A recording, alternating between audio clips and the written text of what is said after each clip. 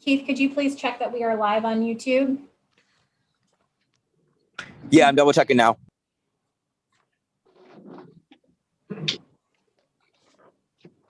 Keith, could you please check that we are live on YouTube? Oh. You are. Mr. Chairman, it's 6:04 and you have a quorum. Okay, Mr. Chairman, we have a quorum and we are live on YouTube if you'd like to begin. Deja vu all over again. I think I've heard that once already. Okay. Thank you very much, Sherry and Aaron, for your Greg, we can't seem to hear you. patience in getting it all set up. Can you hear me all right? Can you hear me all right? I can hear you. Okay. I would like to call this Wednesday night, March 3rd. I think we're having technical difficulties, Greg. Your microphone isn't working. We're not picking you up. Hello? Oh, wait. Oh, wait, I can hear him. I wonder if it's your mic, Aaron? I'm not sure. So we hear him here in chambers.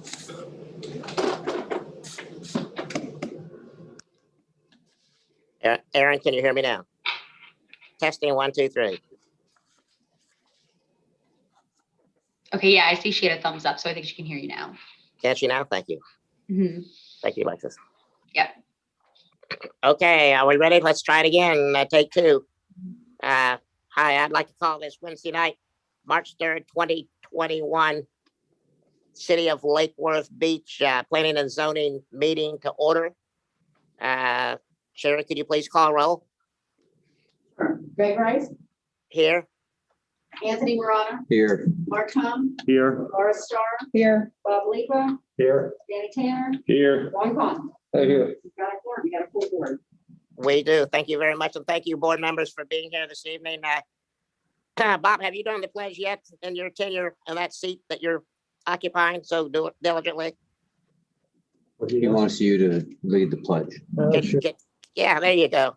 Mr. Chairman, if I just can interrupt for a quick second, we're going to be, if you can turn your video off, if you're an attendee for right now, we're just promoting you, and the board's going to continue with their pledge. So, thank you. Thank you. Thank you very much. Okay, go ahead, Mr. Leeper. Pledge allegiance to the To the flag flag of the United States of America, and to the republic which it stands, one a nation, nation, under God, indivisible, with liberty and justice for all. Thank you. Thank you, Bob. My pleasure. Great job. Okay, Sherry, staff, are there any deletions, additions?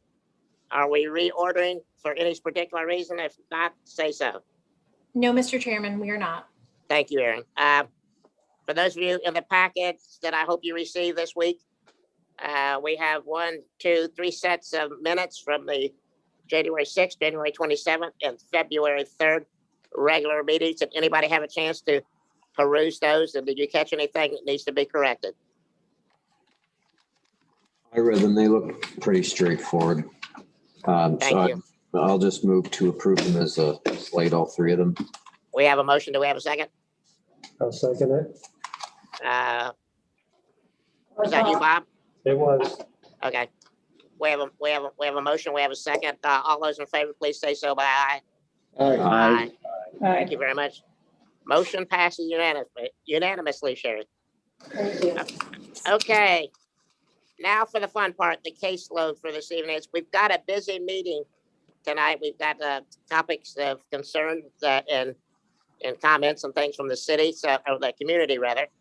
So we need to get underway. This is the portion of the meeting that if you are going to be speaking before this board this evening, this is a part of this meeting. There will be a quasi judicial portion of the meeting.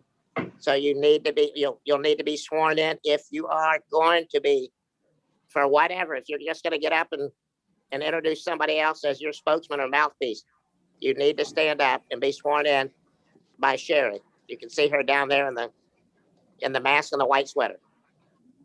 I will ask on Sherry's behalf if you can, everyone turn on their video at this time and their microphone. Sherry will read a statement, and if you would like to attest to that statement, you will say, I do. So if everyone can go ahead and take a moment, I need everybody on camera. And for the record, I have one of our staff members who will be presenting later, Andrew Meyer. He's here with me as well. Mr. Witzel, To reorder something? Navash, please turn on your audio if you plan on giving testimony, Mr. Yes. Mr. Waring. Sure. Greg, Mr. O'Brien as well. Randolph, Hanson, Mr. Glidden, Janet Rosa. Audio on, cameras on. Enable your audio, please. Thank you.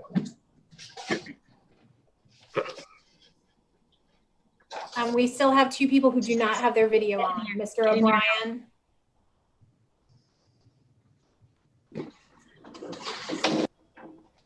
You should come over from the side. Okay, I think we're as good as we're going to get. Sherry, we can just catch them prior to the meeting. Okay. So if you plan to give testimony this evening, please raise your right hand. Everybody who's giving testimony, you swear and affirm the testimony you will give will be the truth, the whole truth, and nothing but the truth. If so, say yes. Yes. Yes. I do. All right, thank you.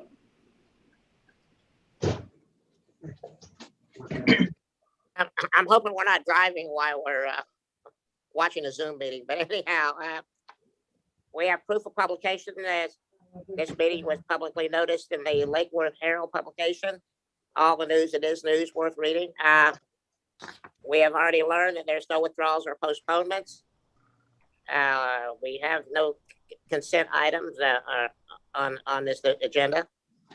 Board disclosures, as any members of this sitting board had contacts or conversations with affected parties, applicants or presenters or whatever, now's your time to come clean and let us know if you have and who that was, baby.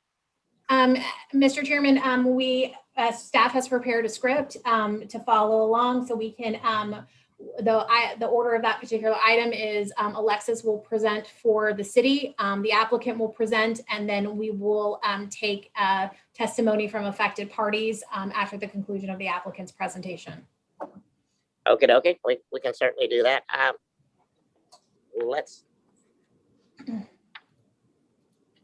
Let me go to the, and let's start off. This is a new business A. PCG project 20-014-00036.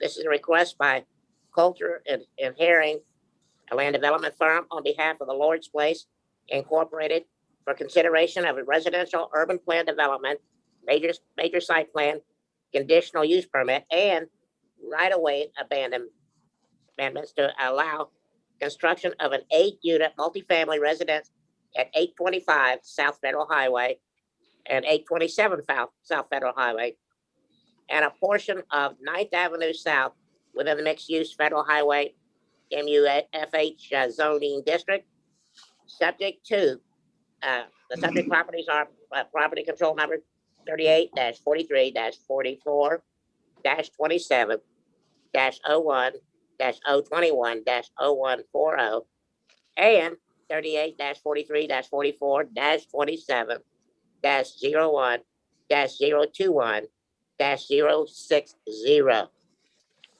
There we have it. All right, thank you, Chair. Good evening, everyone. For the record, I'm Alexis Rosenberg, Senior Community Planner, and I'll be presenting new business item A, which is consideration of a request by Cutler and Hearing, a land firm, on behalf of the Lord's Place Incorporated, for consideration of a residential urban plan development, major site plan, conditional use permit, and right-of-way abandonment to construct an 8-unit multifamily residence at 825 South Federal Highway, 827 South Federal Highway, and a portion of 9th Avenue South. And the project is referred to as Burkle Place 3. The site's located on the northwest corner of South Federal Highway and 9th Avenue South. The site is comprised of 2 parcels in the northern 20 feet of 9th Avenue South, which together equals a little over half an acre. The project is zoned mixed-use Federal Highway with the future land use designation of mixed-use east.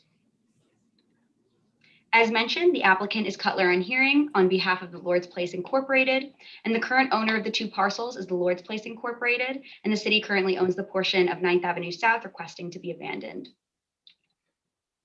The applicant is requesting the following approvals: a residential urban plan development to construct an 8-unit multifamily development, a major site plan for the development of a new multifamily building in excess of 7,500 square feet, a conditional use permit to establish a residential master plan greater than 7,500 square feet, and a right-of-way abandonment for the abandonment of the northern 20 feet of 9th Avenue South. To the left is the applicant's site plan. The proposed project consists of a 1-story, 9,021 square foot residential building, inclusive of 8 3-bedroom units, an office associated with the multifamily development, a counseling room, and a common area with kitchen and dining facilities. Currently, the project proposes 13 parking spaces on site. To the right, you'll see the building elevations and the project rendering on the lower right. The project rendering is a view of the project from South Federal Highway. Going on to existing conditions, these photos were taken February 8th, and these are views of the vacant site from the north, west, east, and south, and an east view of 9th Avenue South, which is a portion of the project site. Here's also an aerial photo of the subject site, which is highlighted in red. Moving on to surrounding properties, this table outlines the future land use, zoning districts, and current uses of the properties that surround the subject site. And based on staff's analysis, the proposed multifamily use is compatible with the surrounding uses.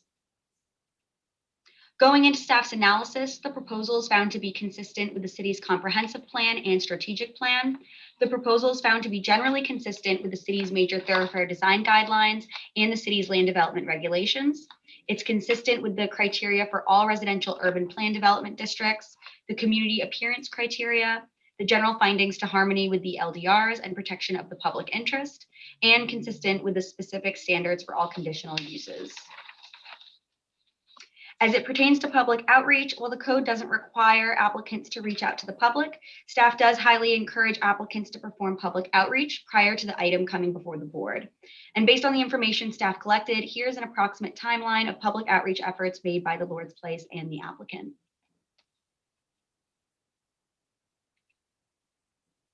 The creation of a residential urban plan development does allow the developer to customize land development regulations that are applicable to the project site, which provide flexibility to allow for more creative and attractive development in the city. Staff created a table analyzing the project's consistency with the base zoning district regulations, and the project will differ from these regulations in the following areas: minimum living area and minimum required parking, which are highlighted in red on the table. Staff has added a condition of approval that the minimum living area requirement shall be met through the provision of a minimum unit size of 577 square feet per 3-bedroom unit and the equivalent indoor common space area that's accessible to residents for a total of 900 square feet per each 3-bedroom unit. Additionally, staff recommends that the applicant provide alternative parking, such as bicycle parking, to meet the minimum parking requirement. While the project is found to be generally consistent with the city's major thoroughfare design guidelines, 2 areas that are not the most successful applications of the guidelines are the proposed building massing and the location of the off-street parking. The guidelines state that the building massing shall have similar dimensions to surrounding buildings and landscaping, and the properties immediately to the south, north, and east have heights between 20 feet and 25 feet.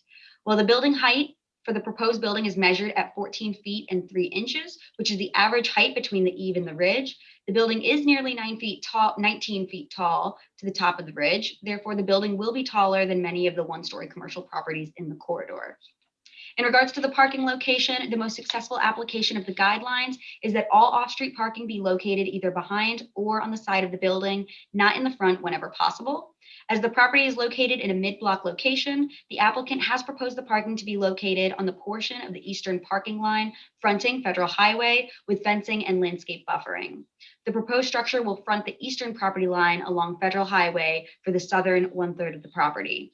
The applicant's justification for these deviations are in attachment C of the packet under the item, and a summarized version of the applicant's justification is located on pages 6 through 7 of the staff report. And here's an enlarged rendering, just so you can see the building massing and parking configuration.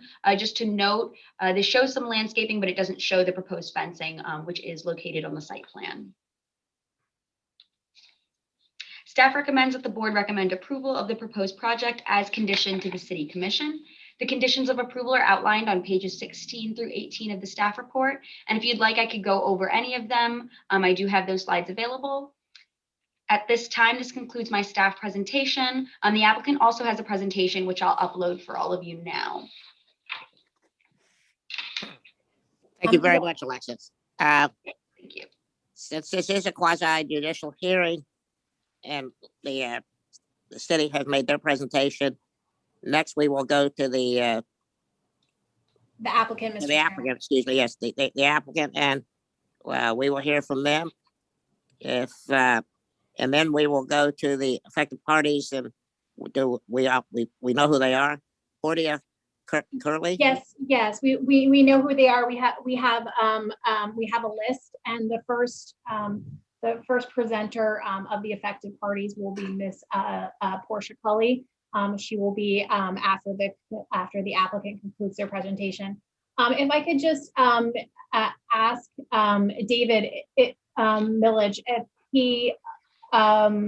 he can confirm that his team is on. I also noted that Mr. Herring has as part of his team and is on. I don't know if he's going to provide testimony, but I do not believe he was sworn in.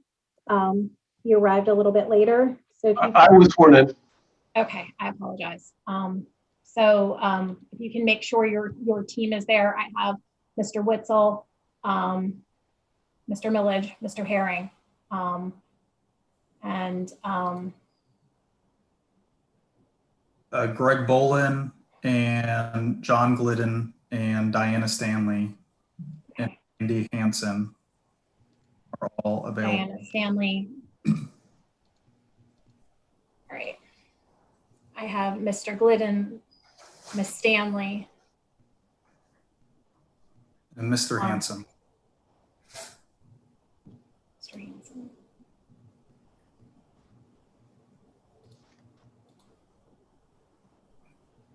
Okay, wonderful. All right, David, so I'll be operating the PowerPoint at your direction. So whenever you're ready to move on to the next slide, you can just say next slide. I'll do that. Okay. You can hit next. So David Millage here of Kotler and Herring on behalf of the applicant, the Lord's Place. Tonight, the applicant is seeking a site plan approval and right-of-way abandonment of a property on Federal Highway a few blocks south of 6th Avenue. This is our project team. Representatives of each discipline are on the call should you have any specific questions. Next. Diana Stanley of the Lord's Place is here to provide a brief introduction of the applicant, the Lord's Place. Diana. Thank you, David, and thank you everybody for this opportunity. This is just a quick snapshot of the work that we are currently doing here in Palm Beach County. That was our report from 2019 to 2020.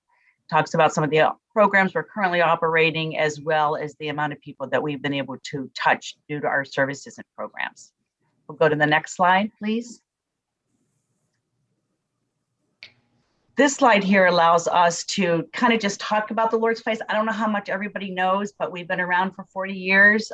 We are recognized as a leading social impact agency to serve the homeless.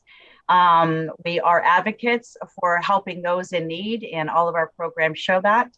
Our annual budget is about $12.6 million. We have over 140 employees and 24 community leaders who serve as board members. This is part of a $20 million capital campaign that we are finishing up. Burkle Place 3 is an extension of Burkle Place campus that we run. So it's a very exciting campaign, and we're about $4 million away from raising the rest of the money. More than 90% of our residents who have been in our housing programs remained housed, and 2 years after they leave our program, 85% of them have maintained their own self-sufficiency. Important to note, the Lord's Place is a very unique organization in that we have, for the 9th year in a row, we have received a 4-star rating, which only 3% of nonprofits in the country receive that rating. We take our work very serious, and most recently, we've also been given the Platinum Award for GuideStar. Next slide. Burkle campus, which is part of the Lake Worth community. This is an extension of that, is located at 711 J Street. And if you go to the next page down, I'll show you that. That is Burkle Place West. That is the newest facility that we created about 3 years ago with private funding. It is the beautiful home for 12 women to remain their independence and to gain their self-sufficiency. And that is actually located on Dixie Highway. Next slide.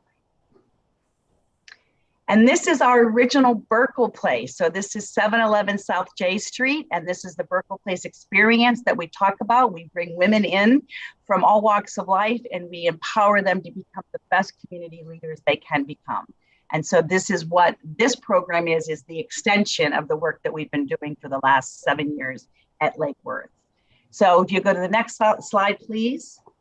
So what are we talking about for Burkle Place 3? This is going to be a 24-bed, multi-generational residential program with special concentration on women who are older. It's one of the fastest growing populations in our country today. Half of the beds that will be there will be prioritized for women over 50, and the others will be for women younger.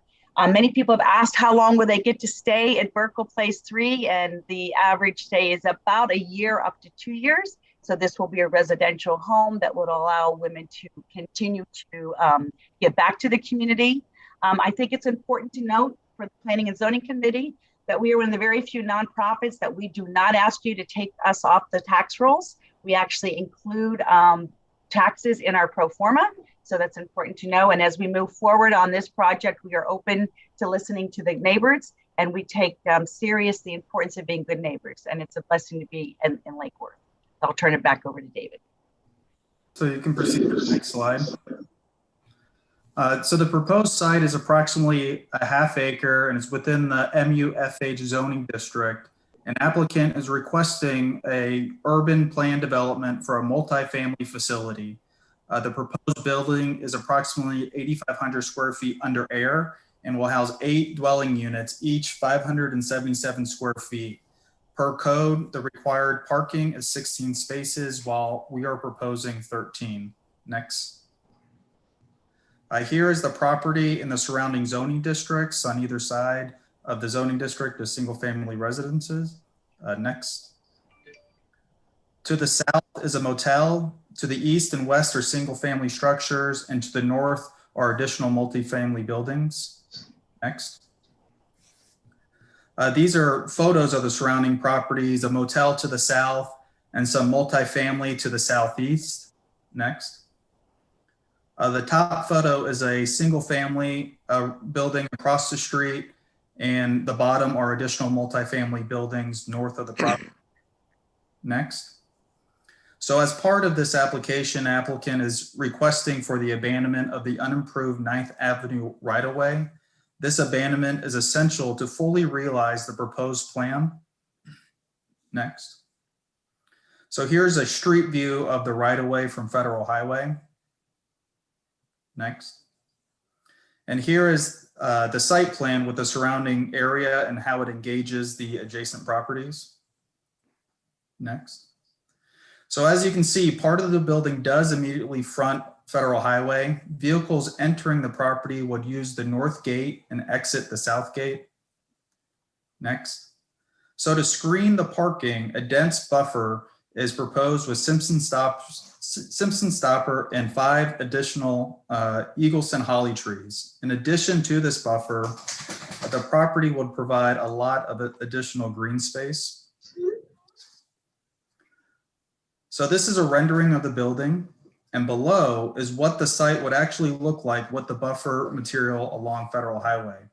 So as you can see, the majority of the parking area is hidden from view. Next. So as part of this proposal, we are seeking a parking waiver. 16 spaces are required while we are only providing 13. But it must be noted that the applicant would be acceptable to some options which might make this waiver moot. Next. So for instance, to add a transit vehicle space where 1 transit space would equal 4 parking spaces. And based off of the programming of the site, the overwhelming majority of the residents would not own their own vehicles. So transit vans would be used to shuttle residents around town. Next. Also, applicant would agree to bike racks, which would equate to 1 space per bike rack. Next. So this is a floor plan of the building. Next. Applicant is seeking a waiver to permit 577 square foot units. Next. The code requirement is 900 square feet for a 3-bedroom. The justification for this reduction is in the size due to the specific programming of the site, which encourages the use of common areas. Next. The areas in blue show the substantial amount of common area of this facility. This increased common area offsets the need for larger units. If you look at the units and the common areas as a whole, this would be the same or equivalent to a 910 square foot unit. Next. So the last waiver that we're requesting is to relation to the size of the dumpster.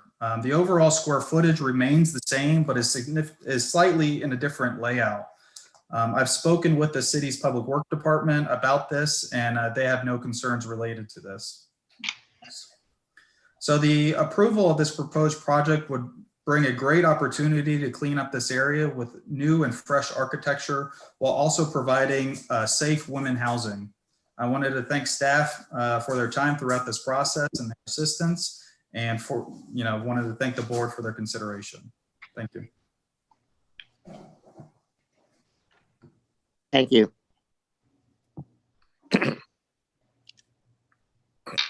Thank you. Thank you very much. We have now heard from the applicant. Now we would like to hear from the affected parties, and we went over the batting order just a few minutes ago. So please, if you would so, Portia Cully. Yes, and Mr. Chairman, I'll just mention that it seems like none of the other affected parties are attended, so Sherry will read their statement in, and Ms. Cully has the floor. Ms. Cully, would you like staff to share your presentation you sent over, or you're able to do that? Thanks, Erin. No, I've got my presentation. Okay, so I have 10 minutes?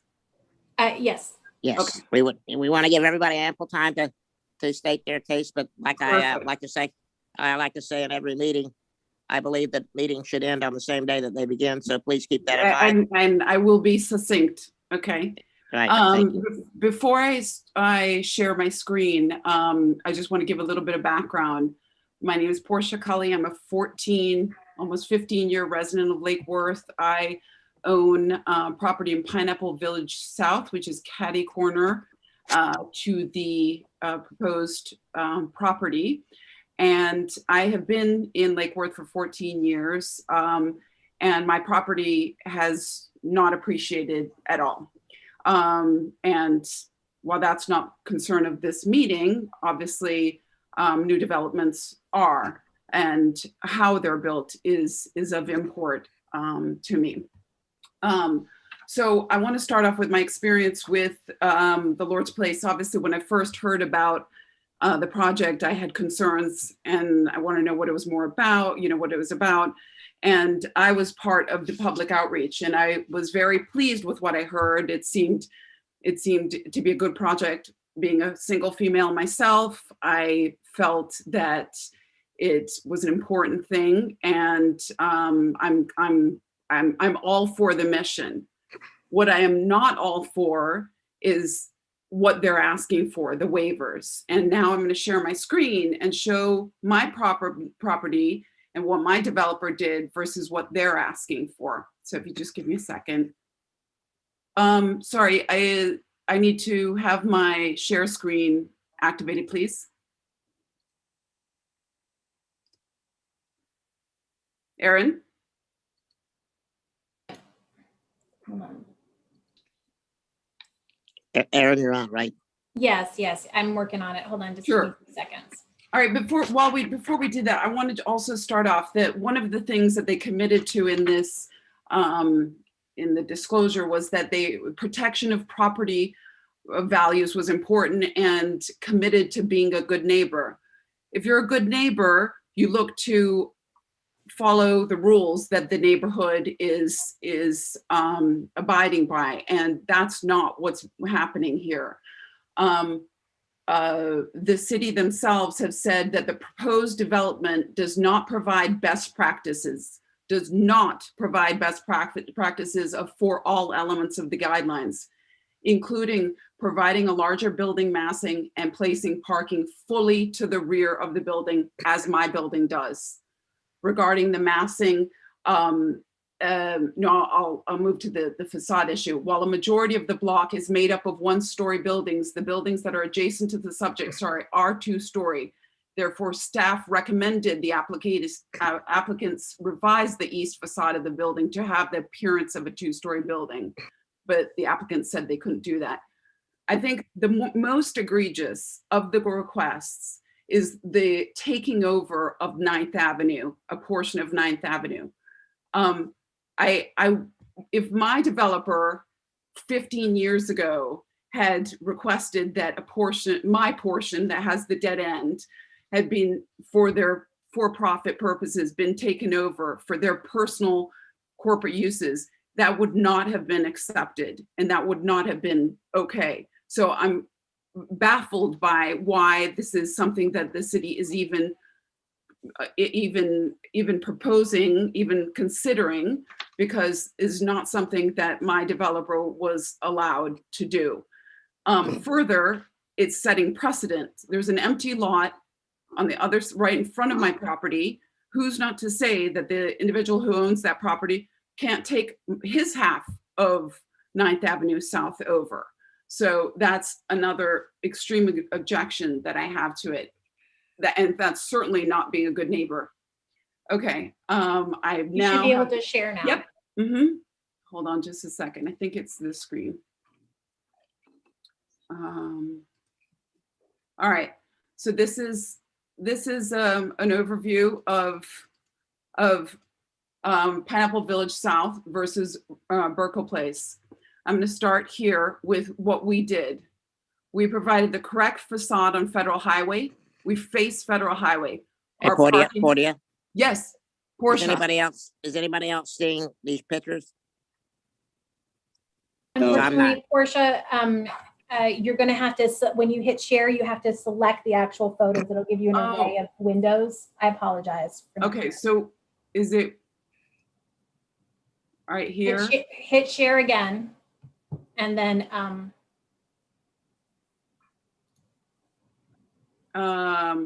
I sharing right now? You are, but not the thing that you think that you're sharing. Okay. How about now? No. Wait, hold on. Now. No. Yeah, it's not working. So I have your presentation, your PDF. Would you like me to share that? Yeah, that would be great. I appreciate that.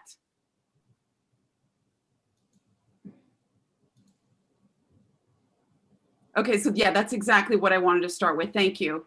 I think make it a little smaller, Erin. Oh, yes, sure. Okay. It's fine. We're Zoom.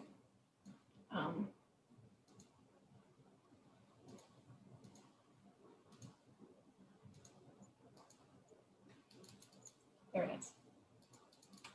Here we go. Perfect. All right. So if you look at there, I'm right where Erin has the cursor right now is my building is right there. And as you can see, my developer paved and provided a sidewalk. And that was one of the conditions, obviously, for him building out the property. The parking is in the rear.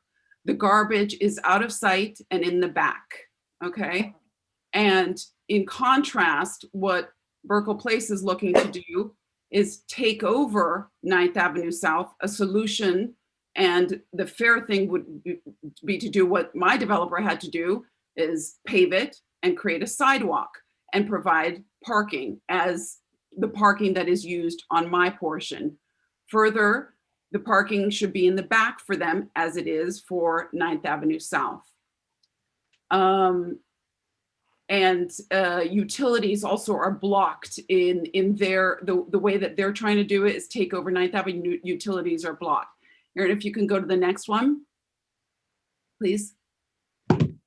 Sure. Sure. So this is, I live in Lake Worth. Okay. So a lot of these people are developers. They don't live on our 4 blocks. This is what happens when we give waivers. Okay. This is what happens when we give waivers and ask people that it's okay to make exceptions. You get dumpsters that look like this. Erin, if you can go to the next one, please.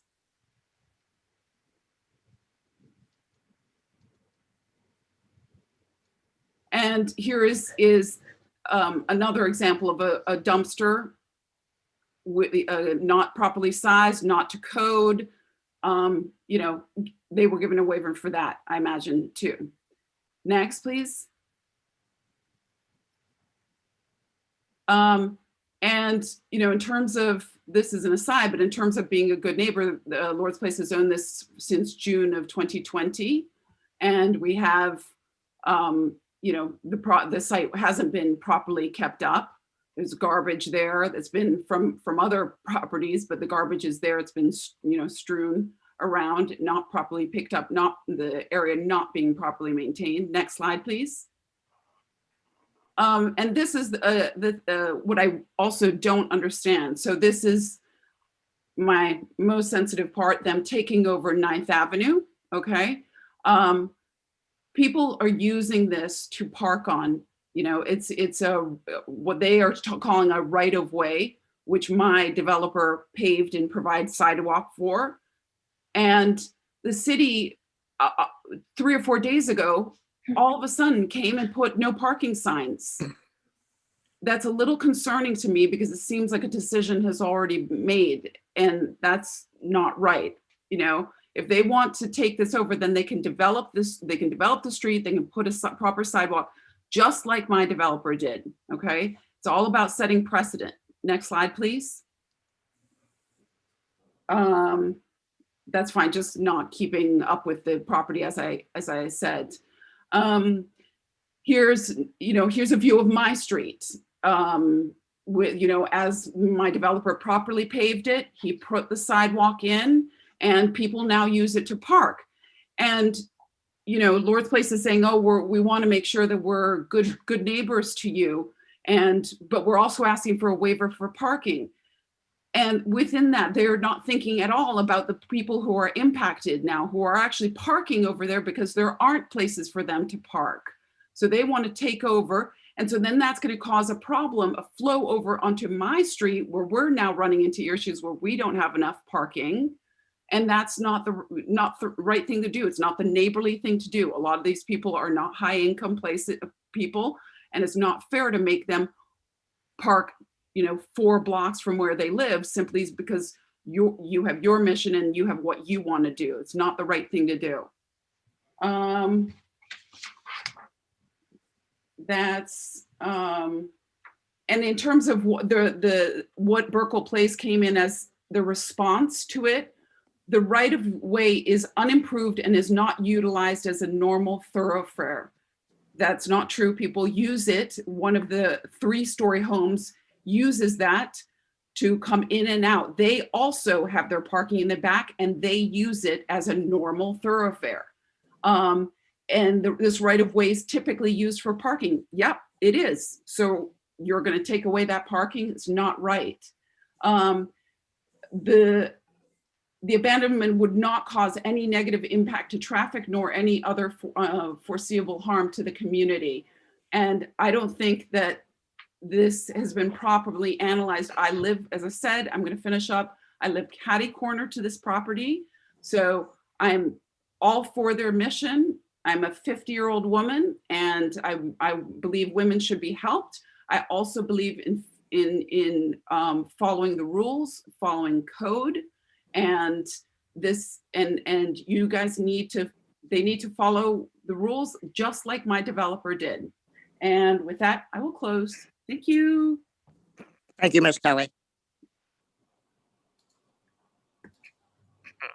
Let me see here.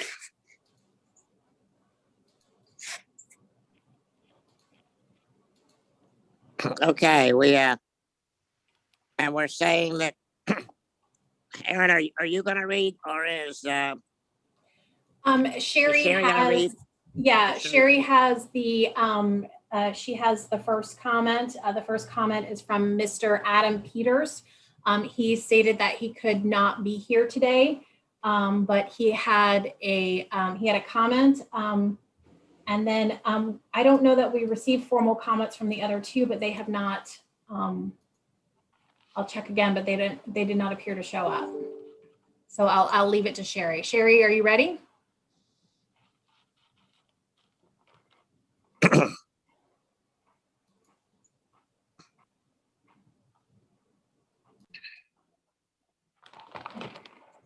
Sherry, are you there?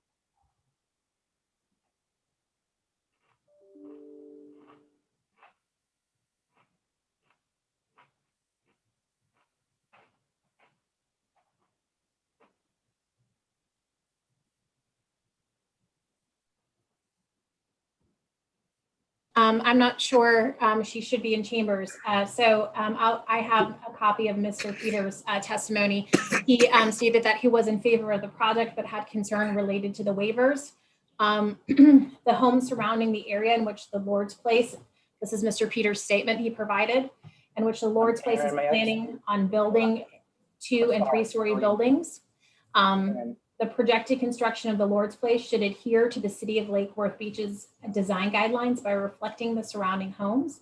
The design guidelines also clearly state on-site parking should be located either behind or on the side of the building. Parking located off Federal Highway will cause degradation to surrounding properties, more traffic, and go against city guidelines for new construction. Building onto a portion of 9th Avenue South will clog parking for residents and hotel guests.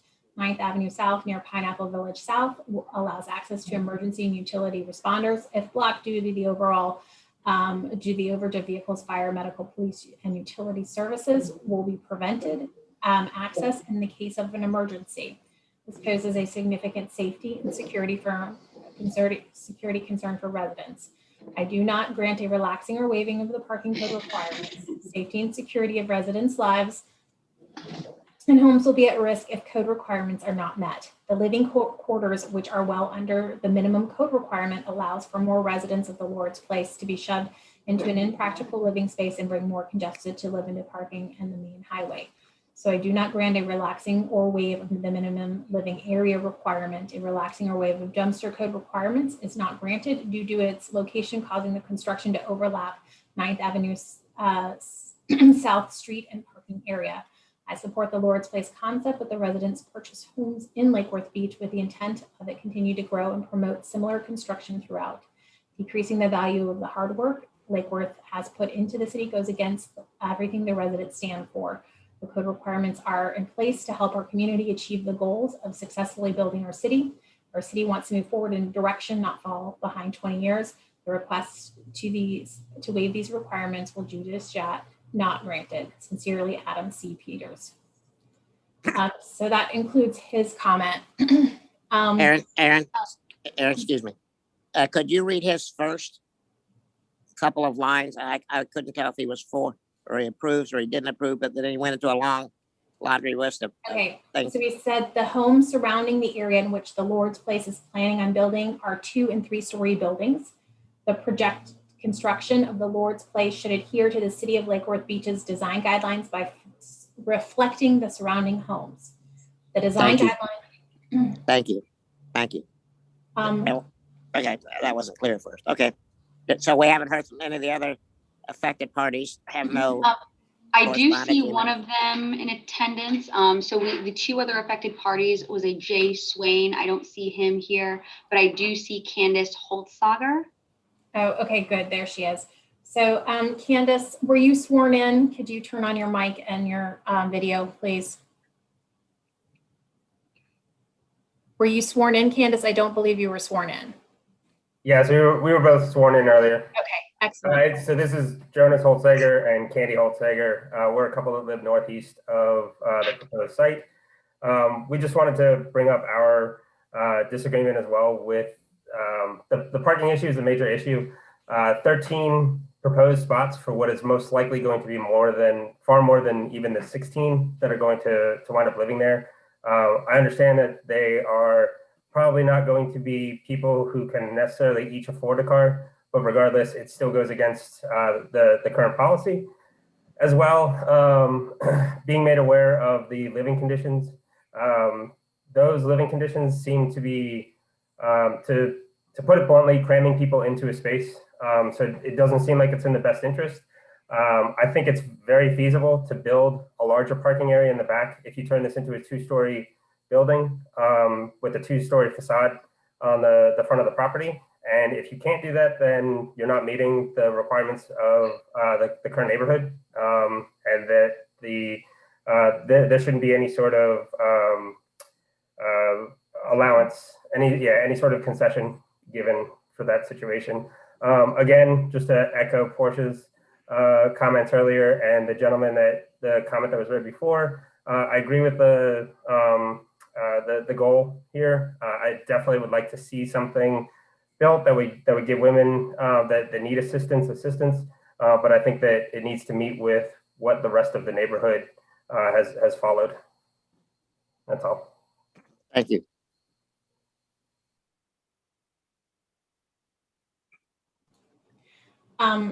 Mr. Chairman, Have we found anybody else? we have one more affected party who is not in attendance this evening. This is Mr. and Mrs. J. Swain. I just want to check one more time and make sure that they did not pop up. They did not. So I will read their statement. Mr. and Mrs. J. Swain, they submitted their affected party form. They stated that they are against the subject petition. Do we have an address for them? They own and reside at 902 South Federal Highway, Unit 8, across the street from the proposed building. And their statement is as follows. I live and own at 902 South Federal Highway, Unit 8, across the street from the proposed building, which is less than 400 feet.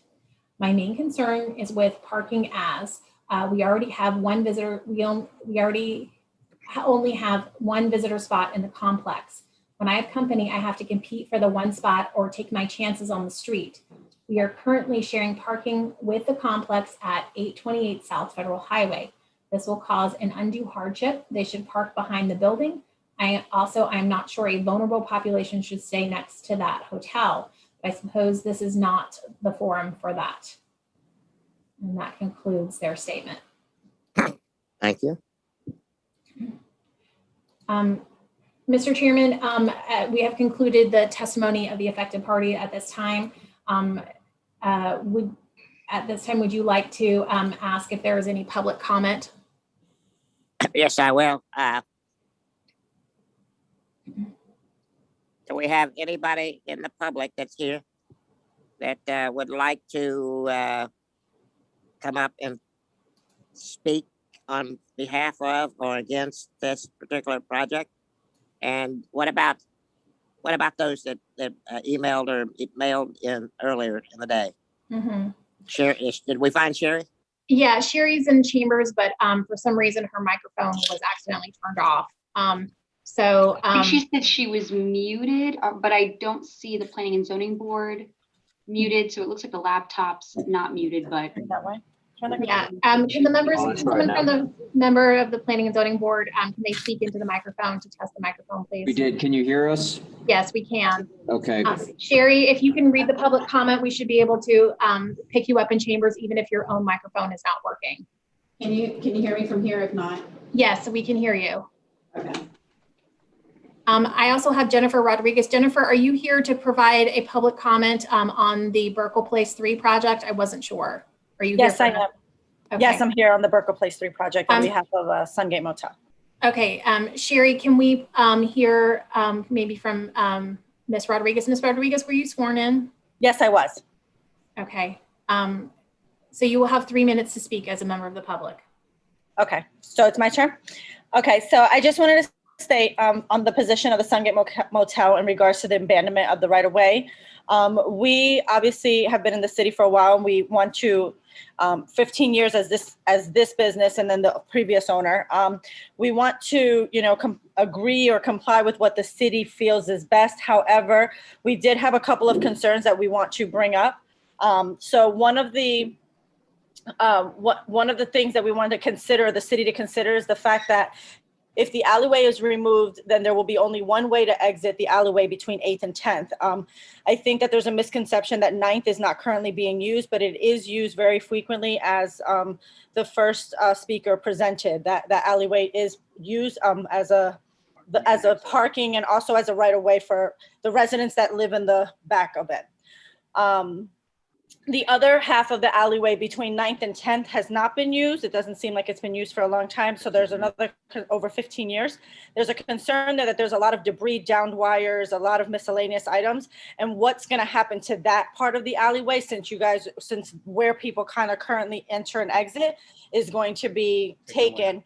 That means that it's going to force them to use that half of the alleyway. And there's just a lot of debris there and stuff. So I'm not sure what's going to happen with that. One really major concern that I don't know if anyone's really considered is the lake that forms there every time it rains. So on the alleyway between 8th, behind 8th Avenue, the water actually kind of flows down to 9th and then flows down into Federal. So it really gets really bad there. And that whole side on the back of the Sungate Motel, that side view there where the abandonment is, gets really filled with water. A lot of cars kind of get stuck there. And I don't know if anyone's addressed that. If that abandonment gets,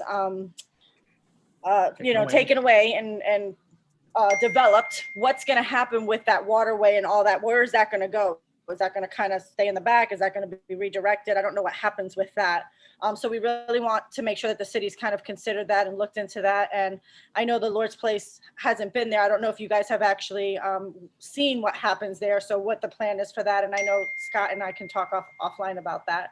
The other thing we wanted to basically just say that, hold on, as a business that's been here for over 15 years under our ownership and 15 plus years under the previous owners, we do consider ourselves a part of the community and understand where our neighbor stance is on the proposal. And we would ask that the city do take their concerns into consideration before making a final decision, because, as members of the community that do live and work and, bring life to the community and really have kind of been there for the long haul, I think that their opinions and what they feel and what their concerns are really should be taken heavy. And I think, that it's something we really need to look at across the board. So that's it. Thank you. Thank you very much. Are there any other live members of the public that like to make a public comment? If you are an attendee, if you could raise your hand if you'd like to speak on this item now. If not, I will turn it over to Sherry to read the public comment that she's received via email. Seeing none, Sherry, if you could read the public. Well, we have about 14 or 15 that I received over the course of the last week or so. I'm going to read them briefly. I think I sent them late this afternoon sent to everyone, yes. So they could at least have an idea of what was going on. Maybe I'm going to start with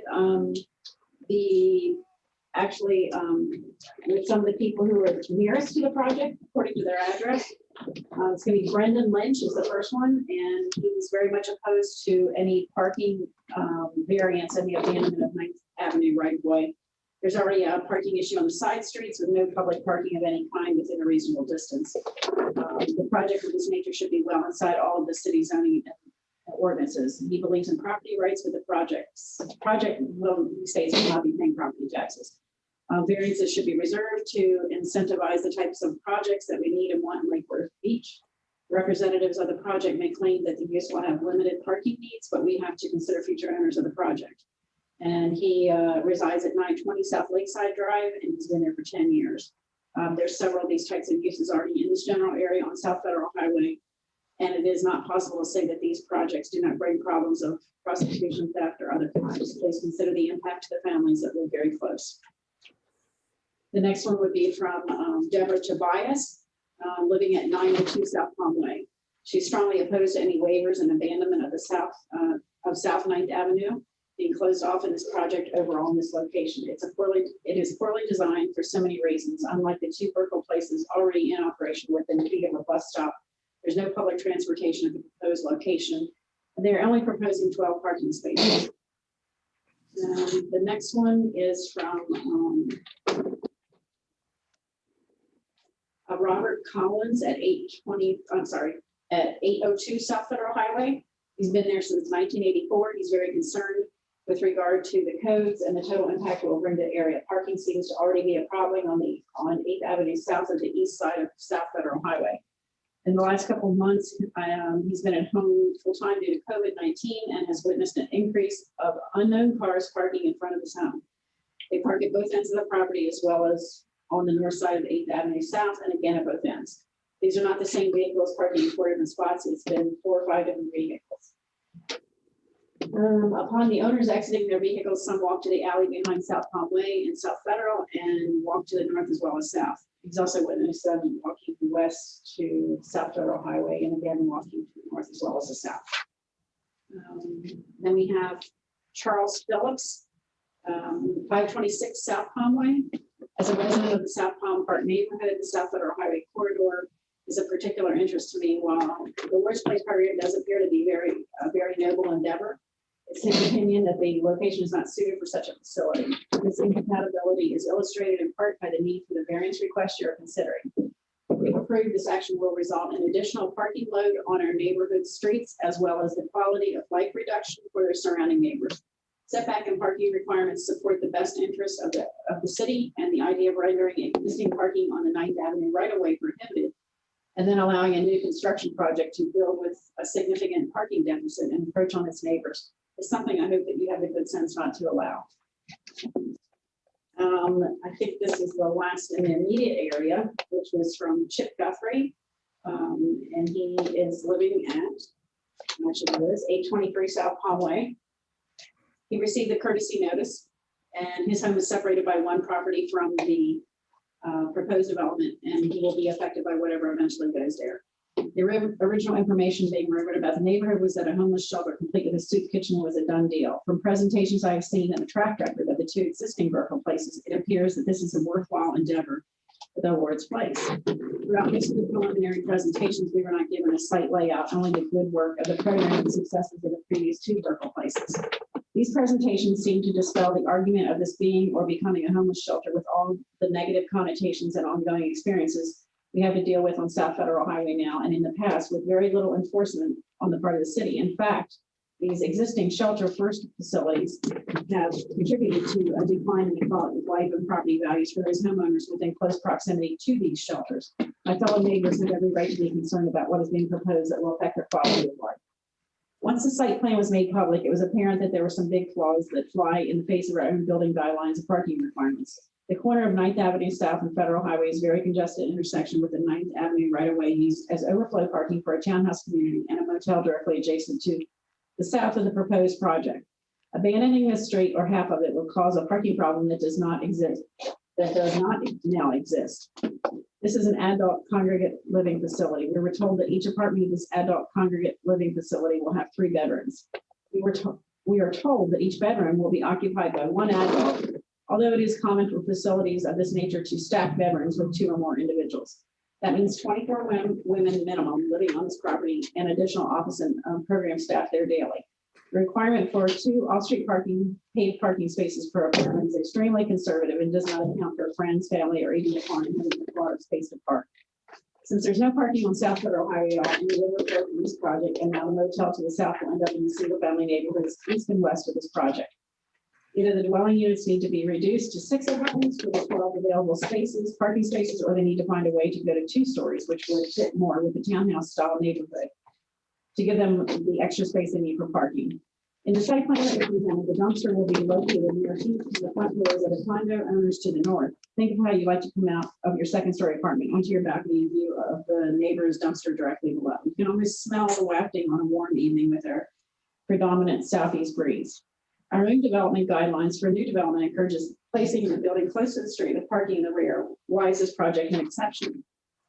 While I believe the Lord's Place offers worthwhile programs for many underprivileged people, they must be held to the same standards as any other developer would have to follow for the protection of our existing established neighborhoods. I respectfully request you apply our own guidelines that have been painstakingly developed specifically to protect everyone's interest in this project. Thank you, Sherry. I have more. Oh, I'm sorry. I can't see. I can't see. I'm talking as fast as I can. Yeah, and you're doing a great job. This is from Mike Allison, 1232 South Palm Way. He's lived in the South Palm Park for the past 5 years and has also owned a townhouse and lived in Pineapple Village at 602 South Federal Highway from 2005 to 7. Over the years since the city of Lake Worth approved the Pineapple Village PUD in 2002, he's observed a drastic improvement of the street conditions on South Federal Highway from 6th Avenue South to 18th Avenue South. I give credit to that for the current city commission, city staff, and PBSO. Unfortunately, for the city's tax base, I have not witnessed new construction breaking ground in that area since 2005 for the final phases of Pineapple Village and Cloisters Townhomes, despite the fact there are numerous vacant land parcels and older buildings ripe for redevelopment. While I believe the Lord's Place is known to be as a decent operator of group housing and agree that there is a need for what they do, I don't think this is the right location for such a development and strongly discourage the city from granting the development variances requested. I'm deeply discouraged that after 16 years of no new construction, this is the best the city can come up with. I thank the current city leaders for the progress they have accomplished citywide in less than 10 years to deal with problems that were decades in the making. I encourage the city leaders to work harder to attract quality residential development to South Federal Highway and realize the benefits of an increased tax base and better quality of life for those that have already invested in quality residential housing on South Federal Highway and surrounding neighborhoods. Mr. Jeffrey Mintz, living at 1311 South Palm Way. He's opposed to the granting of any variances for the construction of the Lord's Place. I've seen what happens to neighborhoods that allow transitional women's shelters. They deteriorate badly as psychologically challenged individuals with no long-term ties to the neighborhood wander the streets. The occupancy density in this area is already far too high, with many people stuffed into tiny apartments. The parking problems are already upsetting people who live there and who get very upset when a stranger's car is parked in front of their home. I found hypodermic needles in the playground area of South Palm Park at South 11. The last time I called the police, who told me they were from the homeless people. That's their opinion, and it doesn't bode well for bringing more of these types to the park where my daughter plays, swinging over and jumping right down over this carelessly tossed danger. We also have prostitution and drug dealing right in the same part of South Federal. Please don't grant any variances or encouragement. On a broader note, please change the zoning rules to prohibit more than unrelated individuals from living in the same apartment. Please increase the minimum apartment size to 1,000 square feet. Please reduce the unit density per acre to 15 units. I've heard some people say you must increase density to make construction profitable to developers. However, the main deterrent to development is the sky-high land prices that landowners are holding out to make big profits. And I think the rest of it regards density. That's it. Joseph Patton, 1420 South Palm Way. I understand the Lord's Place is attempting to build a homeless shelter. This project is not fair to the neighbors in the area. We have more than our share of addicts, homeless, transient housing, and by-the-week motels already. A plan to clean up South Federal Highway would not include homeless shelter. South Federal should not become the Skid Row of Palm Beach County. It is not fair to do anything that encourages the sober homes, homeless shelters, treatment facilities to concentrate in a small residential area. Please don't allow this to happen. The next is from Ken Effinger at 102 16th Avenue South. It's his understanding the developer is trying to attain variances on the property. Over the years, they have requested variances in order to build residential houses, townhouses that would have brought in people with vested interest in which in turn would have assisted the cleaning up of our neighborhood. When someone invests in a property, which they call home, they are not going to tolerate prostitutes hanging outside their house, nor will they accept the drug deals taking place outside their homes. The last thing we need is more transient housing, although I'm sure the Lord's Place has the best interest for their residents. The best interest for our town and our neighborhood is residential development. Already I am seeing an increase in the prostitution along the South Federal corridor. I'm not certain what caused the decrease, maybe COVID, but that trend is over. I strongly urge that the P&Z extends no variances toward development. I also question per zoning whether such a number of non-related individuals can reside in this residence with shared common areas. We already have too much transient housing or subsidized housing in the neighborhood. Enough is enough. These projects are not to be built within walking distance to the beach in a neighborhood that has been struggling to improve. On the South Federal Corridor, there have been townhouses built and purchased. This area has been transitioning into more residential development. This is not a time to step backwards. Improvement cannot be achieved without the support of the local government. Yes, we need development, but solid development that brings people planting roots and growing our community. And Roberta Millman-Ide from 6 Lakeside Palms Court. For the ordinances, any other planned development constructing 8 apartments will be required to construct 16 paid parking spaces and probably a few spaces for the office staff that will be employed there. They're proposing a total of 12. There's no on-street parking on Federal Highway, so any overflow will necessarily end up in the neighborhoods to the east and the west. There's no public transportation on Federal Highway, so unlike the 2 local places already in operation within feet of a bus stop, this location will cause the women they wish to help to walk the quarter-mile to Dixie Highway if they plan on using Palm Tran to get to work and better their lives. The 9th Avenue right-of-way is currently used for overflow parking for the motel to the south, but they have a dozen or so cars parked there nightly. Where will these cars park?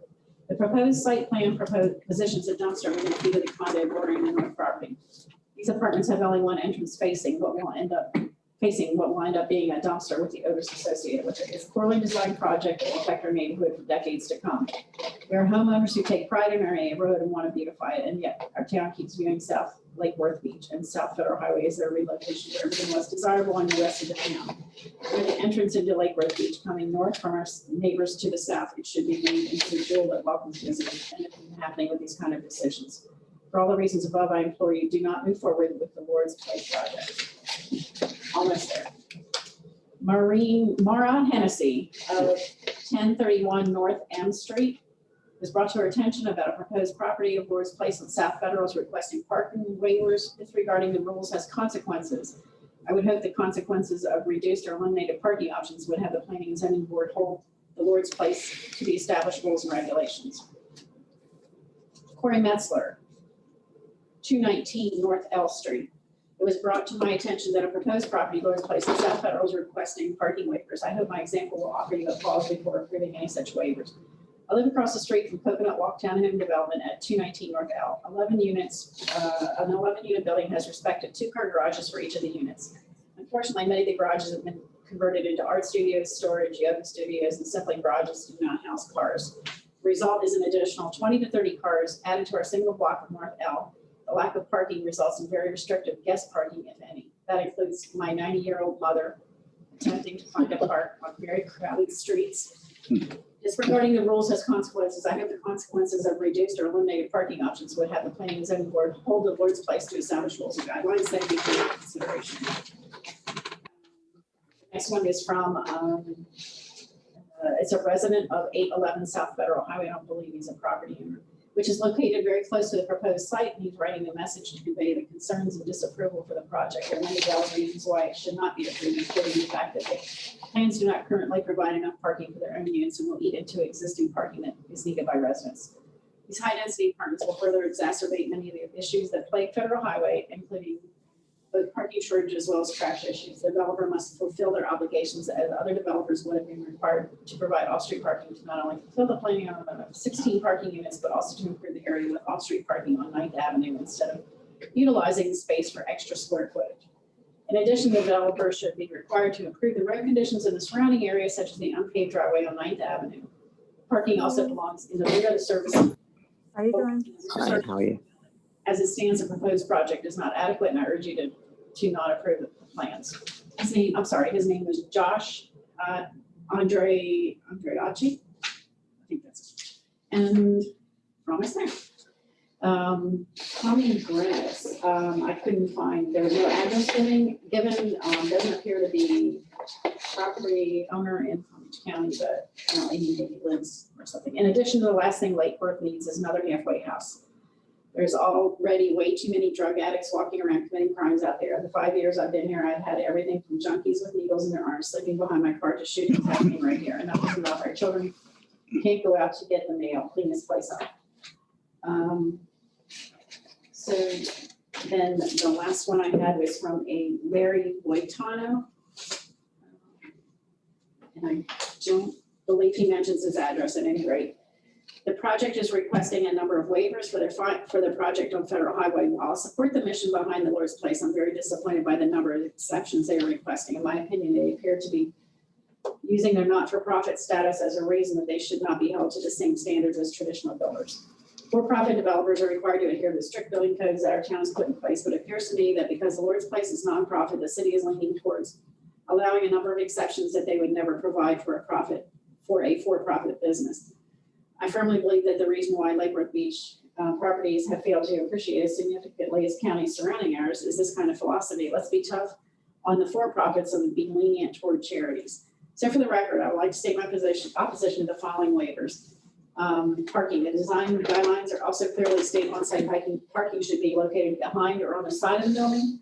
They're asking for an exemption to this rule, which I'm not in agreement with, and it goes against the guidelines. Living space, the living quarters, which are well under the minimum code requirement, allows for more residents of the Lord's Place to be crammed into an impractical living space. This building is not repurposable.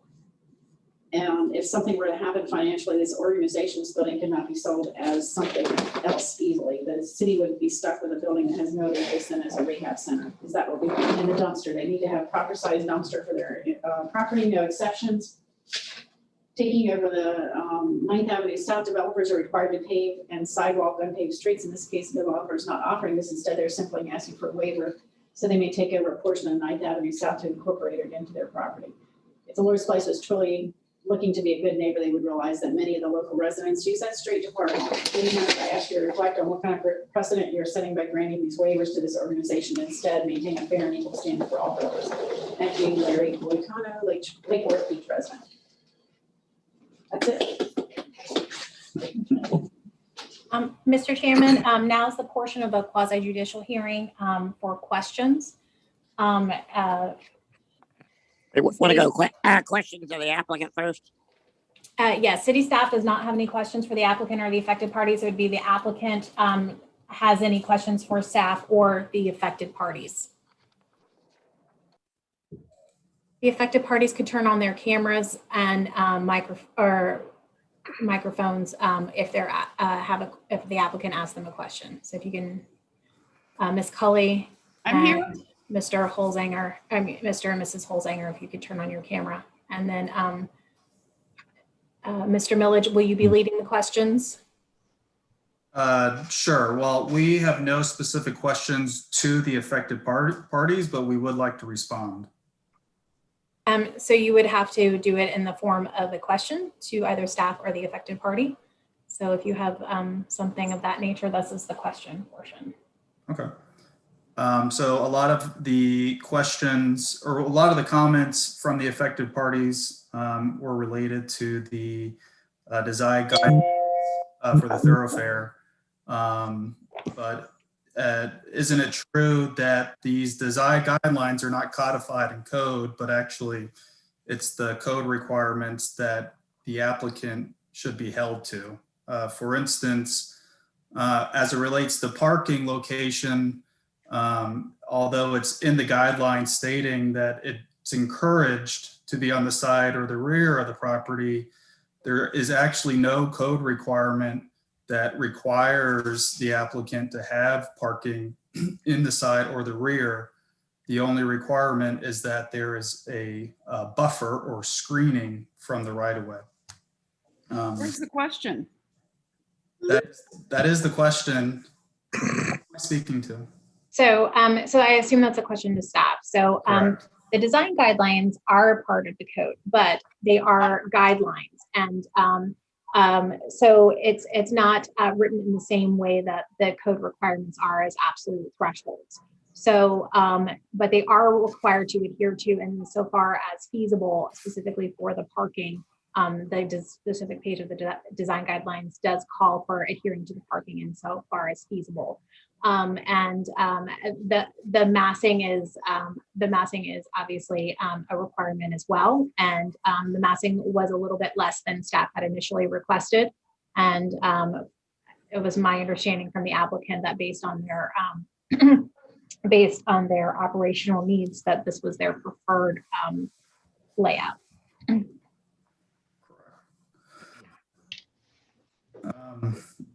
Aaron, you need water? Probably. Is there anybody that can get her a bottle of water? Oh, a Costco size bottle.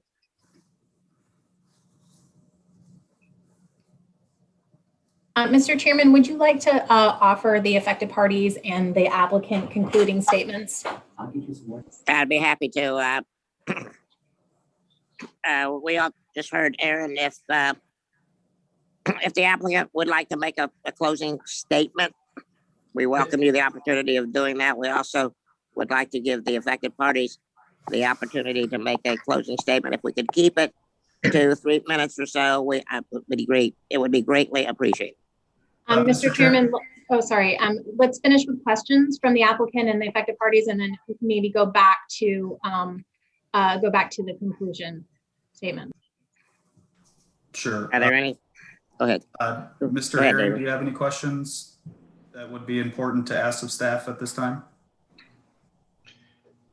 I don't have any specific questions of staff. I mean, I think there's a few things that we can make in closing remarks. I think we heard a lot of good feedback from the residents. We heard a lot of very positive things about what the Place of Hope is, or the place of the Lord's Place has done in Lake Worth. And of course, they have two other facilities that are model facilities that they have run with absolute excellence. And I think you brought out a good point relative to how we have attempted to apply with the guidelines in terms of bringing the building forward and engaging the street, providing the buffering that we've done. I think we'll just provide some closing statements, Dave, and then unless John or Diana have any specific things they'd like to address. Really appreciate all the comments that we received from the public. They're all great comments. And we appreciate those, and we can respond, I think, with some closing statements to a couple of the issues that were brought up. And Mr. Chairman, if I would ask if the applicant would be afforded the opportunity to go after the applicant with their closing remarks, so we can make sure we address everything. Oh, Say that one more time. The objector, you're saying?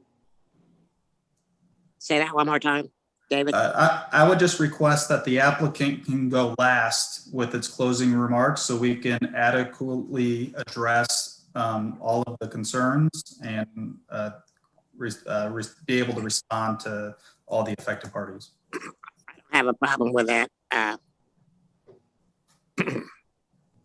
So who would like to go first? If there's no more questions from the applicant, the first affected party on the list is Ms. Colley. Okay, Ms. Holly.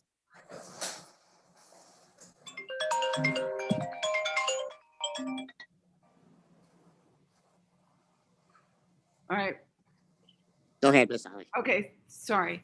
That's all right. What I find a little bit discouraging with the last comment that was made was what I said in my initial statement, that Diana, spoke to us as a community in the outreach, and we brought up these issues. We specifically brought up some of the issues that we were hearing about. And one of the answers that we got from the Lord's Place, well, we don't have the money to do this. We don't have the money to build a 2-story building. That's unfortunately, while this sounds very crass, that's not the issue. That's not the neighborhood's responsibility. That's not the responsibility of the neighborhood to find ways for the Lord's Place to to be able to have the waivers. It's just not. While you heard from the people, everybody is in agreement with the Lord's Place, you shouldn't get an exceptions. And if the project isn't right for that space, then the project isn't right for that space, and don't force it, and don't try to, say that you're being neighborly when you're not being neighborly. That's my, my statement. Thank you very much. Aaron, who's next? Smile. I believe Aaron, it would be next. Let me see. Yeah, Holtzlager would be next.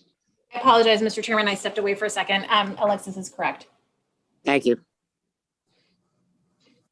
Yep, just to echo what Portia has already kind of said. I think the biggest thing here is that the responsibility of the project and the cost of the project is not on the neighborhood to sacrifice. It's on the developers to meet the needs that are required.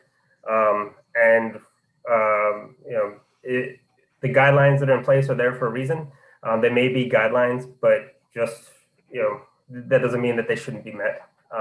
So our biggest concern, as we already said, was the parking, the crammed spaces, and the facade, the two-story facade, which isn't going to exist. All of those exemptions are just too much. And if the Lord's Place can't afford to meet the requirements, then they should be given the go-ahead for the project. Thank you.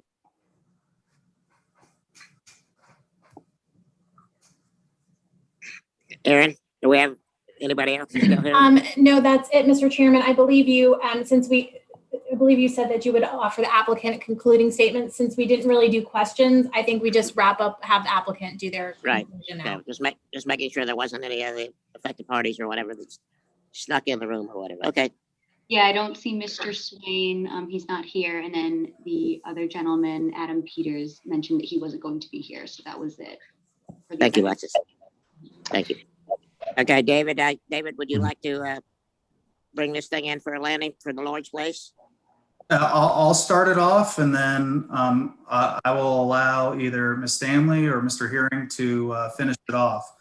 So, but can I ask, please try to be respectful for the time of course. All those in attendance and.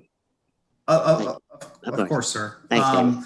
So, as the board knows, urban plan development allows for the relaxation of code requirements through the process of waivers. There are a couple of these design guidelines that we're doing our best to meet, such as height. Although the surrounding properties, besides the single family to the west, these surrounding properties are between 20 and 25 feet, while the Lord's Place is proposed to be 19 feet. So we're only 1 foot away from some of the surrounding properties. So as it relates to massing and height, it provides a nice transition to the adjacent single family residence. Another concern was related to the dumpster. The dumpster is located within a concrete block enclosure with a metal louvered doors, which would, remain closed during normal operations besides the pickup by the Public Works Department. The proposed dumpster is consistent with code as it relates to its location. Another comment to address is related to garbage. Garbage that you saw on photos are not produced by this vacant lot by the Lord's Place. The Lord's Place does have lawn maintenance crews that mow the yard and pick up trash on a weekly basis. Another concern we'd like to address is the utility poles behind the proposed site. Those still would be able to be accessed by the alleyway, so they're not blocked. As it relates to the employees on location, in addition to the residents, the impact will be de minimis.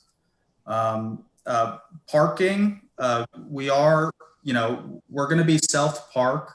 We're not looking to increase any deficiencies that these other developments already have. And we shouldn't be responsible for the deficiencies of other developments. As I mentioned, urban plan development does allow for the relaxation of code. One of them relates to parking. We've also mentioned that the applicant would be agreeable to some of these parking alternatives, which are provided within your code, one of which is the transient vehicle spot, or to add bike racks. Another question was related to drainage along the alley. If anything, drainage should be improved with the development of the site due to the proposed drainage infrastructure for the site. Another thing we'd like to address is that one adult will be in a bedroom, although each unit has 3 bedrooms. So someone previously had commented that more than one adult will be in a bedroom, which is just misinformation. Only one adult will be in per unit. So I will hand it off to either Ms. Stanley or Mr. Hearing to provide some final closing thoughts that they have. I'd like to go if I can real quick. So thank you all very much for the opportunity to present this project and for the opportunity to finally answer and take some of the misinformation that I've heard this evening. First of all, let me remind folks that this project is not an emergency shelter. This is a home like it's your home or my home or anyone's home. This is going to be a home for women where they get to go home every night and make dinner and live in a community. This is not an emergency shelter. This is not people that are going to be out as prostitutes. If I heard the word prostitute I heard it 20 times. I know that's a huge issue right now in Lake Worth. We, on the other hand, address that issue by having beautiful residents like this for women who need to find a place to call home. Not an emergency shelter. This is a housing program for women. Number 2, if you've been to any of our programs in Lake Worth or across Palm Beach County, you will know that we have some of the finest facilities you're ever going to find. We keep them clean. We are good neighbors, Portia, in the fact that you want to live across from us and that our places are beautiful. And we can define neighbors however we want to. But let me just share with you, if you go to any of the Lord's Place facilities, you would want to be living near us because we maintain them so well. And we would continue to do that with this project. That's just our signature. And last that I want to say is that we also know that Lake Worth most recently has been inundated with sober houses, with other homeless services. I can tell you we are not them. We run a tight ship. Our ultimate goal is to take this beautiful facility that we would love approval on tonight and to use it to transform lives, to make Lake Worth a better community also. So thank you for that opportunity. And Dave and Don, I'll turn it over to you. Well, Thank great. you very Well, much. Diana, I think you did a fantastic job kind of bringing it home. I just would, emphasize there was a lot of discussion about parking. And as many of you know, we have other facilities in Lake Worth. There's never been a parking problem. We provide transportation for our residents that are there. I think Dave pointed out that if you're concerned about the waiver, we can provide the transit space, we can provide the bicycle spaces, and we can eliminate that particular waiver from our request. We have done I think a fantastic job. The building is very nicely designed. It does engage the street. So we have the portion of the building that comes all the way up to the street. The parking area is fully concealed. And will be a great neighbor. And I think that we'll add value. I heard him mention that property values have not increased, and I think that property values will increase as a result of what we're doing. Certainly at Burkle Place 1 and Burkle Place 2, they're absolutely fantastic facilities. And I have to think that if you were to look at the appraised values of those facilities adjacent to our properties, that they've all increased since we've done the site. So we certainly appreciate all the comments, great comments. And, I appreciate the passion of all the residents and their care for their community. I think we have that same passion, right, Diana? I mean, we have that same passion for helping to build up community. We want to be a part of the community and continue to make not only Lake Worth Beach a great place, but also to provide for the needs of that community, which I think we're doing a great job. And so help us continue to do that. We would request your support. And David, unless you have something, sir, that's all I have. Very much for your time and consideration. Thank you, everybody. Mr. Chairman, now the order of the meetings will follow the general order as we normally do. So it would go to questions for the board and then deliberations. Yes, we will. Okay. Well, members of the board, we've heard some interesting comments, both being read by Sherry and those that are either zooming in or trying to make their concerns present. Let's go down the panel.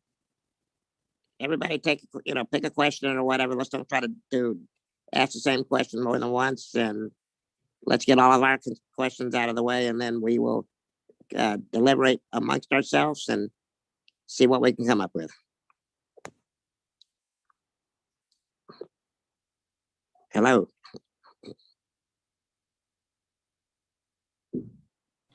Did you want to start with Ms. Starr maybe and go from Ms. Starr? Okay, yes. I lost the picture of the board. I see that the board is on mute again. Maybe we can see and we can try and unmute them. I don't know what happened. There you are. Okay. Okay, I can see.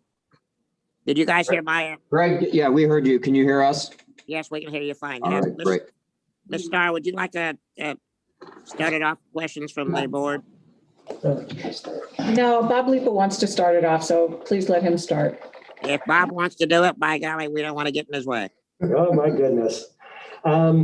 First off, allow me to say, the Lord's Place, I've seen their work, great work. I do know you run a tight ship. I've also seen Joshua Place, been to the thrift stores. Nothing but compliments there, but with the compliments also come the questions. And the concerns of the neighbors is a great one, starting with parking. It's already tight. Losing 9th Avenue or a portion of it will have a negative impact on those who use the road. And although it's an unpaved dirt road, I myself have seen vehicles on it and use it. I didn't know about parking, but it appears that's happening as well. To have 8 bedrooms with 3 people per room, that's 24 people.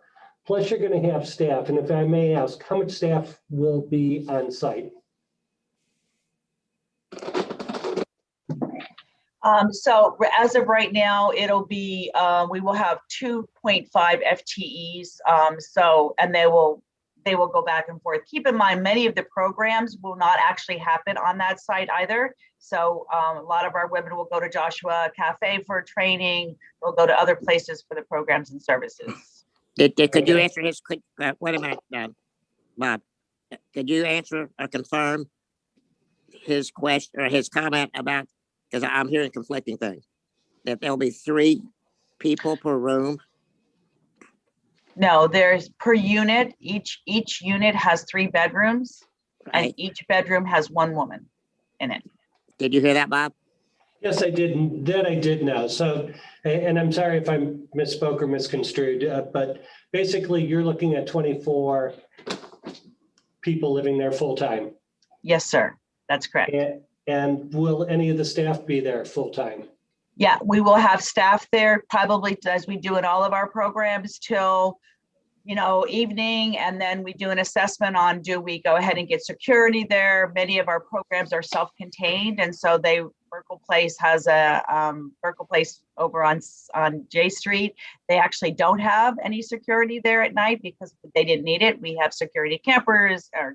We do it in that capacity. So we always assess. There are some of our programs that would have full-time security. So that would be an assessment that we would do. Okay, thank you. You're welcome. I do have a question or concern with the density of the residents living there. Originally, it was a 9-unit motel, which would have 18 people, and if you had kids, whatever, and they were in and out, gone, and quite frankly, I'm happy the motel is gone as well. However, while you're all are there, your residents, I assume, are going to have limited vehicles, but there is no public transportation or stops in that area. How do you expect your residents to come and go? Yeah. So they will use transit. They will walk down to Dixie Highway. If you know anything about those that we serve, they're pretty resilient. So we have many properties that are not necessarily near a bus stop, and they just walk, and that's what they do. Plus, we will have a van, which allows us to help transport our women. And so that would also be available to them. Okay, thank you. Lord's Place has been around since the 1990s? 1982, we're celebrating close to 45 years, correct. And how many of these facilities do you currently own, operate, run? We have 19 locations, and out of those locations, we actually also lease some apartments. But all of the campuses that you hear us refer to, we own all of those pieces of properties. And how many pieces of property or campuses have you owned and sold? Have we owned and sold? Yes. None. Okay. And the reason I ask that question is a concern that comes back to parking. We're being told in writing that there's 13 parking spots, but 4 of them are going to be used for bicycles, which really only leaves 9 parking spots for vehicles. No, I'm sorry, I'm going to have David. David, you want to correct? So currently on our proposed plan has 13 actual parking spaces. The code requirement is 16. So the deficiency as the plan is right now is only 3. Okay. We're proposing bike spots or a transit spot to get us to 16 or more based off code. Okay. And thank you. I'm sorry that I misinterpreted that. It's okay. And Bob, I just want you to know, we encourage riding bikes. Good for the old heart. And it is good for the pounds that I need to lose as well. My concern, and I actually had one resident reach out to me, and I eavesdropped on multiple residents who have talked about this, and I'm taken aback as to how much concern and activity and commotion y'all have caused with Sorry. this. And now, well, sometimes we've got to muddy the water to clear it, but it all comes back to parking. And the reason I asked how many have you bought and sold is if you have a campus, a facility, a building that can house 24 people, and it's actually 3 bedrooms per unit. If you were to sell it, that 24 could easily double to 48. And with that, where's the parking? I'm a little bit baffled as to why the building could not be 2 stories, housing the same number of residents and also giving more parking and still allowing 9th to be available. So let me respond. I'm sorry. That's more of a concern and a comment, but I'd love to hear an answer. I'd like to take it through the lens of a program if I can.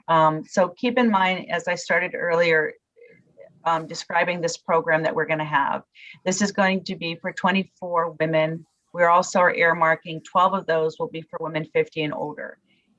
We would not, I would not recommend having a 2-story building based on the population that we want to serve in this particular facility. And we would have to put an elevator in and all that kind of stuff. So part of the 2 things I want to explain to folks here.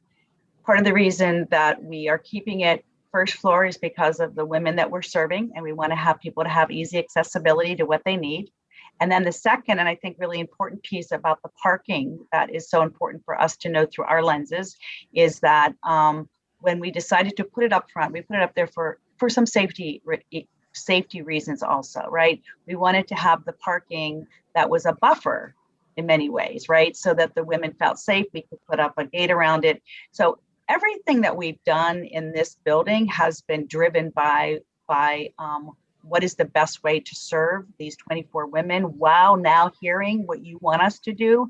And so now that's going to allow us to go back and continue to have conversation and figure out how do we meet in the middle to make this happen. But none of this was done nonchalantly. We put a lot of thought, and this team that you're seeing here spent months, almost a year, trying to build a program that met the needs of your community and met the needs of this program. And meeting the needs of our community and of your tenants, residents. Are these ladies all from Lake Worth or are they from around the county? They'll be probably from around the county. You know, we don't discriminate, or whoever needs us, we're going to be there for them. All right. And one last question, then I'll be done. Because Greg, we want to finish on the same night we began. Yeah, that's right. And don't push it.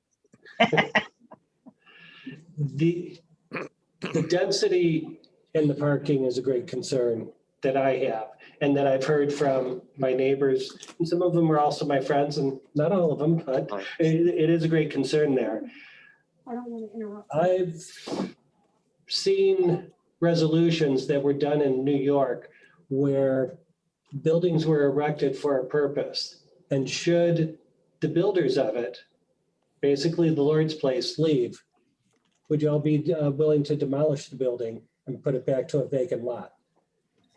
And I know I hit you out of the blue with that, and I can see the stunned looks, but I'm really concerned about the density, as the neighbors are really concerned about the loss of 9th Avenue, not just for the parking, but also for the traffic.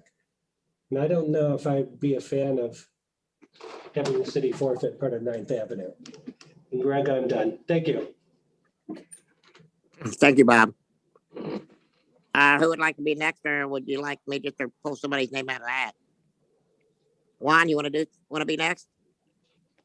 Okay, since I've been volunteered, just as a disclaimer, my name is Juan Contin.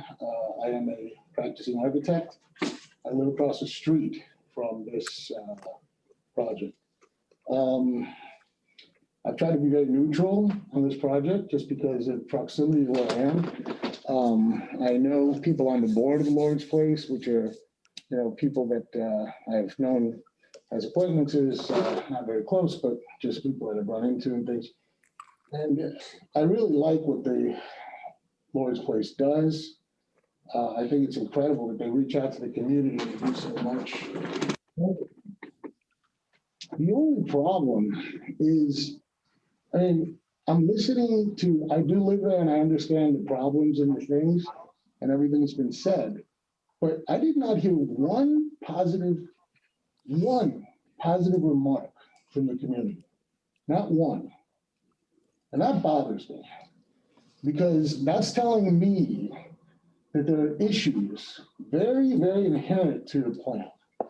And I can go through some of them in a minute, but we spoke to, as Ms. Stanley, I did speak to, just a disclaimer, 2 or 3 people. Ms. Cully called me at one point. I referred her to the staff. And a gentleman across the street called. I also referred him to the staff as well. Those are my disclaimers there. I would say that, this is a project where the Lord's Place has an opportunity to do an amazing project, to do something really nice.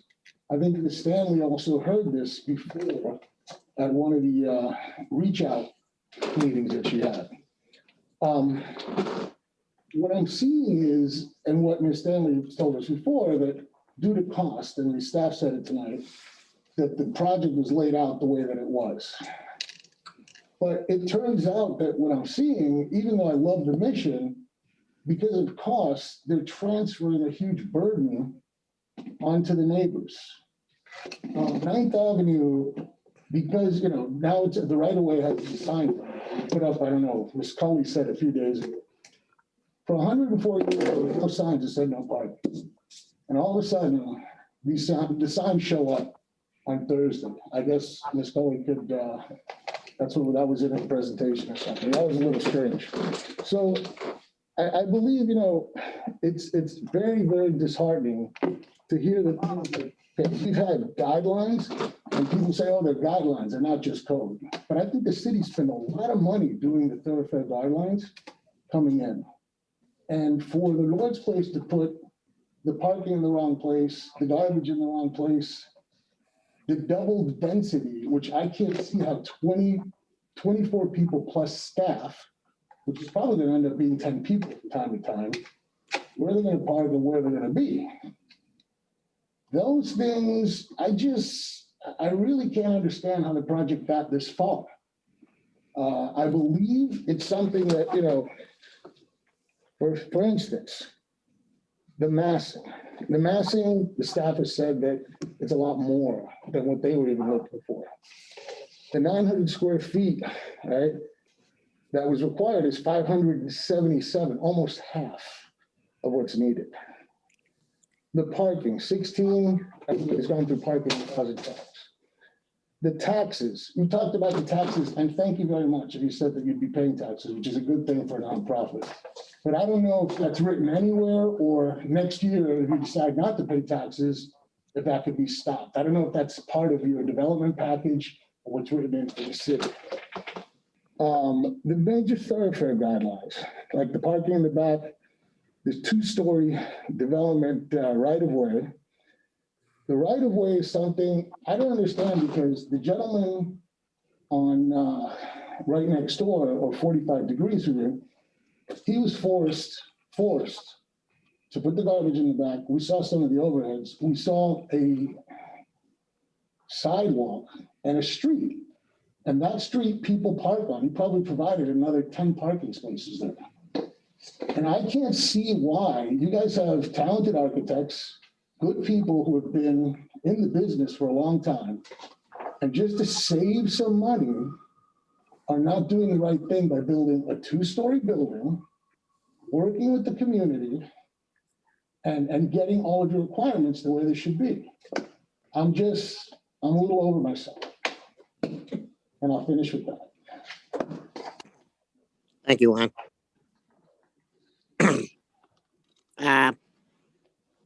Mark, you have any questions for the? No, I don't have any other questions. Everything's pretty much been covered. You know, the whole, what the Lord's Place does is a good thing, but I just don't see how it's worked with the neighborhood to put this package together there. You know, I just kind of, same as you, I don't know how it got this far. That's really all I've got. Well, thank you, Mark. Danny. Me? Danny. So my first question is, what is the density that is permitted by right on a parcel of that size? Is that the staff or? I can answer that. Staff, correct. Okay. Thank you, Alexis. Yeah. So the permitted density by right is 20 dwelling units per acre, which would equal 10 units. This application is proposing 8. Because they applied for a residential urban plan development, based on the comp plan, this property could have up to 13 units on the property. Okay, so they are they are actually within their legal right as far as density and people living within this parcel, correct? Under number of units, yes. And then the code also states that the maximum number of unrelated people that can live in one dwelling unit is 3. So they're at their maximum number of unrelated people that can live in one unit, and they are under the maximum allowed density on this property. Thank you. This question is for the applicant. Can you explain to me why this project could not have been completed within the allowable footprint of the property itself? David, do you want to answer that? Yeah, sure. So, I mean, well, 2 things. To qualify for urban plan development, the property has to be in excess of half acre. So it was necessary to request the right-of-way abandonment to then qualify for the urban plan development to then seek the required waivers. Based off of just the property owned by the Lord's Place, it would be very difficult to fit this size building and parking. If anything, parking could potentially be worse just due to the just straight site restraints of the property. So the only option to get, the number of units to make this facility feasible in the first place would have to go up. And with increased height and stories is just an exponential cost for the applicant. So how much actual building footage are you gaining, building footage on that abandonment? How many square feet of building space is being gained on that abandonment? Not landscape area, building space. I don't know off the top of my head, but the right-of-way is 20 feet. The proposed abandoned right-of-way is 20 feet. The setback is, Alexis or Aaron can correct me, but I think it's 10 feet. A side setback's 10 feet. So potentially the building would be on the right-of-way 10 feet. So 10 feet by the width of the building, which I don't know what the width. They gained 2,600 feet. So it's 20 feet by 130 to the back. And that allows them to include the rest of the lot and put it into this. So yes, that's where the density question that you have relates to. That's how they're allowed to. I can confirm looking at the site plan that the building is set back 10 feet from that side property line, which would include the 9th Avenue South right-of-way abandonment. So that takes up the entire thoroughfare, all the way to the next property, the motel there. No. And there's So a 10 the entire feet. right-of-way is 40 feet. Okay. And 20 feet would be abandoned for the benefit of the Lord's Place. And of that 20 feet, only 10 feet would actually be utilized for the building footprint. So 10 feet by 26 They feet? put in the air conditioner No. and everything else along the side. It's probably 10 by 80. I don't know. I don't know what the measurement of the building is. Yeah, and I just wanted to mention something if I could. What's happening here is that you do have the footprint and you do have a small setback. You're taking the entire half of that street, right, of the right of way and making the other half useless. So what's happening is the Lord's Place has the building that comes out to the 10 feet and continues to use that other 10 feet for air conditioner. And a landscape buffer. And So it's actually essentially the whole 20 feet that they're using. It's not just the building. Correct. The 20 feet would be abandoned and it would become the fee simple ownership of the Lord's Place. So if I just can clarify that on the existing lot under our density regulations, the lot without the right of way would be allowed by right 9 units, 10 units with the right of way. So the total square footage permitted as total building coverage on the existing lots, excluding the right of way. So the total building cover, or sorry, allowable building square footage is 9,212 feet on the existing lots from the property appraiser acreage. So the proposed building is 9,021. so that building could fit on that lot as it currently is. And there might be some different variances that you might want to approach us for example, semi-permeous surfaces and other things that'll help you with those numbers. Is that correct? That there are other ways that they can make this work within the confines of the existing parcel? So there's always different things that you can do and approach, and I don't want to speak to the applicant, would have to speak to that. I will just mention the fact that I spoke with Public Facilities, and the reason why the city was considering the request to abandon this portion of the right of way is because the right of way between M Street and Federal Highway, the 9th Avenue South, there are not plans to improve this right of way, and there is a plan to abandon the right of way in that segment in its entirety. That is not on the city's improvement plan. The Public Facilities has mentioned that they have towed people from those locations previously. It does have there have been uses over time of that as parking. but that it is not an improved parking lot. Public Facilities asked me to convey, and it's not designed for or to be used as a right of way while people may be doing so at their own risk. And they could, without too much cost, meet the actual parking requirements by adding the transit space and what is it, 2 bike racks, and that will meet their requirements for parking on the site itself? The staff has not had a chance to look at the transit space. So what we had recommended originally in our staff report when it was published is the 8 bicycle parking spaces or for the 2 racks with 4 bicycles each to cover the 2 spaces, and that we would work with the applicant. I'm not sure that we're comfortable with the applicant's definition of a transit space as that, but there are other equivalents in the code. So in the code, you can provide your required parking, or you can require up to a certain percentage of your required parking in equivalent spaces, including bicycle racks. So if the applicant was seeking to remove their request for the waiver for the parking spot, staff would work with them prior to City Commission to identify staff approved alternatives to meet that requirement for the 3 spaces. Now, and this is my final question for the applicant.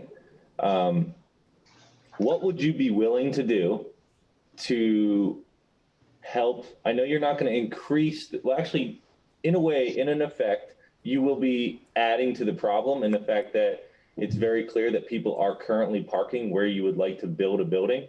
What are you willing to do to help mitigate your impact on the community to potentially allow for additional parking for these spaces that unofficially will be lost?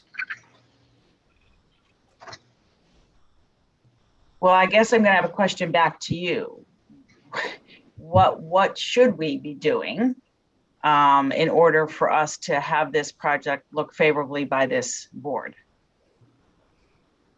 Okay. We can't do all of it. We know that, right? So what's the middle of the road? What? Okay, if I can answer, the only reason I'd like to answer because I'm in this business, I'm on this board, and I live close by, and I understand some of the, I reflect on some of the things people say. At Pineapple Village, it is very customary, and people that come in front of this board, every time that they have a sidewalk or they have a right-of-way, they've been asked to develop it. And they've been asked to make a sidewalk. They've been asked to make those spaces on that street and even some of the alleyways to be repaired or to be paved. I think the Lord's Place, like I said, this is an opportunity for the Lord's Place to do a very good thing on Federal Highway. There's no one else that would like to see it develop more than me, to have that place really looking great, to be part of the. But the right-of-way is really the wrong way to go about it, to take it. I think it's something that needs to be developed by the developer. And if you want to see a good example, look across the street, because the other side of 9th Avenue, the developer paid for the sidewalk, and the street, they fixed it, okay? And people do park. There's about 10 other parking spaces. And that could be exactly the reflection that you have on the other side. And I don't think it would take anything away from what you're doing. And well, unfortunately, there isn't much that can be done about parking. So the right-of-way is necessary to facilitate the building and the parking. So if you're taking away the right-of-way from the Lord's Place, then there's even less ability to have adequate parking on site. So we would be requesting a larger parking waiver if we're providing public parking along the right-of-way. So as it relates to parking, if we need to, we'll remove our waiver request for parking. We'll park strictly based off code. We'll provide the necessary bike racks. So, parking would become a moot issue as it relates to this project. But again, under a urban plan development, we're looking for the relaxation of the code through seeking this waiver related to parking. But as we, stated in our narrative and in our responses in our presentation, we would be willing to work with staff to, accommodate alternative parking on site. I think actually I'd be more comfortable with the exact opposite, right? I think I'd be more comfortable with considering a variance to give you more off-site parking spaces if you were to develop that right away and to move your building back. I would be more comfortable if that's going to improve by 10 spaces off-site for the community to use. And you're claiming that there'll be very few residents on your property that actually drive. I think that would be the biggest net benefit to the community, to figure out how to get your building within the confines of that space and to develop that right away. That's something that I think myself and probably the community would be a lot more comfortable with, because that's not only a benefit to you, but that's also a benefit to everyone around you. And as far as the whole idea of being neighborly, I think that's a compromise that I would be comfortable with, to giving you more of a parking variance for your on-property parking in order for you to do a development that's going to benefit everybody around you. Board Member Tanner, it's William Waters, Sustainability Director. Just so that the record's clear, if there were a street or a right-of-way developed on 9th Avenue South, any parking that will be on the street adjacent to the property line of the project could be counted toward their requirement for on-street parking. And since that lot is about 135 feet deep, you could in theory get 5 or 6 on-street parking spaces in that right-of-way that could count toward their required parking. So instead of having to have 16 spaces on site, they would only need to have 10. Plus, with the bike racks and the potential transit space, we could even get that number to lower to maybe 6 or 8, correct? Yeah. Juan, did you have something? No, I mean, I'd rather let somebody probably, I'd rather have some of the other board members speak. Okay, well, I just, the way you were fidgeting, I thought maybe you had another pearl of wisdom for us. I have questions. Danny, are you done? Okay. Ms. Starr, go ahead.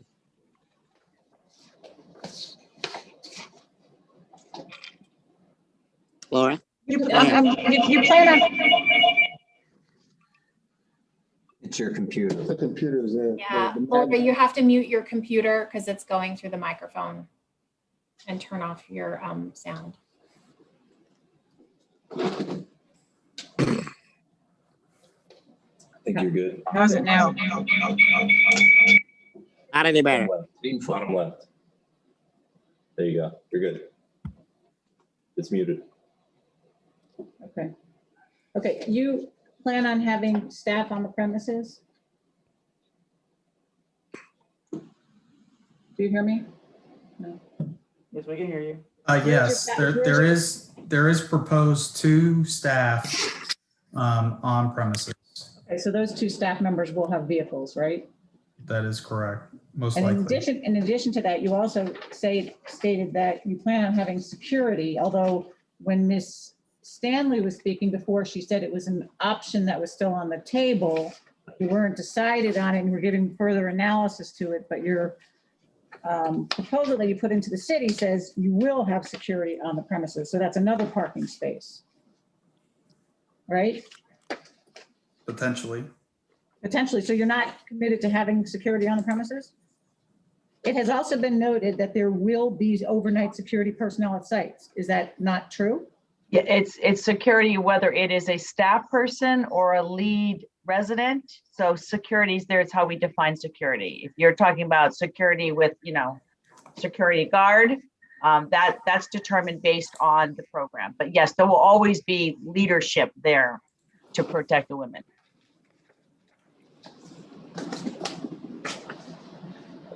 Where are, Burkle 1 and Burkle 2 located? 711 J Street is Burkle 1. And then right behind that on Dixie Highway is Burkle West, we call it. So both of those are in Lake Worth? Yes, ma'am. All right, so we already have 2 residential Lord's Place properties in Lake Worth. How many people That is live on those, how many people live on those properties? So our Burkle Place original is 12 and our Burkle Place West is 11. When you said our original, Well, I call it the first Burkle Place. So the first Burkle Place is 711 J Street. have you ever had properties that you add living space to after they're built? No. No. I mean, when we say you add living space, you mean, I know people are talking about you could put 2 or 3 people in one of the bedrooms. That's not our style. If anything, we really allow people to have space. Space is going to be really important for all of our programs. So we don't cram people in. We have a Man Place campus down at Boynton Beach, where everybody else would probably put 4 or 5 gentlemen in one of the apartments, and we put 3 in. This is not about cramming people in. This is about the redemption and being able to change a person's life. So. Right, but this, I heard that there could be up to 13 units on this property and you're putting in 10. So in the future, if you decided to add 3 more units, is there something that would prevent you from doing that? Well, site restraints. Yeah. There just really wouldn't be an ability. Plus, we're seeking a waiver related to the unit size. So we would have to come back in front of the board and the city council to seek a further waiver of a further reduction in unit size to get any additional units above and beyond the 8 units that we're proposing now. Oh, and Alexa, this is for you. Who owns the property to the south that would also be benefiting from this, that would be supposedly getting the other portion of the property that they're asking to be abandoned? It's a hotel? Yeah, the other 20 feet of abandoned right-of-way would, by our code, be given to or conveyed to the Sungate Hotel. And I saw somewhere that you're putting a fence around this property? Yes, a fence, a aluminum slatted fence. It will go all the way around the property, and there'll be gates for the 2 entrances. So so it would go on that portion that you're asking for, that 10 feet right-of-way abandonment. Your fence would be going right on along there. Yes, the fence would be on the new property line all the way around the property. So once a right-of-way is abandoned, right, the adjacent owner owns the fee, meaning they own the property outright. We would have the option to build on it and install a fence on the property line. When did the Lord's Place buy this property? We bought this in June of, I'm trying to think, with COVID, we're all like, when did we do this? August of 19, right, Scott? Yeah, August of 19. Was it contemplated at that time that you were going to be asking for this right-of-way abandonment? We were at that, when we bought it at that juncture, we were looking at what we could do with that piece of land in order to create it. Not until we really started to design it did we realize we needed to have that abandonment. So nobody ever told you that you would be given that property? There was no representation by anybody that you could get that property? That it would be given to you, no. There was no falsehood from, the staff or the architects or anybody like that. No, we looked at it and we thought, boy, if we could get that, then we could really create what we wanted to create in conjunction to one. So you said if we got that, you just said, if we got that, then we'd really be able to create what we wanted to. So you knew at the time that you might need to get that. Well, I think that's a little bit That's presumptuous. I think, you got to understand, Laura. So here we are. I mean, we went out and we found this land and we thought this is great. And let's see what we can do with this land. We bought the land, raised money for the land. I mean, tears and sweat went into buying that land. So we went out and we bought the land. And then as we started to design and knowing what we could do with it, is when we realized that it would be advantageous for us to have that abandonment. So that's how it happened. The rest is history. I'd like to say something on your question. I just want to follow up on something that you're saying. The land that was there, that is a public right of way, is that correct?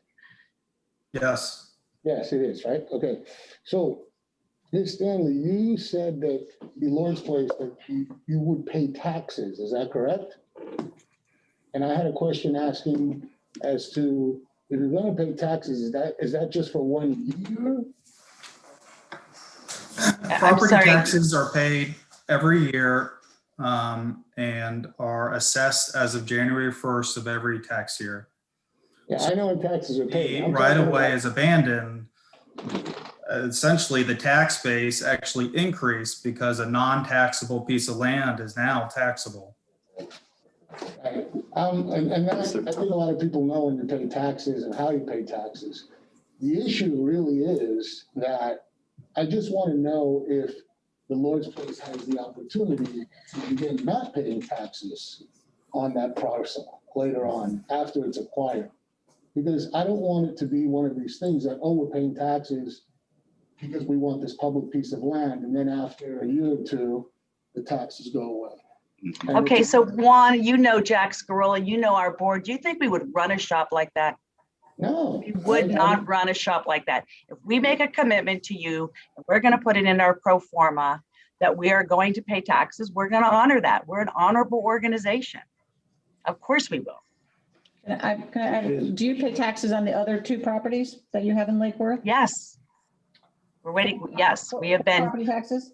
We have the, and I probably need somebody else in here. Toby's not in here. So what we have is we have been paying property taxes on Burkle Place West and Burkle Place, the original one. We are now just putting that into our pro forma.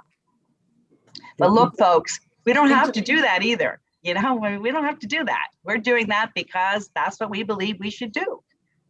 I'm sorry, you're putting it into your pro forma on which property? Burkle Place, 711 J Street. Okay, so you're not yet paying taxes? To on my that? knowledge, I don't know where we stand on that, Laura, so I can get back to you on that. How long have you owned it? Well, How long have you owned the one that you just talked about? 5 years. So for the past 5 years, you have not paid tax on that property? She doesn't know. It's I just a don't know the question. answer to It's a that. question, okay. And the answer is I don't know that, so I can get back to you on that. I actually took a I look. didn't realize this was going to be an interrogation. Go ahead, William. Well, I think that's what our job is, to ask the questions that are of concern to us and to the community and to the, with respect to the neighbors who are very concerned and have written about this. So it's not meant to be an interrogation, it's to address the concerns of our community. William Waters again. The Burkle Place West, which is on the east side of Dixie Highway at 704 South Dixie, was purchased in 2014 and it has paid taxes all that time, including after the development was done. Their total tax bill in 2020 was $13,263. As for Burkle Place Original, that was purchased in 2012. It has a nonprofit exemption at the moment. When that project came in, it was already built and it was already a community residence. And we did not, as a city back then, make it a stipulation or requirement for that project to participate in what we really call payment in lieu of taxes, since it was already existing. I believe it was already existing as a nonprofit before that. But the new project, which was built later, we did require as part of the development approval to have it remain on the tax roll. And that has been the same agreement verbally that the Lord's Place has made on the one regarding South Federal Highway. And that stipulation can be put in the ordinance that will govern that development when and if it gets to the city commission and gets approved or not.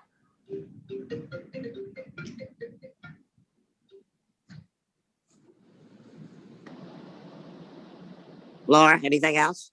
No, no further questions. Thank you. Thank you. Okay, You want to get to go, Greg? I saved the dessert for last. Go ahead. Perfect. Most of my questions have already been answered. I'll go over a couple of them. So I'll just go down here. I was going to ask about the staff. It was answered 2 different ways. It was answered at first as 2.5, then it was answered as 2. was going to ask about security, as Laura already pointed out, which I'd seen. It did state that there would be on-site security, but then it was stated in our presentation today that that would be evaluated. So those have already come up. My question was going to be on the taxes. That's been answered 4 or 5 times so far. So we got that. Parking, we've gone through pretty extensively as well. We also, I think in the discussion too, we came along that the right-of-way abandonment is actually required for the waivers that can happen under an urban planned development. That was brought up during questioning by the applicant when it was stated that that ability allows us to grant the waivers. So I think it's important for us to note that that right-of-way abandonment request is what will lead to that part as well. Parking has gone through quite a bit. So I think questions for applicants, there's none left. For staff, there's one other, actually this question specifically for staff. In the report, it stated that Public Works was very much against changing the garbage enclosure, but the applicant stated Public Works had no problem with it. Staff, can someone on staff please give me what the answer to that actually is? Yes, so Public Works was against allowing a smaller dumpster enclosure. But we reconfirmed after the applicant let us know that Public Works was okay with the 12 by 10 dumpster, and we confirmed with Public Works that yes, they are okay with that. Thank you. The right-of-way abandonment, I haven't heard anything. What is the benefit to the city to give away that property? Does the city get paid for that? Is that just kind of a luck of the draw? Someone happens to gain the value of that property. Can someone on staff just give me a little bit of background on that? What does the applicant have to part with, or anybody who gains a right-of-way? What do they have to part with to get the city's property for free? When public right-of-way is abandoned, it cannot be sold because it's part of the public realm.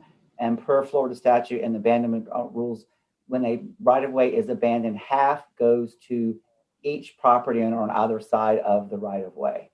It does add to the tax base, which Mr. Miller's brought up, but we cannot charge for that abandonment. Okay, so it's just kind of like a lottery on that. Let's see. It's not, is it considered a park or public use? We've kind of gone back and forth and we heard that no parking sign suddenly showed up. What is it designated right now, if anything? It's an unimproved right-of-way. Okay. I think pretty much everything else has been addressed.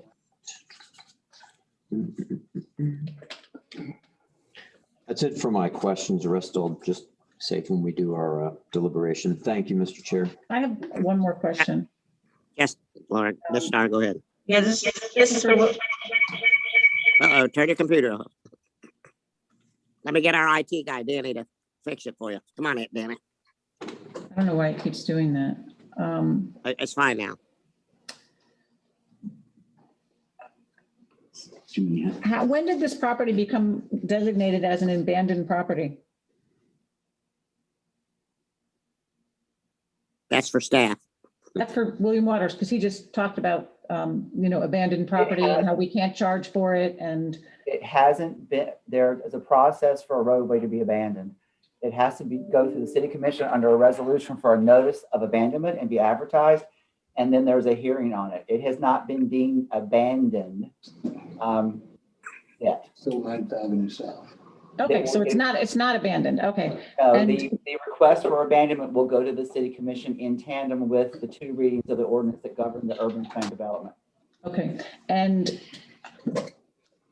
where is it stated? Is it a city charter, or where is it stated that that the city cannot be paid when they give away property?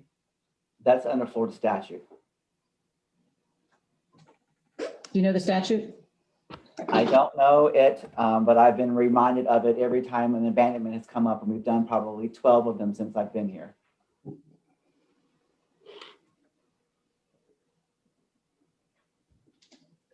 Is our city attorney on the line? Ms. Garrett is on the line. Well, we haven't heard from, I'm just, I would like to know the statute. It doesn't have to be tonight. It's not a law school exam, but I would like to know what that statute is. We can get back to you on that. This is Susan Garrett. Yeah, I'm going to have to get back to you on that. I can look it up, but I can't recite it to you off the top of my head. would you get that for her, please? I will be happy to. Thank you very much. Would that satisfy you, Ms. Starr? Yes, I would like to see where it is in the law that says that a city can give away property and not get paid for it. It's okay. There's the distinction. This is not considered property in the sense of parcel property. It's considered public realm right of way. And it doesn't become property until it's abandoned, and then it can have an ownership. It has a PCN number. It can be taxed. And there's a distinction I think the statute covers is that if we had city property, we would indeed be required under our charter and rules of governance to charge no less than the market value as the appraisal is shown for assessed value in the property appraiser's office. But right-of-way has no value under a taxable purpose, and right-of-way is not considered property in the sense of parcels. Thank you, Mr. Waters. Okay, Mr. Chair, can I ask one more question? I apologize of staff that I had missed. please do. Okay, thank you.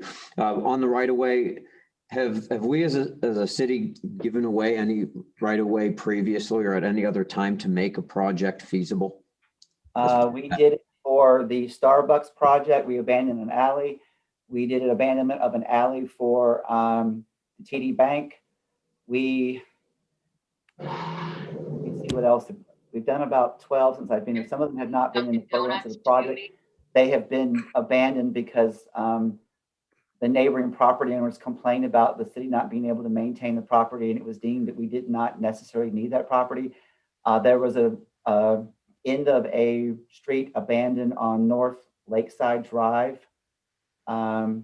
I can't That's remember. correct, but I just meant specifically to make a project available, meaning it viable. It came before us and they said, we need the city's property in order for our project to work. Okay, the alley, that's the TD Bank, that's the Starbucks Plaza, that's the Gulfstream Hotel. The alley there has already been abandoned. The project can't happen without the alley being abandoned.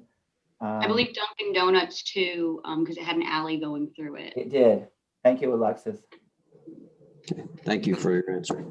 And I would like to state, and Mr. Waters, if you could confirm this, there is an advantage to the city when that is abandoned or when something is abandoned.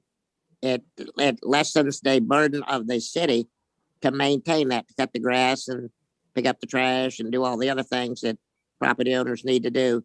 So there is a benefit to the taxpayers as far as that's concerned. Is that not correct? Just reminding me of the biggest one they've ever done is probably the abandonment that allowed the Lucerne to happen.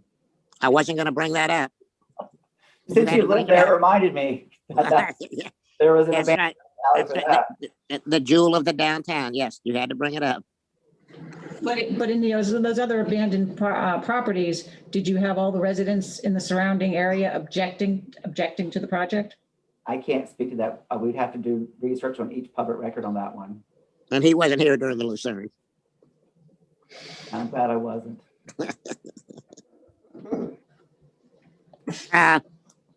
Okay, ladies and gentlemen of the board,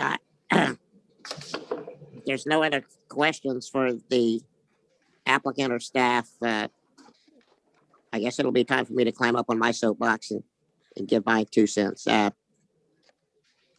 We sit up here every month hearing requests and needs and the boogeyman's going to get you kind of, I mean, there's all kind of, depends on what side of the fence you're sitting on as to what we hear. Certainly one of the biggest ones that we always hear, and it's not just here in Lake Worth, it's everywhere, is the parking issue. My doctor's office, which is in West Palm, how they got permission to build a freestanding doctor's office building with the size parking lot that they do is beyond me. it seems like everything is underparked in South Florida. We're a growing community and everybody drives a car. I truly believe, and I would probably be one of them, that we as the lovers of the automobile, the internal combustion cars, we would probably drive our cars to the bathroom in the morning when we got out of bed if we could. It's just the love affair that we have with the automobile, and we want to be able to have the convenience of not just parking in a parking lot. We want to be able to park right by the front door. So parking is always something that we hear. Then of course there's noise and it's lighting and other things that kind of frame off from that. But I do believe that it's a fairly tall order, and believe me, this homeless issue is not a Lake Worth issue. It's not just a Palm Beach County issue. It is a global phenomenon, but certainly it's a problem all over the country. And it's not, I don't think, the sole responsibility of Lake Worth to be able to provide as much housing as we do, or opportunity for housing as we do for the homeless population. But we certainly do, and I do know, because I'm involved in a lot of community efforts and what have you. The Lord's Place is a wonderful organization, very impressive board of directors. They do some phenomenal things in this town to impact people's lives. And I did some research too, and I'm not sure what this is the correct number, but I found they own 5 properties in Lake Worth. Now, I didn't take the time to look. I'd like to know how many properties they own in West Palm, in Boynton, in Lantana, and the surrounding coastal communities like us. I don't know if they own 5 in some of those areas or more, but I would be curious to find that out. I just don't have the time, or didn't have the time to look at it. But the building that was I believe it was the first one, number 1 or whatever, for this 3 buildings or whatever, was a very impressive building. The problem that I have with the architectural renderings that was presented for this property is it kind of reminds me as a throwback. And I know we have a great love affair in this town for historical things of the past, but it reminds me of the 50s and 60s motels that were up and down US 1 from Maine to Key West or whatever, with that parking in the front of the building or whatever. I would love to find a way to keep the parking in the back of the building and make the building more predominant, as we have in other properties there on Federal Highway.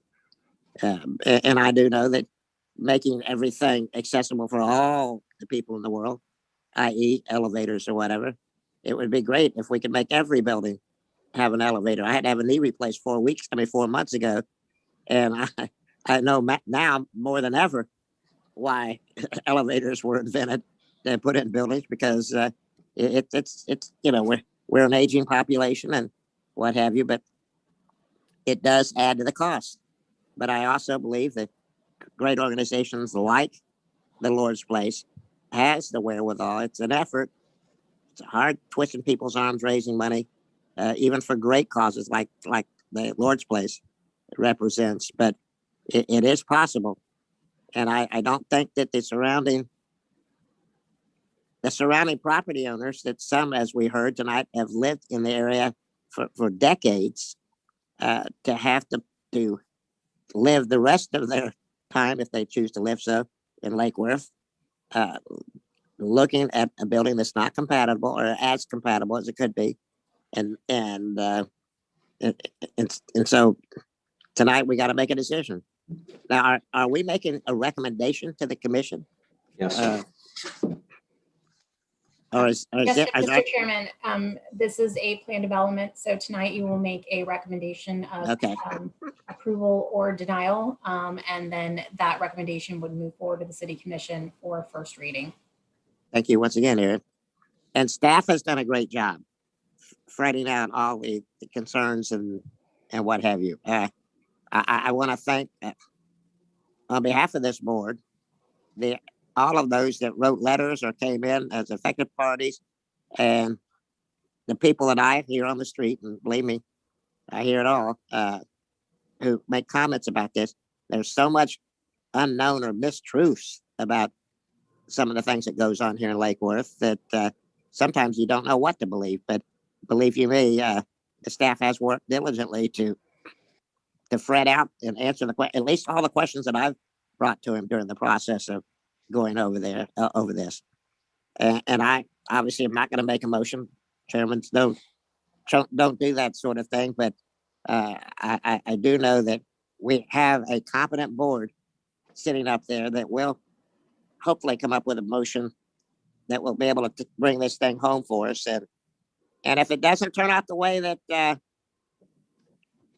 that you or me or whomever that's out there listening to this or watching this hopes it turns out, just remember that we are responsible to everybody. But I think I wish that I could have heard a couple of comments, public comments from maybe folks that have benefited from their efforts. If I could give them any kind of critique or whatever from the hard work that the Lord's Place does every day, because that could have been a tipping point. At least it would for a lot of people. So with that being said, is there any board member that or is there any more discussion from the board? And if not, would anybody like to make a stab at a motion to be able to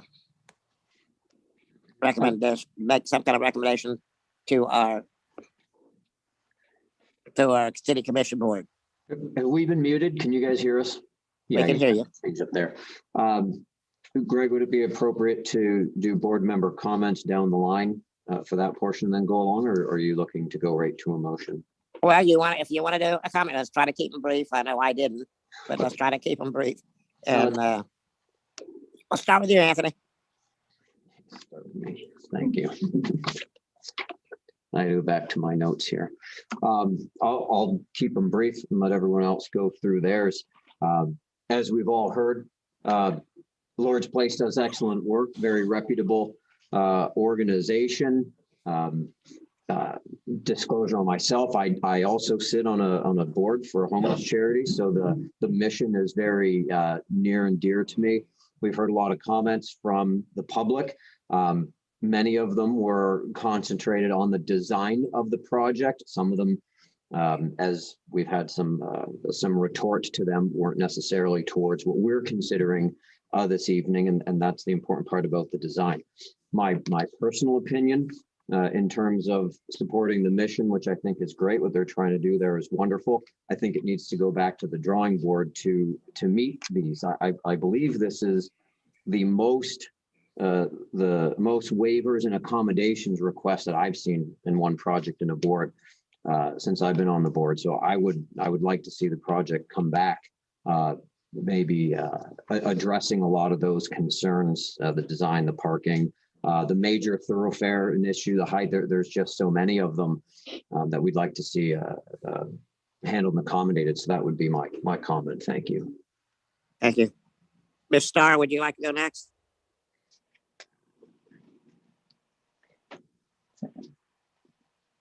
Take your time. I have to unmute. If No, we know. you can hear me without me unmuting, I could go ahead. Yeah, we can hear you. Otherwise, we're going to get the same feedback. I think you and Anthony covered anything that I would comment to. The only thing that I might add in recommending that they go back to the drawing board is we might want to know before this comes back to us whether or not the commission, I don't know if it works this way, whether or not the commission is going to give them that right-of-way abandonment. When would it come before the commission? Only once we approve it? We're going to make a recommendation tonight, then it's Okay. going to the commission. Okay, because I saw somewhere in here about it, a first reading with the commission on it. So I didn't know if that was something that was already slated to happen. To decide if they abandon it, because it's still 9th Avenue South, right? Mr. Starr, this is William Waters. There will be 2 readings for this project if it moves to the city commission. And because there are 2 readings required for the abandonment, one is the notice of abandonment, there's an advertising period, and then there's the actual formal abandonment. We were going to schedule those 2 abandonment discussions at the same time as the 2 readings of the ordinance for the development itself. So at the very first meeting, if the city commission does not approve the note of abandonment, then they would definitely know at that point that their project couldn't move forward as it was, or as it's proposed. Thank you, sir.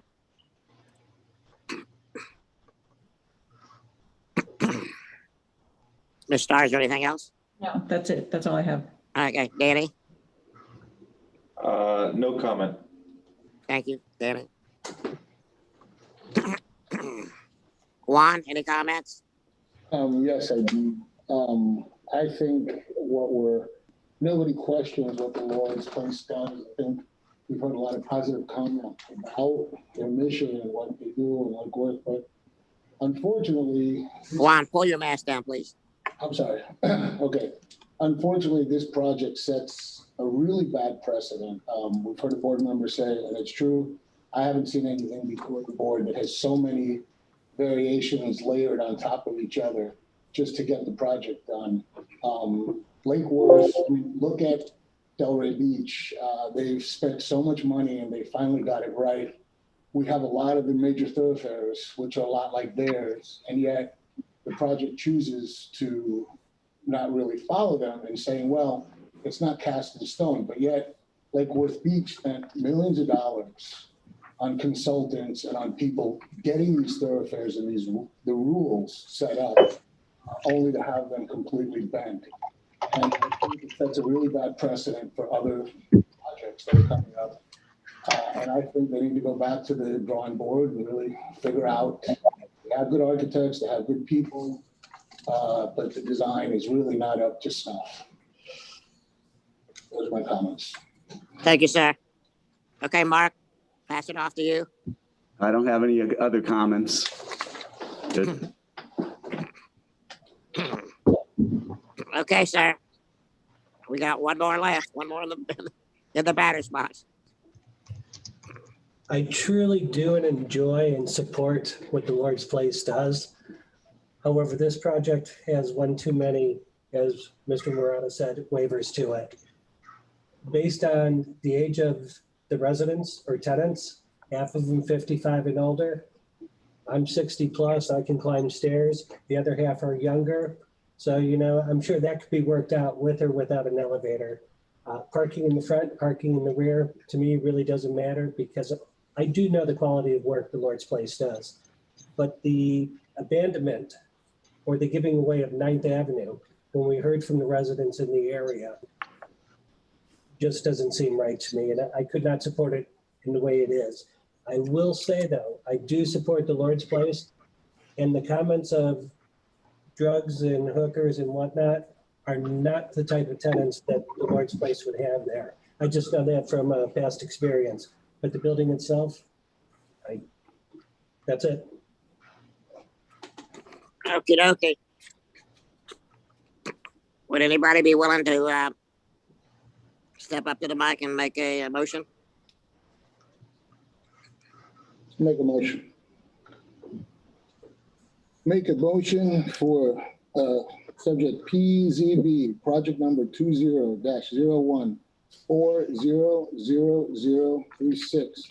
Request by Kotler Hearing, a land development firm on behalf of the Lord's Place for consideration of residential urban plan development, major site plan, conditional use permit, right-of-way abandonment to allow construction of an 8-unit multi-family residence at 825 South Federal Highway and 827 South Federal Highway, and a portion of 9th Avenue South, mixed use. Federal Highway MU FH zoning district. The subject properties are PCN numbers are 38-43, 44-27, -01, -021, I'm sorry, I didn't mean to interrupt. You read the case number that yeah. you're looking for this part I here. got you. Okay. It's all over the place. So I move, at this point, now that the description is done, I move to recommend denial of PZB project number 20-01 400036 residential urban plan development, major site plan, conditional use permit, and right-of-way abandonment to construct an 8-unit multifamily subject site. The project does not meet the applicable criteria for the following reasons that the board members state. One would be the taking of the right of way. Two would be for the parking variant. Third would be going from 900 square feet per unit to 577 with 3 unit occupancy. And the last would be, I guess, for the dumpster, but the dumpster is no longer included. So that's a motion. We have a motion. Do we have a second? Can I propose an amendment to the motion, or do we need to wait for the second? I believe we need to wait till do we get a second?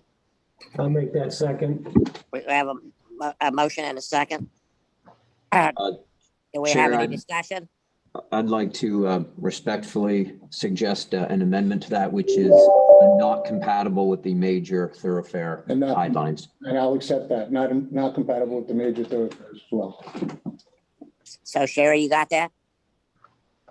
I do. And obviously you second it. Is that correct, Anthony? Bob seconded it. Oh, okay, Bob, I'm sorry, you're right. I still second it. You're still seconding, okay. We have a motion and a second. Any other discussion, questions? All those in favor, say aye. Aye. Chair, you want to do a roll call? Or- Yes, we will. Sherry, whenever you're ready. Juan, Oh, Danny, Yes.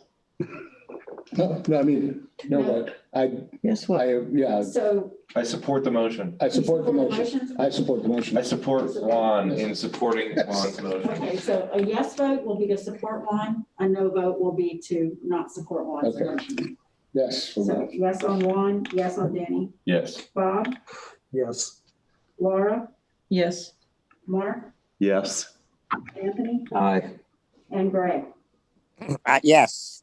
Okay, so you have a unanimous vote to recommend denial to the motion.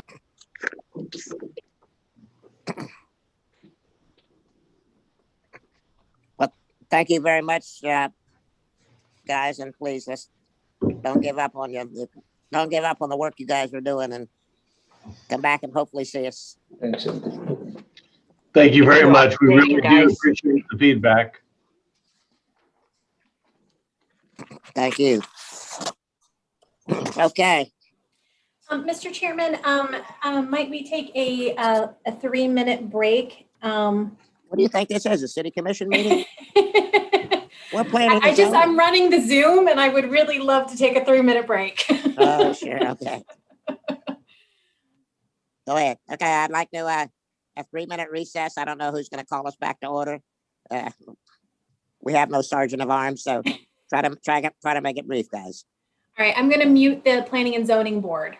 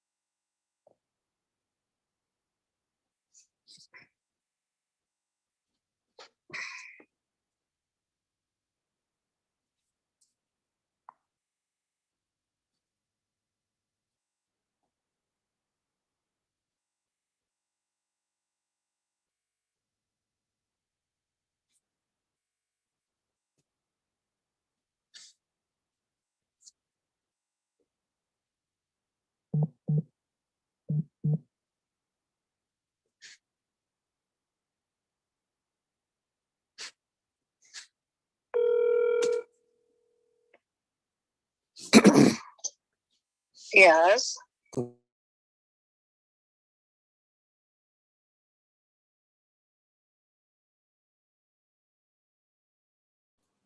Mr. Chairman, I see the board members are returning to the chambers.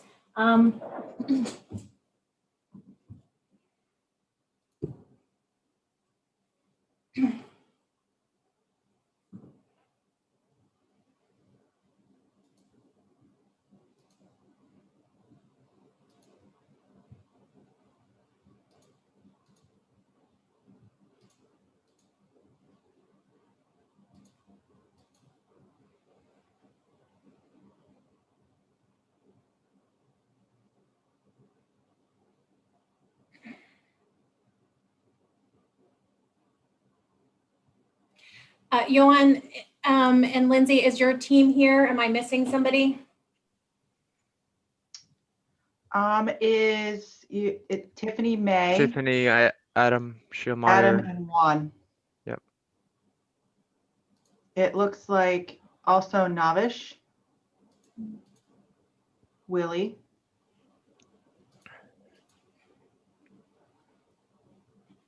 I have Teeny. Yep, he's with us. And then that's George. all that I have online. Everyone Okay, else is permitted. is there a George on? No. Okay.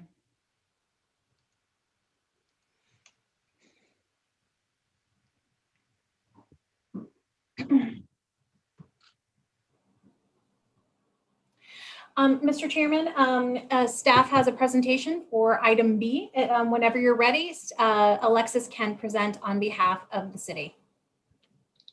Yes, and it said my host disabled sharing, so if the host could just enable sharing and then I'll share the presentation. All right, I apologize.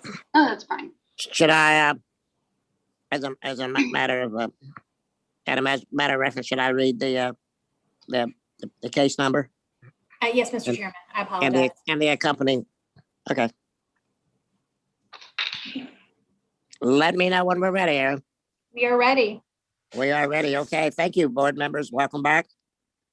The next case that we are getting ready to hear tonight, PZB project number 20-014-00047.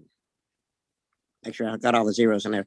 A request by WGI, an engineering firm and land development firm, on behalf of Prospect Real Estate Group, LLC, for consideration of a residential plan development program to allow the construction of 230-unit multifamily development at the northwest corner of 10th Avenue North and Boutwell Road within the mixed-use west zoning district. Subject properties. Here's the property control numbers. Are you ready? 38, 43, 44, 20, 01, 026, 0010. The next one is 38-43-44-20-01 dash 007, 004, excuse me, dash 0030. And the next one, 38 dash 43 dash 44 dash 20 dash 01 dash 004 dash 0060. And the next one, 38 dash 43 dash 44 dash 20 dash 01 dash 004 dash 0080. But wait, folks, there's more. 38 dash 43 dash 44 dash 20 dash 01 dash 004 dash 0120. Next, 38 dash 43 dash 44 dash 20 dash 01 dash 004 dash 0130. And 38 dash 43 dash 44 dash 20 dash 01 dash 004 and 0010. Okay, doke. Take it away there, Alexis.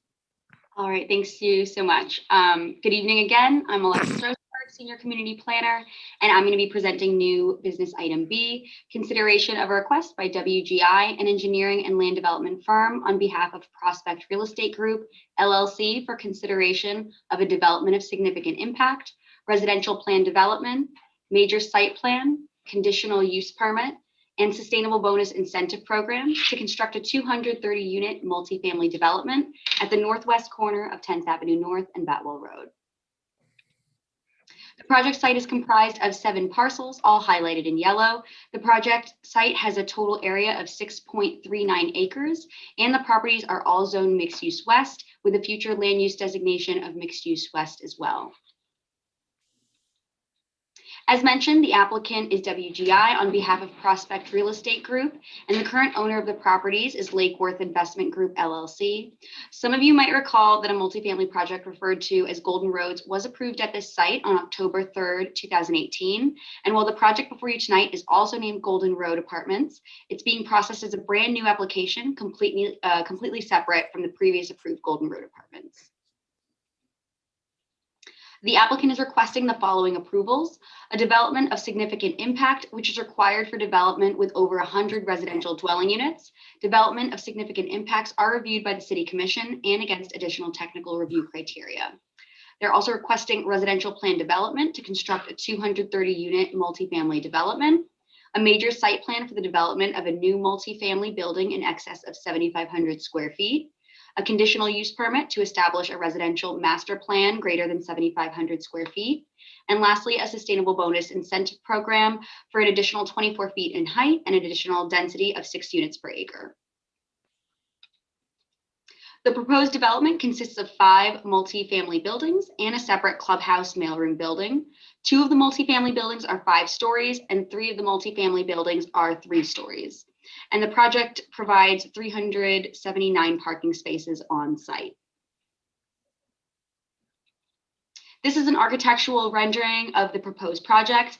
Please note that the shaded parking lot area is not part of the project site. That's actually an existing commercial plaza that's to the west of the site. So this rendering is really of the focus on the buildings in the back. That's going to be part of the project site. On to existing conditions. These photos were taken on February 18th and show that the site is currently vacant. And here's an aerial photo of the subject site, which is highlighted in red. As you can see, it has frontage on 10th Avenue North. The table outlines the future land use, zoning districts, and current uses of the properties surrounding the subject site. And based on staff's analysis, the proposed residential plan development is compatible with the surrounding uses. Going into staff's analysis, the proposal is found to be consistent with the city's comprehensive plan, strategic plan, major thoroughfare design guidelines, land development regulations, the criteria for all residential plan development districts, the community appearance criteria, the review and decision criteria for all sustainable bonus incentive programs, the general findings to harmony with the land development regulations and protection of public interest, and consistent with the specific standards for all conditional uses. I also want to note that staff was notified that the applicant held a neighborhood meeting on February 25th, which resulted in an additional condition of approval requiring a 6-foot high wall along the north property line and portion of the east property line up to Keast Lane. Staff recommends that the board recommend approval of the proposed project as conditioned to the City Commission. The conditions of approval are outlined on pages 14 through 18 of the staff report. However, it's important to note that since the conditions of approval have been published, certain conditions have been amended. So I'm going to take this time briefly to walk you through those changes. The deleted language is going to be stricken through and the added language is going to be underlined. So these are the conditions from Palm Beach Fire Department and the city's electric utilities department. These conditions are standard conditions of approval for most new developments, and staff has no proposed changes to these conditions. These are the landscape conditions of approval as well as the planning and zoning conditions. As you may notice, these conditions do require to be addressed a minimum of 14 days prior to the first City Commission hearing. Moving on to more of the planning and zoning's conditions, staff would like to add a condition of approval under planning and zoning condition number 1A, requiring that the applicant submit an updated site plan and landscape plan depicting a 6-foot wall with required setbacks and landscape screening along the north property line and a portion of the east property line up to Keast Lane. This condition of approval has been added as a result of the neighborhood meeting between the applicant and the adjacent neighbors. Staff is also proposing to amend planning and zoning condition number 3, deleting the original language and instead conditioning the project site be unified under a unity of title or be replatted prior to a certificate of occupancy. All required easements shall be separately recorded if unified through a unity of title process, and a recorded unity of title or plat shall be provided to the city. These are the urban design and public works conditions. No changes are proposed to these conditions of approval. And these are the utilities, water, and sewer conditions. No changes are proposed to these conditions either. Lastly, these are the conditions placed by the Lake Worth Drainage District, who owns the E4 canal to the west of the subject site. After further discussion between the applicant and Lake Worth Drainage District, the new proposed conditions of approval by the Lake Worth Drainage District states that prior to the issuance of a certificate of occupancy, the property owner shall install riprap rubble along the entire length of the project along the E4 canal. And that concludes staff's presentation. The applicant also has a brief presentation, which I can upload for you all now. Thank you, Alexis. You're welcome. I want to make an announcement real quick. I'm almost out of battery life. I'm going to go get my charger and plug it in. So until I do that, Anthony, run the meeting for me, please.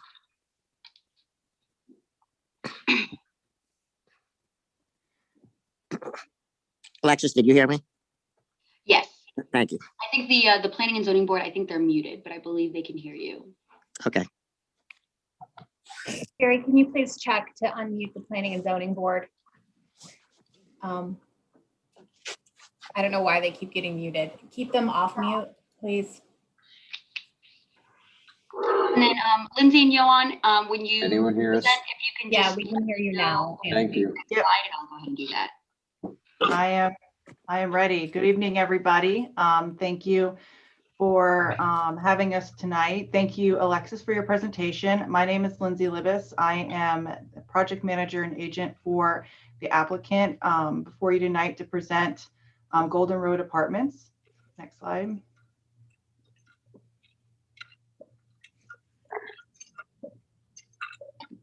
Oh, there it goes. As you all are probably familiar, this subject site is just over 6 acres. It's 6.39 acres. It's located on the northwest corner of Boutwell and 10th Avenue.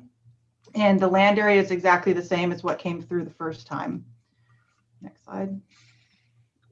Currently, the future land use and zoning on the site is mixed use west across the entirety of the site.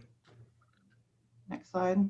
And we are proposing to modify that to residential plan development with the underlying mixed use west. So it would be RPD and mixed use west across the entirety of the site. Just to refresh your memory on the prior development approval, this is a completely new application, but I think that the current request has some definite advantages over the original plan. We were originally approved for 189 dwelling units, 290 parking spaces, a traffic count of 1,257 trips. The original approval was going to be built in 2 different phases. That first phase that you see here on this plan is the large square building adjacent to 10th Avenue. That was a 5-story building with 69 units, and that was always going to be phase 1. It was the intent of the applicant to build that first and then get an understanding of what the market was at the time, and then move forward eventually with the second phase. All of the buildings on the original approval were on the perimeter of the site, and there weren't really, the project wasn't amenitized at the same level that you're going to see here with our current request. Next slide. Just a quick summary: existing zoning, mixed use west, we're going to RPD. The maximum density under the old zoning was 30 dwelling units an acre. The maximum density under what we're proposing is 37.5. We are not hitting that as part of this development proposal. We're at just about 36 dwelling units an acre. And we're proposing 2 5-story buildings and 3 3-story buildings. Next slide. So this is the current development program. We have 230 multifamily dwelling units. These are going to be constructed under 1 phase. We are moving forward ASAP. The applicant is very eager to get a shovel in the ground and get this going. All of the units are going to be market rate. So there's 230 apartments with the building situated in part along the north property line and at the corner of 10th Avenue. But what you'll see on this plan is they've located the more intense buildings on the center of the site as opposed to the perimeter. Next. The ingress and egress remains the same from the original approval. We have 1 point of ingress and egress from 10th Avenue only. Nothing from Keys Lane. That was a point of discussion a few years back. Nothing changed as a result of this. Primary access is still 100% from 10th Avenue. And we do have an emergency access point for our secondary access for fire rescue in the same location on the eastern portion of the property off of 10th. Next slide. The buffers are the same. 5-foot buffer around the perimeter of the property and a 10-foot buffer along 10th Avenue. We still have that right-of-way dedication we had as part of the original approval. Next slide. This project is more amenitized than the first. We have a dog park on the north west corner. We've got a clubhouse, almost 4,000 square feet, a pool, a tot lot, but all those amenities are internal to the property. So it really helps to mitigate any adverse impacts to the neighbors. Having everything self-contained in the development as opposed to on the perimeter helps with lights, noise, things like that. Next slide. I'm sorry. Yes, so as Alexis said, we met with the neighbors on February 25th last week. And one of the things that was really important to them was the 6-foot high wall. So we are agreeing to construct a 6-foot high post and panel wall along the north property line, and then the portion, like Alexis indicated, on the east property line from the corner of our site down to Keys Lane. And we're taking conditional approval, and we plan to show that on our site plan as part of the resubmittal. This is a perspective. It's very similar to what Alexis presented to you. The difference is we just kind of wanted to show what the existing conditions are. You'll see that this is going to be a development that is very much going to enhance the corridor. Like I said, these are market rate units. This is going to be constructed under 1 phase, and this is a family-owned business, and they intend to hold on to this. So this is not a flip. This is something that's going to remain in their portfolio for the years to come. Next. This is just some more elevations that were submitted and are under review by the city. Next slide. Just to quickly show you what the buffers look like. We presented these to the neighbors. So you'll see that there are different tiers of landscaping within the buffer, and then a 6-foot high post and panel wall that's going to be incorporated in there for further privacy for our neighbors to the north and to the northeast. Next slide. This is a section graphic to show you the different levels of landscape that are in that buffer. We are providing sustainable components, Florida Green Building certification. We are providing amenities on site, clubhouse, pool, tot lot, dog park, high quality landscaping, and enhanced architectural finishes throughout. And like Alexis indicated, we meet or exceed all standards for the city of Lake Worth Beach in terms of the rezoning criteria and the major site plan standards. Next, we did meet with the neighbors, like I said, on February 25th. We met with them and worked with them when this came through a few years back. And we intend to keep the lines of communication open. We want to be good neighbors. They want to be good neighbors, and we want to be able to kind of coexist in this area of the city successfully. So I think they'll be good partners for us moving forward. Next slide. And then staff recommended approval. I want to thank Alexis and Aaron and William again. They've been awesome through this whole process, and the whole team's here. We'll be happy to answer any questions.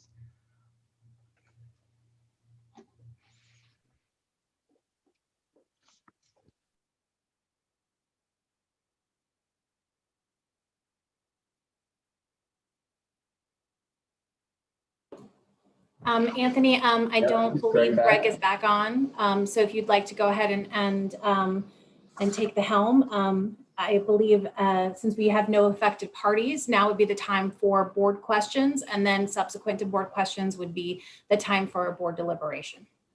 Great. First board question, can you hear us? Yes. Yes. Good. Okay. So we will go to board questions. Let's just start at that end with Juan, and we'll make our way down the row. Can you hear me? Because I think I'm furthest from the mic. Yes, right here. Yes? It won't. We Got it. No problem. Yeah, the last people had a hard time. My question is, for the amount of units that have been planned in, are you asking for anything that is outside of the realm? I'm not seeing anything here. What is allotted for this piece of land? Are there any variants? No? No, we are not asking for any waivers, variances. This is allowed under the zoning district of residential plan development, and we're not proposing any TDRs or anything of the sort. This is what is permittable under the zoning district. What was the difference in design from taking the original building that was along the water to bringing it over and just putting all parking spaces there? I'm sorry, what was the question? There was an original design that you showed that was there for, you had the first design, is that correct? Correct. That was all along the water side. Mm-hmm. And I'm just thinking, was it the riprap and the things you have to put in that made you shift it? There's a change in design, obviously. I'm just asking, what was the motivation for the change in design? Was it more density? Was it better traffic? Well, yeah, okay, I understand. So the density was increased, but it didn't really have to do anything with the riprap of the canal. It really has to do with the circulation and functionality of the site. The original plan was going to be built as two separate phases, and it was going to be operated as such. This is one cohesive development. We wanted to locate the buildings internal to the site. 100% of the drainage is underground. That's why you don't see any on-site retention, whereas the old plan had everything on site and there was no underground storage. This is completely underground storage. And it's really a nice amenity, honestly, to have your units wrap around your recreation areas like the pool and the tot lot. It's very typical of what you see for this style of development, and locating it along the perimeter doesn't really allow for that type of design and efficiency in the circulation of the site. What is the mix of the type of apartments? Are they 2-bedroom, 3-bedroom, 1-bedroom, or is it just a mix? It's a mix. Okay, do you know? Yeah, and they're all market rate. All market rate. So is it mostly 2-2s, or in general, how is the mix set up?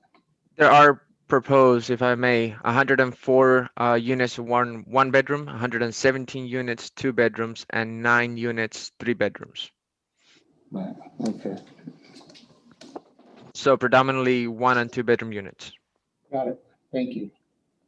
Of course. Can I see the elevations for a second, please?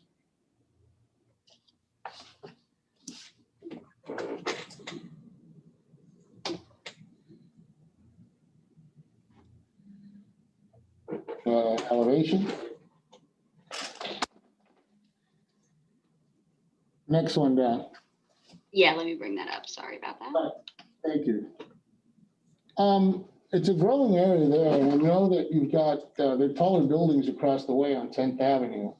Recently, we approved, I believe it's a gas station, and it seems like your well, no, not just the parking, but like your traffic seems to work well with what's going on. Were there any issues with the traffic study impacting? Were there any issues with the traffic study impacting 10th Avenue at all? We did submit for, my name is Juan Ortega, I'm the traffic engineer with the project. We submitted to Palm Beach County. We have traffic concurrency approval. We are good. Okay, so that passed the muster for them. Yes. Okay. I mean, generally, it's a good project. I don't foresee anything. I mean, obviously, the 1 bedroom and the 2 bedroom, you're into that market. That's fine. I guess it won't be many families, so it'll reduce the amount of cars and things going in. As far as I'm concerned, I guess it fits the area. And as long as you've really met with everyone and can improve it, looks like a plus to me. Thank you. And we actually committed to, one of the things that they wanted built first was that wall along the northern eastern side. And during our discussions, and we committed to them that we would work with them and make sure that they felt that their needs were met during the construction. And if it meant the wall going in first, then that's something we'd be willing to do.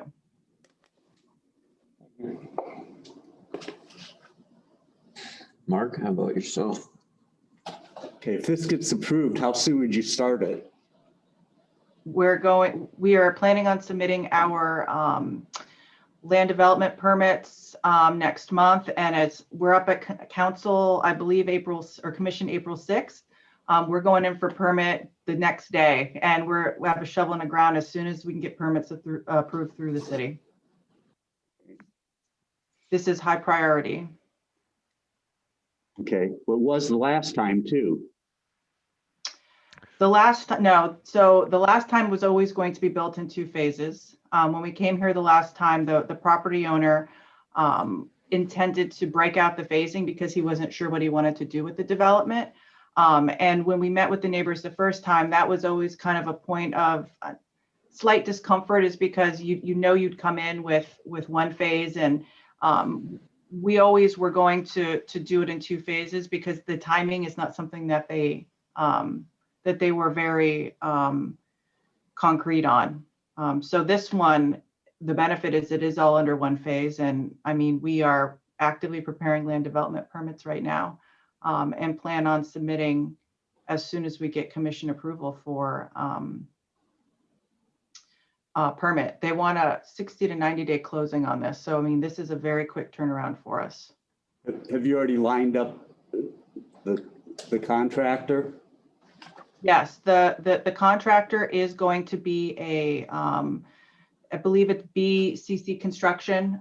It's a minority and woman-owned business. And so, yes, everything is all lined up. We're ready to go. When you, on the market rate, what will a 1 bedroom and a 2 bedroom and a 3 bedroom go for? Do you have Navish or? Sure. I'm happy to talk through that. One more comment I'll make while I pull that information up. Unlike a typical developer, we actually manage our own money. And so we don't raise money. And so to the extent that we can put a shovel in the ground, we have the funds to do so, which is a little bit unique than most of the other development folks in the business. With respect to the rents, we're looking to achieve rents in the $2 range. So our average rent is going to be around $1,700 to $1,800. And our 1 bedrooms are going to be about $1,500, give or take.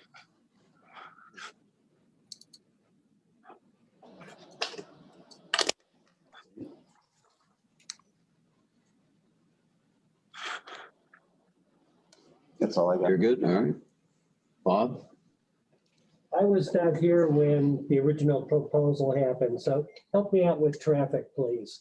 when egress, when they're leaving the complex, is it right turn only? They must go west? Yes, if we can have the site plan, we can see right now. Yeah. So, Yeah, she just. Lindsay, go ahead. No, go ahead. I was going to ask her to pull it up, but she just pulled it up. Yeah, so right now it's a right in, right out by definition the way it is, and we can make a left in. And we believe that they safely can make a left out of the project. So it's going to be as proposed as a full median. We still need to go to Palm Beach County. Palm Beach County controls access, and they may say they only want it right in, right out. But as proposed right now, we can do all movements. So if I heard you correctly, and I'm sorry, I'm old and deaf, when they come out, they can make a left or a right, go east or west. Right now, that's what we are proposing. However, we still need to get permits from Palm Beach County for it. So the county may say, we don't want you to make a left out. You can only make a right in, right out. Okay, thank you. With that, just recently, there was a gas station that wanted to come in, and there was all kinds of talk about how much more traffic would be put on 10th Avenue. And with 230 units, safe to assume you will have 2 drivers per units. So we're looking at 460 vehicles. And you got 379 parking spots. Is this like college where if you have a parking pass, so you have a permit to hunt, but no guarantee on parking? Well, I think we need parking as defined by the city code. We don't need a variance or technicalization of parking. Yeah, there is not, we aren't requesting any waivers or variances. We did, as part of our analysis, look at parking and provide appropriate documentation as to what the parking ratio was. And we aren't requesting any deviation from what the city code allows. Okay, thanks. Thank you. Ben, you're up. I have no additional questions. Right here, Bob. I have a couple. Laura? Yeah, I have a couple questions. So you could potentially have 100 or so people looking for a place to park their car. Where are they going to park their cars? The project, if I may, the project is catered to more of a young professional, people who may be in carpooling or people who may not own cars or do ride shares. People So paying young, $1,700 and $1,800 a month aren't going to have cars. Can't afford one. there may be a need a car, but the majority of the units on site are 1-bedroom units. So you would not have that two people per car or 2-car, as it was previously stated. Right, and I was going to say, thank you, Yuan, is that the apartments that may lend itself to more family style of commuting is very limited. I think, would you say there were 8 3-bedrooms? 9. 9. So like Yuan indicated, the majority of these are 1-bedroom. The majority are not 1-bedroom. The majority are 2-bedroom. 117 units will be two units, and 9 will be three bedrooms. Yeah. So 104 is not the majority. 104 are 1-bedroom, 117 are 2-bedroom, and 9 are 3-bedroom. Lindsay, I just want to make one comment. Of our 84 units, just looking at our pro forma, 84 of our units out of the 230 units, the average rent is under $1,470. So $1,300 for 64 units that are 680 square feet, and $1,450 for 20 units that are 780 square feet. So we're really catering to young working professionals, some of which have a car, some of them don't, because we see this as an extension of kind of West Palm and the employment drivers around this area. So it's really catering to young families, young working professionals. Not everyone has a car, some ride share, some Uber, and many of the people on this call, and even myself, I don't even own a car and I live in the suburbs. So it's not to say everyone operates that way, but that's just an example who we were catering to. And we do comply with code. And, you know, Any more? I Wait, think hang on, let's Bob. start- Hang on, we're still on Laura. Bob, go ahead. You're done, Bob?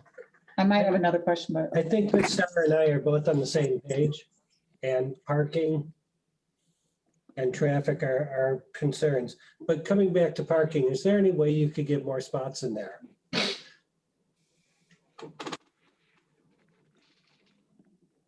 From a design perspective, I think that adding more parking is not it.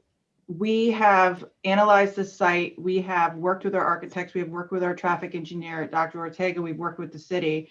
And adding additional parking is going to do nothing but add additional pavement and take away from amenities, take away from green space, take away from things that the residents could use. When there isn't a need for additional parking. We're not requesting any waivers. We're not requesting any variances. We're fully compliant with the code of the city of Lake Worth Beach. So, I mean, looking at this to add more pavement is just going to take away from things that are better for the community than parking. I have a question. How under your height, the height says that this type of building allows a maximum of 30 feet. You all are planning on going up to 54, but you're under this city sustainable bonus incentive program.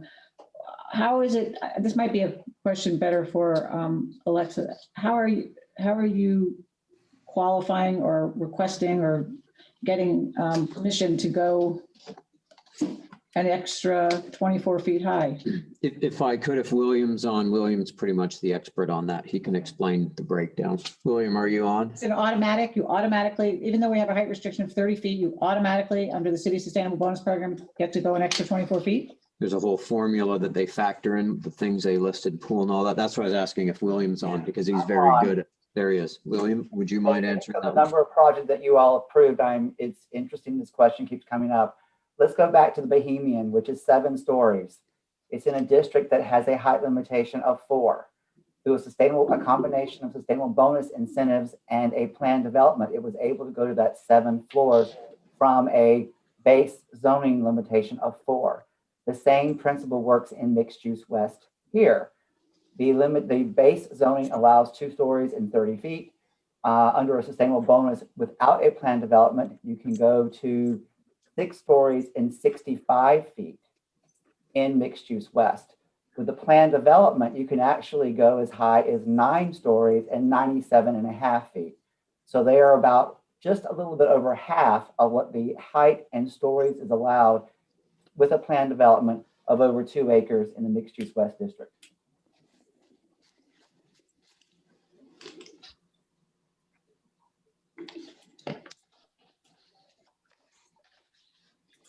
Laura, any more questions for you? Not right now. Okay.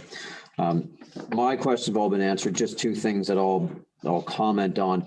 Parking, the city requires 379. They're providing 379. Well, we may want to ask if they can do more. That's what the city says, and that's what they've met. Also on traffic, they did provide the traffic analysis. It's not in the short version that we have here, but it is on the one that we downloaded earlier. And because I was going to ask about parking, however, staff has pointed out to us that it actually produces less peak trips than the single family, which would have been permitted by right there as well. So that was really all that I had. Pretty concise and straightforward. Mark, yes. When we did this one the first time, wasn't there a bus stop that was going to be put in out by 10th Avenue North, or was that? Yeah, and it's still there. It's still there? Yes. Okay. Greg, did I see you back there? Right here at the bottom where my cursor is. I'm sorry, I should have pointed that out. I'm just kidding. Yes, Anthony, I'm here. All right. And you're doing a great job. You're doing a great job. Thank you. Chairman Rice, something else we pointed out, this project is also doing a dedication of right-of-way that will help the overall improvement of 10th Avenue North. as it progresses from the 95 improvements that are being proposed at the interchange back to the canal. So this project, though it does have a lot of trips, it is a step toward getting 10th Avenue North improved and widened so it can become a roadway that's not constrained or has a D level of service. Back to the canal at the north side of the property. That's basically what that will help get that far. That's what Lake Worth Beach is. That's where our boundary kind of ends. Right. We're pushing very hard to have 10th Avenue improved from the canal forward. As you may remember, the Wyndham Hotel dedicated land for both Boutwell Road and 10th Avenue North. The other projects that come along have also either reserved or dedicated land. And so I know that this improvement is on the capital improvement program for the county. Very good.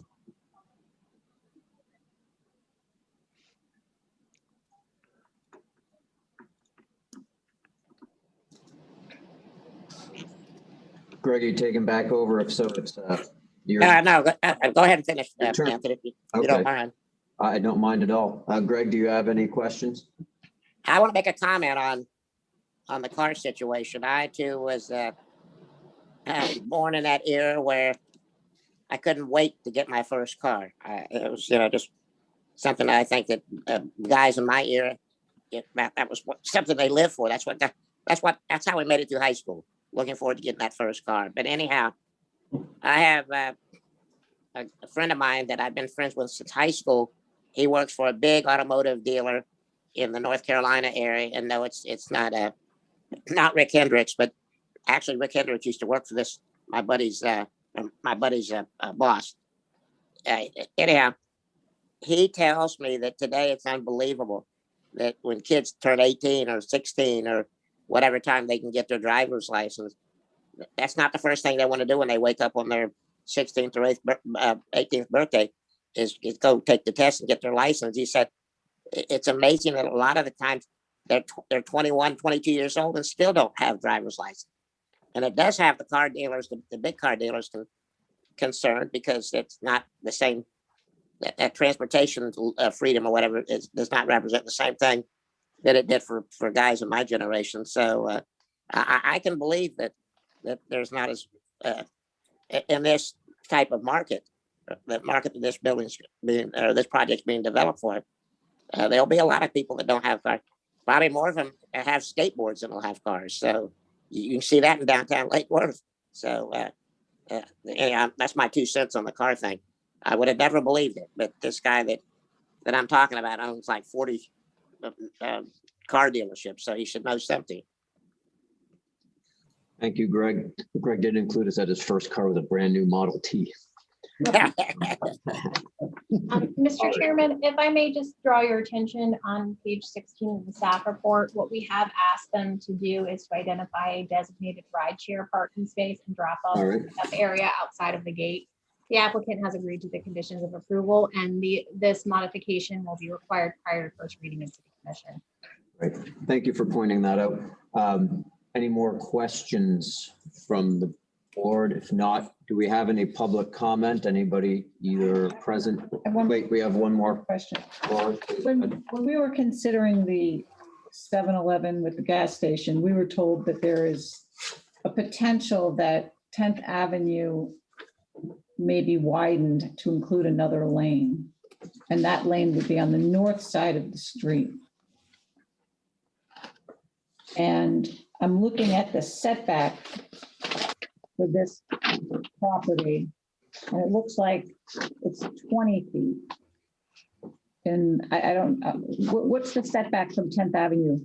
The site plan already takes into account the right-of-way dedication on our side too, just to point out. I believe it's 28 feet to the building line, and that's after the 15-foot right-of-way dedication. So our site plan already lesses out the right-of-way dedication for the expansion of 10th Avenue.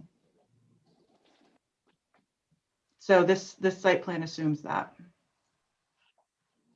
So if 10th Avenue is widened to have another lane, how close will your building be to the street or to the, is there a sidewalk? There will be a sidewalk on the north side of the buffer, and the building will be set back 28 feet. So we will still meet the setback requirements set forth by the city after the right-of-way dedication.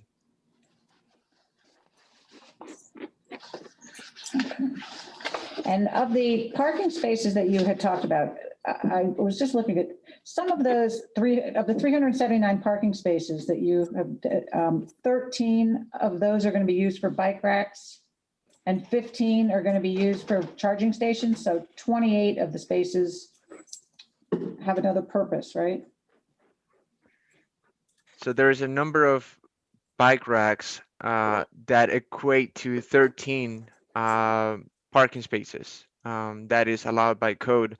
And there has been reserved at least 4% of the parking spaces provided, which equates to 15 spaces for electrical vehicle, as also required by the city's ordinance and code. I don't think that was my question. My question was, are those subtracted from the 379 parking spaces? They make the 379 spaces. Okay, so they're included. Okay, so there are actually not 379 parking spaces. Okay. So under the So if I can just chime in. parking spaces, they have 379 parking spaces, which include a variety of ways to get there. And we do require that any parking lot over 25 spaces, 4% of the parking spaces provided must be fitted out with electric charging stations. So if it has a charging station, it's still a parking space.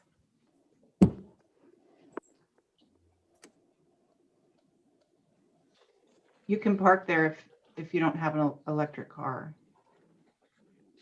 Any more questions? You can park there? Right, they're saying you can still park Yeah, there. it's not exclusive. It just offers opportunities for people who do have electric vehicles to park. If I have a gas operated car, I know can what they're still doing. use the parking space. And just to add in, the electric vehicle charging spaces are required by the code for any project that requires more than 25 parking spaces.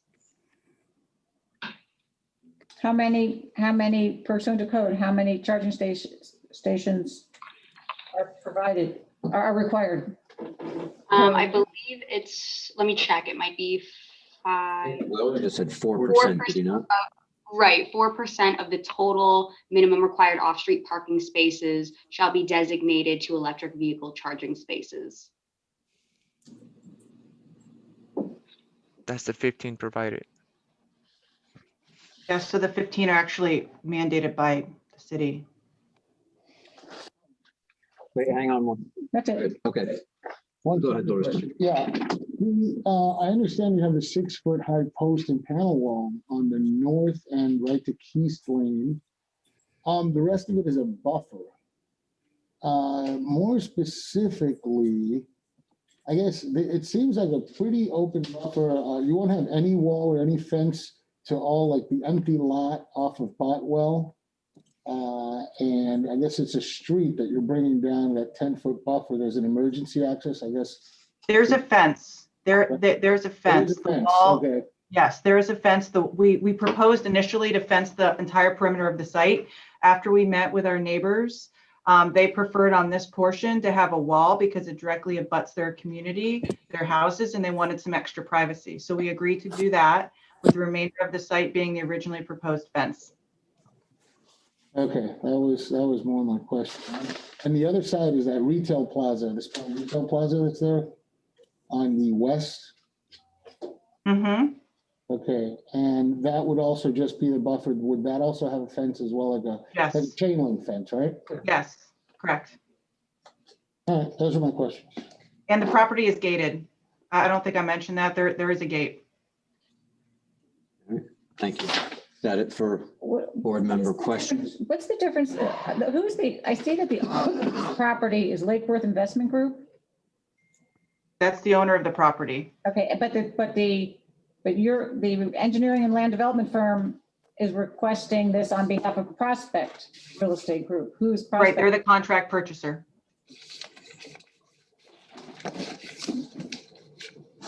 Do they have any other projects? Do they have any other,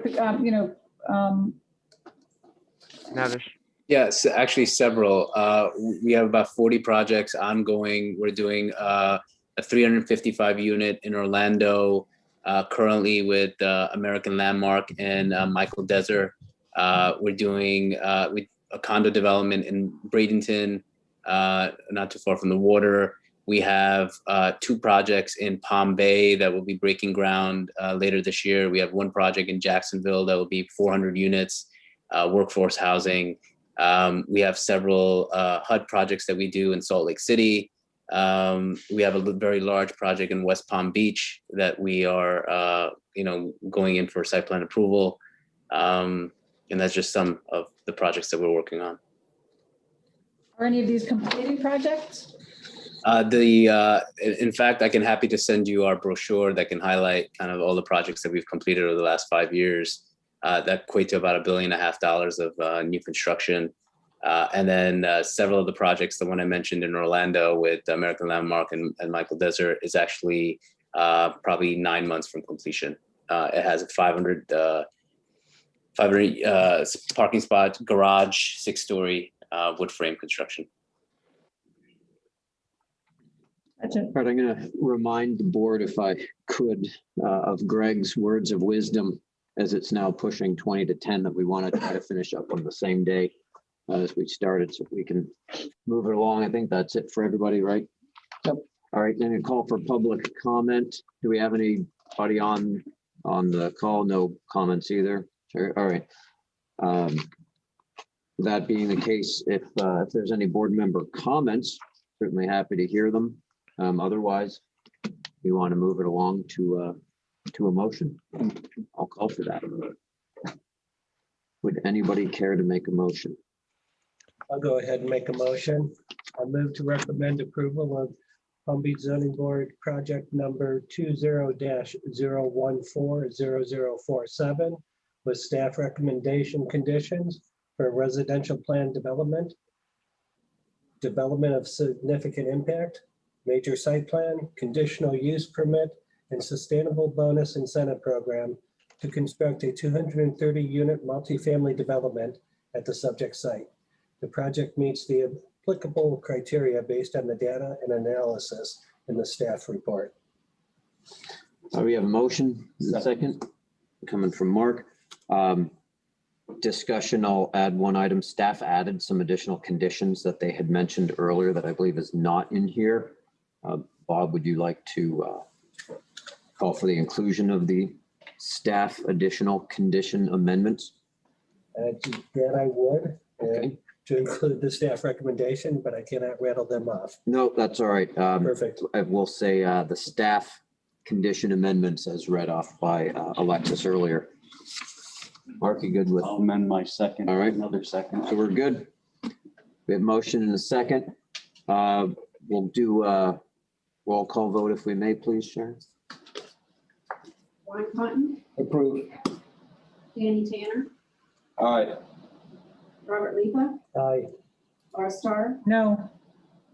I think the parking is going to be an issue, and my experience has been that people don't have one car or no cars. In fact, most of the people I see in Lake Worth have more than 2 cars. They have 3 cars, a classic car, a motorcycle, a jet ski, a boat, a trailer. If there was something in their condo docs or something in their rental agreements that limited people to the amount of vehicles, I would feel better about it. But I haven't heard that there's such a limitation, so I don't think that I think there is going to be a problem with parking. Mark, Aye. Anthony, Aye. and Greg. Aye. Motion carries 6-1. 6-1. All right. Thank you so much. Thank you. Thank you. Thank you. Thank you. Thank you. Thank you. Greg's famous words, welcome to Lake Worth. Thank you. All right, moving along. Thank you, Mr. Chairman. The next item on the agenda is at PZB Project 20-014-0050. If you want, I'll read the title for you quickly. It is a request by Janet Rosa for consideration of a major site plan, conditional use and sustainable bone incentive to construct a a triplex at 1332 South L Street with in the mixed-use Dixie Highway zoning district. I will spare you the PCNs, and Andrew is going to provide the staff presentation on this particular item.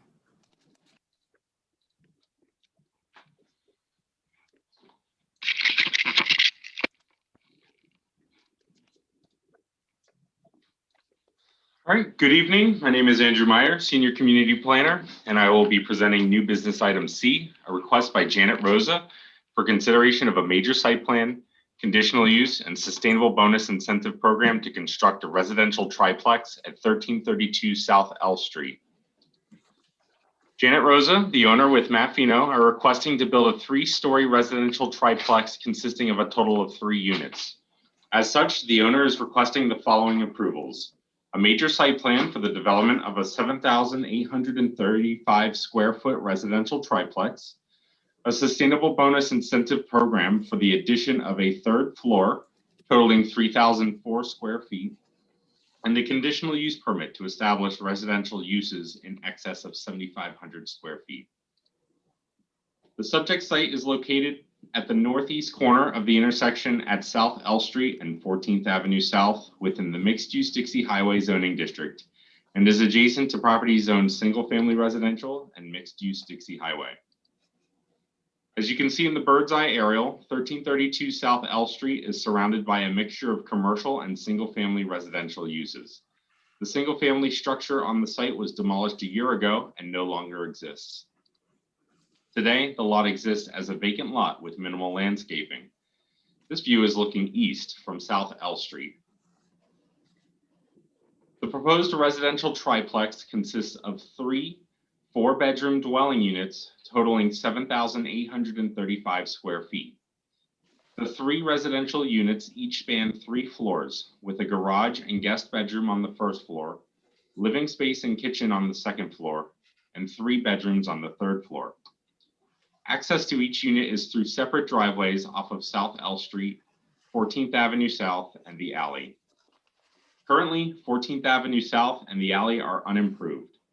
As part of this application, the applicant will improve the north half of 14th Avenue South, and a portion of the alleyway in coordination with public services so that each driveway has paved access to the city street network.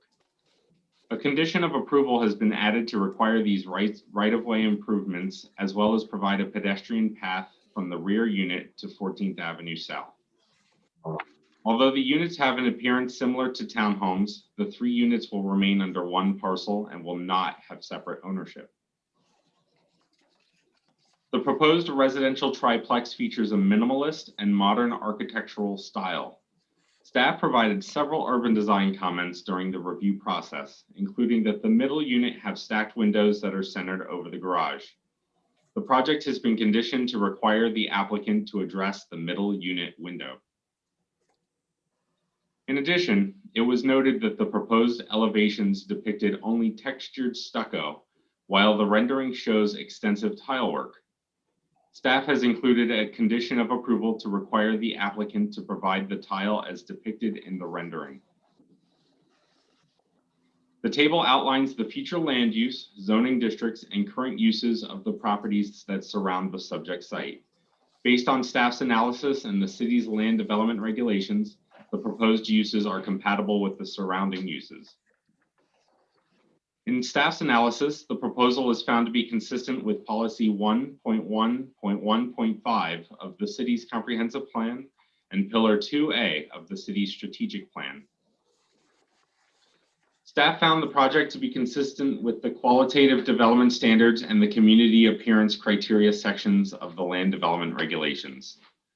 The project seeks an additional floor through the city's sustainable bonus incentive program for a total of 3 floors.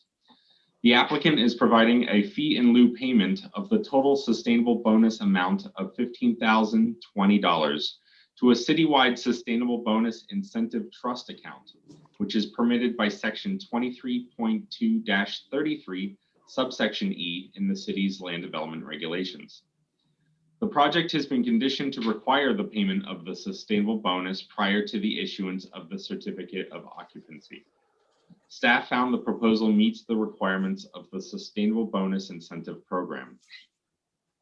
The property owner provided the required notice of public hearing mailout to properties within 400 feet of the subject site. All legal advertisement requirements were met. One request for additional information about the proposed project from a resident was received. At the time of the staff report publication, staff had not received any public comment in support for or opposition against the project, and that still holds true now. Staff recommends that the board approve of the major site plan with sustainable bonus and conditional use request. The conditions of approval are outlined on pages 11 through 13 of the staff report. If you'd like to go over any of them, I have those slides available. This concludes staff's presentation. The applicant is available to answer any questions you may have regarding the project. Okay, thank you. Does the applicant have a presentation, or does that conclude the presentation? That concludes the presentations, Okay. Mr. Chairman. Thank you. So we'll move along to board member questions. We'll start at that end with Forrest. I don't have any. Well, I don't have any right now. I'm still reading. Okay, fair enough. Moving along, Danny. Good evening. Evening. I have a comment to make for it. I'm with James Drago, architect, and I'm the design captain for the project. And we've worked, I think, very well hand in hand with the Lake Worth Beach, and especially with Andrew. We have taken your comments and addressed them and gave them consideration. The landscaping, we increased the landscaping. We have taken the drainage for our water runoff and increased it to 2.63 inches. And we're doing that by using exfiltration pipe underneath our driveways, so it doesn't damage any of the plants, and the plants can all still go in. The renderings you see are obviously without the landscaping, so they seem a little more naked than what they will be. The materials on the building are subtle color changes and texture, and also the use of horizontal wood planking. It's tile, ceramic tile planking. And we added, that's an old rendering that you're looking at right there. So I don't know, you didn't get the new one. Because the new rendering has louvered sunshades over the top windows and has a column in it. And it's different. So I don't know where that fell through. Do you have the new rendering anywhere? Does anybody have it? Staff did not receive an updated rendering. Mr. Jackman, do you have an updated rendering on hand, or perhaps? I do have an updated rendering on hand, and If you can just quickly give me email it to staff, we can get it up and share it. okay, let's see here. Because the reason is, I mean, we are a board of planning and zoning, but we're not magicians, so we can't read into people's minds. No question. There you go. There you go. No question. I had nothing to do with delivering information. Give me, what's the email address? Please email it to Andrew. It should be in your email list. He will have it and open it, and we can share it. Andrew, you want to send me an email and I'll send you this back real quick? I'll send you an email right now, and if you could just respond to the email, that would be acceptable. Yeah. While you guys are doing that, staff, can you just clarify for us at the beginning of the applicant's presentation, it was stated that they took our suggestions. We didn't make any suggestions. Can you guys just confirm for us that that was your discussions? Yes, that was the discussions with staff prior to the public hearing. Thank you. We worked with them on architectural elements, site design. And there are a series of conditions of approval as well on related to planning. There's no photometric plan, which is fine for a project of this size. We do that a lot at building permit. So we've added conditions of approval related to dark skies, LED light temperature, compatible fixtures with the architecture. Are those conditions not found in our board packets? Those are standard conditions. Just while I just thought I'd just mention some of those. Okay. Just so that we know when we're asked to make a decision if there's something that's not included in here. Can we see the site plan, please? Just while you're getting the other one? Absolutely. I'll share it, Andrew. Yeah. So while you guys are doing that, we'll continue to go down the line. I'm sorry, I stopped at Bob when the applicant jumped in there. Bob, did you have any questions? I do have a question for staff. Permeability. Are we doing a variance on that compared to other construction going on? Right here. There was no, there's no variance on permeability. The site plan met the permeability requirements of the zoning district. Okay, and 63 versus 65. You are down a little bit, I guess. Regulation calls for 65%. No more than. That's correct. The maximum impermeable surface allowed in the district is the 65%. Sounds good. And just as a comment to the applicants, I did drive through the neighborhood a couple times.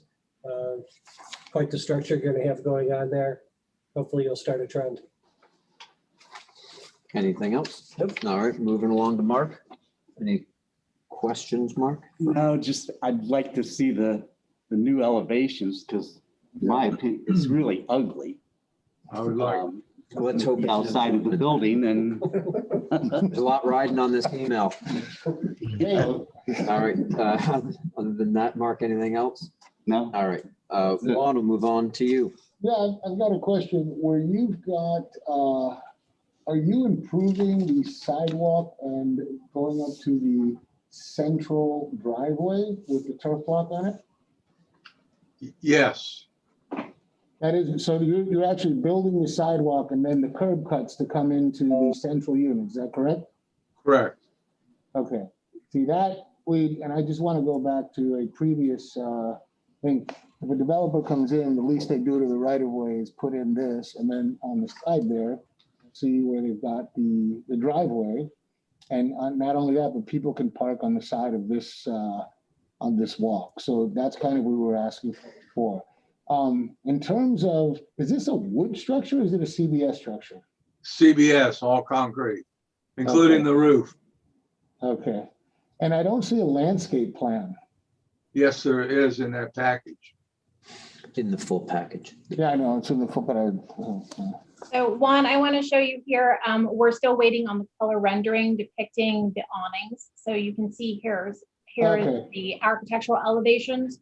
And you can see that they have the treatment of the tile treatment identified and then the elevations. There is a design condition of approval for your consideration in the packet under urban design. And that is that they have asked, the staff has asked the applicant to center these over the garage, these windows. Right, because they're off center. We will certainly try and do that. They're in a bedroom and they're in a position in a bedroom that allows for better furniture placement. And that was the whole reason that, you know, form follows function, so. Yeah, and the tile, it's tile, it's not hardy board or? No, that's ceramic tile, porcelain tile. Okay. And that happens also on the front or just in the central section? No, it happens where you see the brown, it happens on the end facing you and in the front.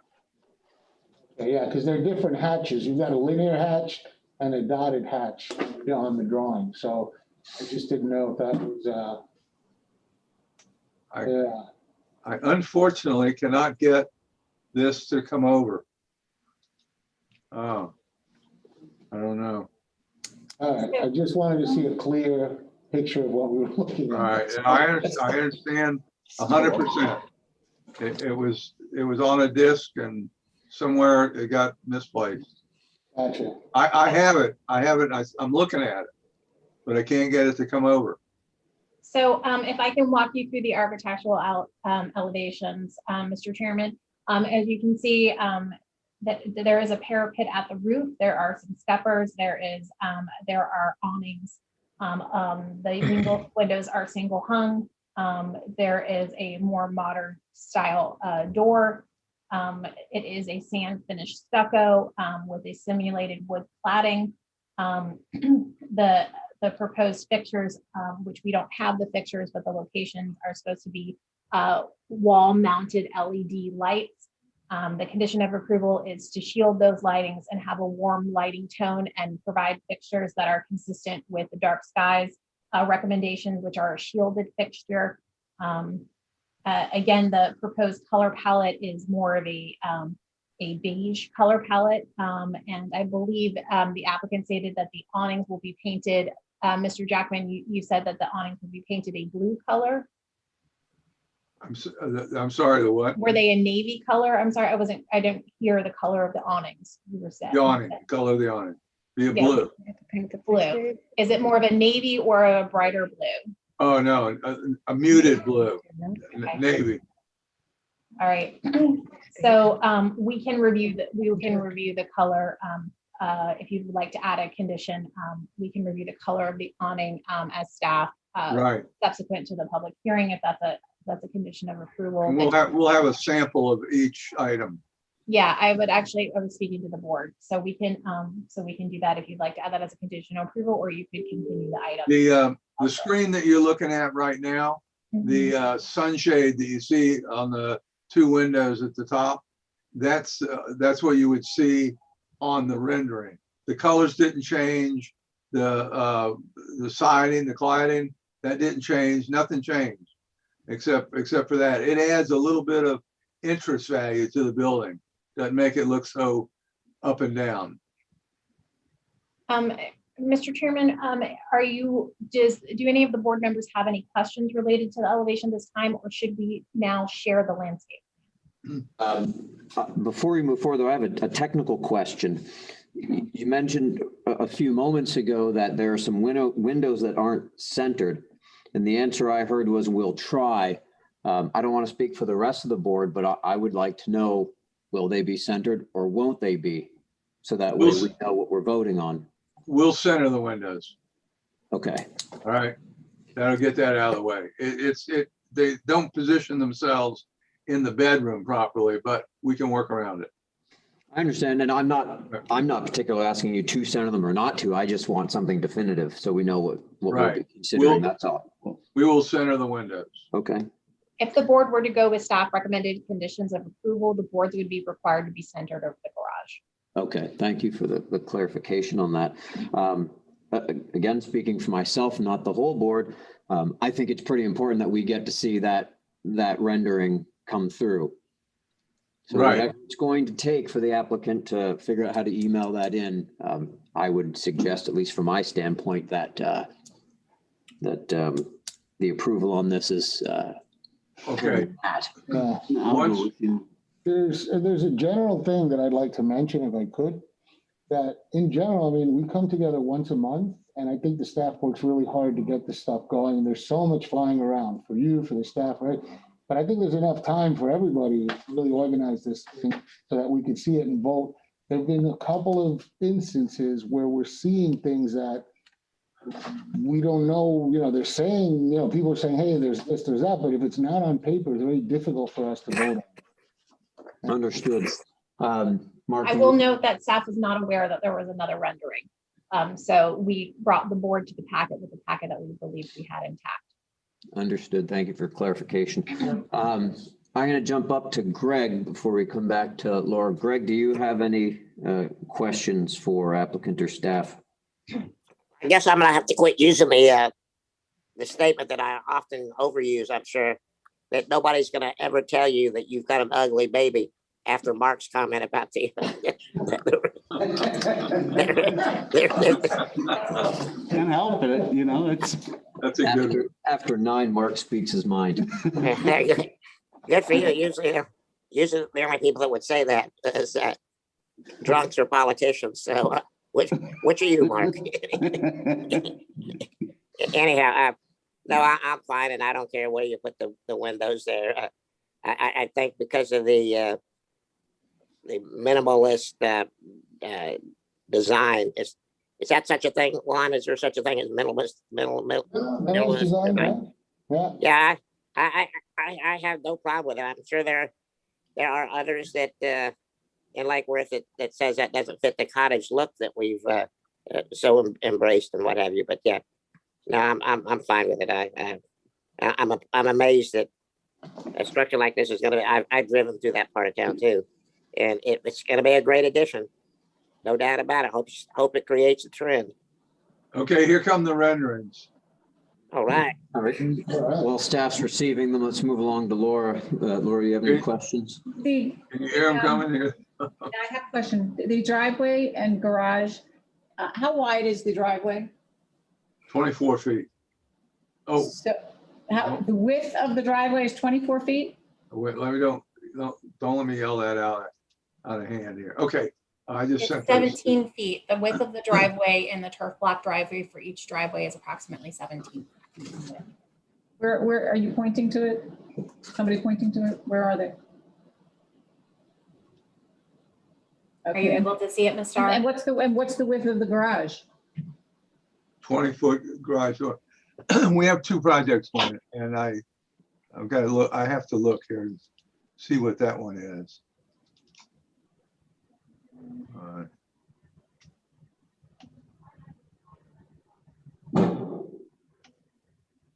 So the garage, my point is, I guess, how many cars fit in the garage? Just one? No, two-car garage. Oh, Two-car two cars fit garage. in the garage. Okay, for Yeah. some reason, I thought something said only one car fit in the garage. No, that's unit number one. I think you might be saying. Yep, that's what it is.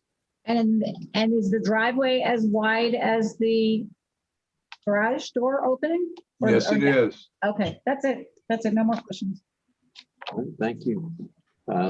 Staff, do we have, did you receive that rendering? I have one more question. Actually, two more. Mr. Jackman? Yes.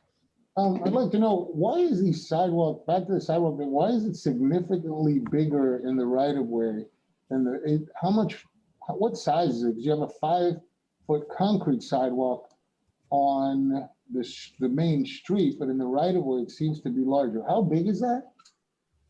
The sidewalk on On L, the right of way, on the right of way. 15th Avenue South. Oh, well, There is it would no be, sidewalk proposed for that right of way, Mr. Okay. Compton. If I can clarify, that is an unimproved segment of road.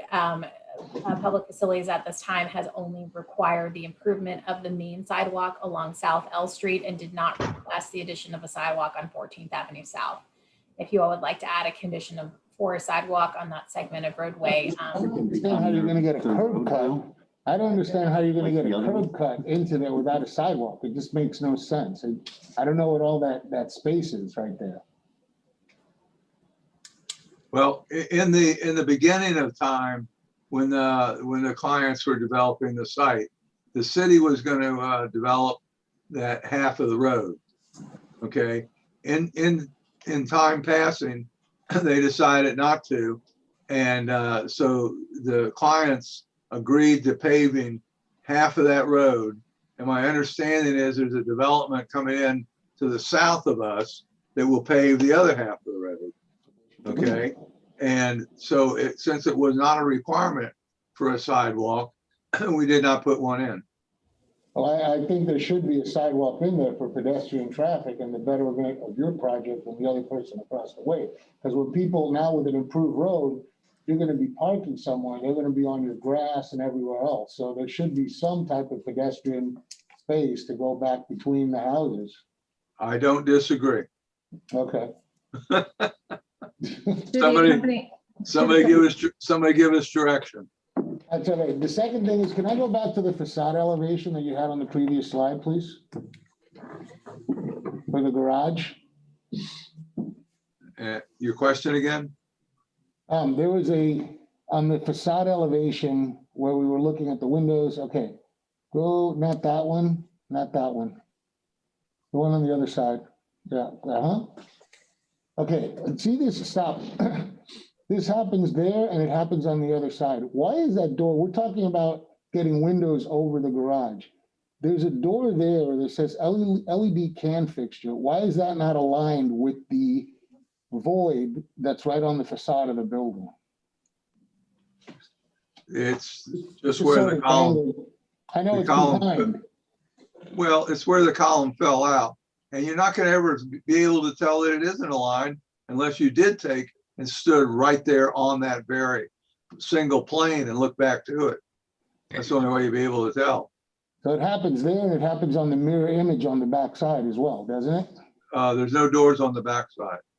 On the ends It's there the are. same thing. It's the Right, same on the thing. I'm ends. looking, Yeah. I'm looking at it. So if we're looking at doors and things being, is there an issue? I mean, can you not bring it back to 6 inches that it needs or something, or? Because that, you know. I can't- guess huh? Go ahead. I can't push the envelope out any farther. And the door has to have some meat on it in order to hang and swing. I could reduce the door, but I want to keep a 3-foot door. I could reduce it down to 2.8. It just brings it back to what he's talking about, the ugliness of, you know, and I don't want to call you Project Ugly. I like the minimal feel of it, but That's if we okay. are straightening windows and we're doing things like that, we might as well do it, you know, the right way where you don't have other ones that are dangling I will. around either. I will cut the jamb down and change the door to a 2'8". All right. Laura, I think I heard you were wanting to ask a question. Did you have a question, Laura?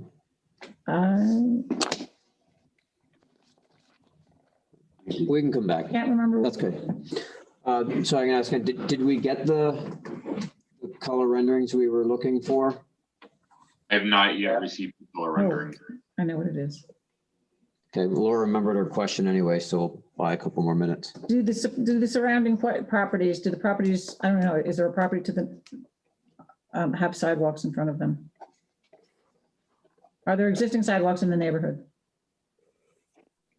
Spotty. Is that question for me? Anyone who Andrew, can answer you it? please address the site conditions around, you can see I've selected the parcel here. Could you please describe the site conditions related to sidewalks? Yes, there is a sidewalk along South L Street here. Right. Public Services has conditioned the project to require them to improve the sidewalk along the portion of their property. There is, as you can see, 14th Avenue South is unimproved right of way.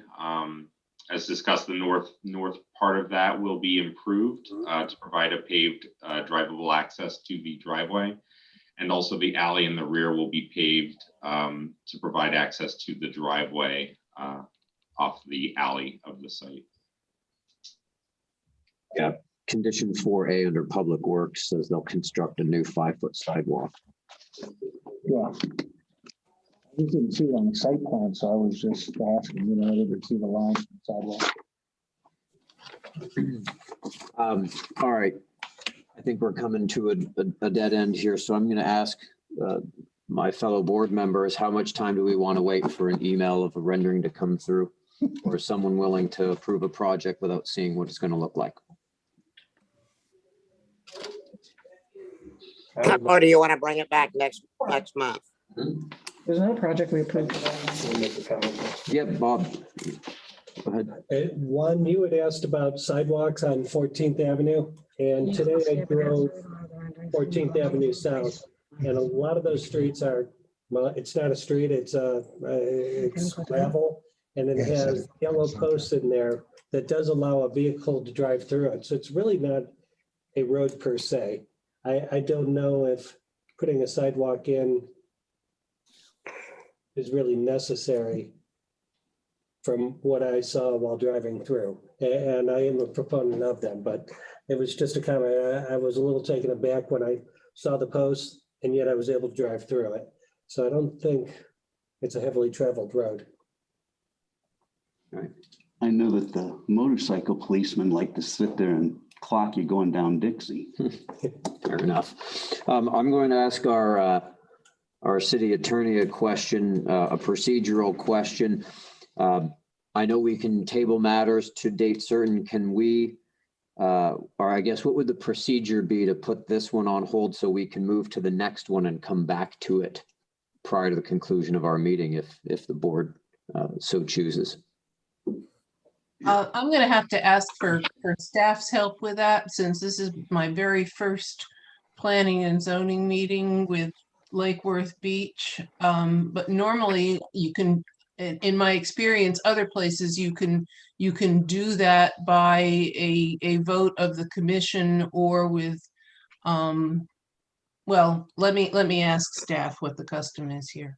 Yeah, you can table the item until the conclusion of the LDRs, the next item, and then we can reopen that item at that time. So you would make a motion to close to table the item until after the agenda item D.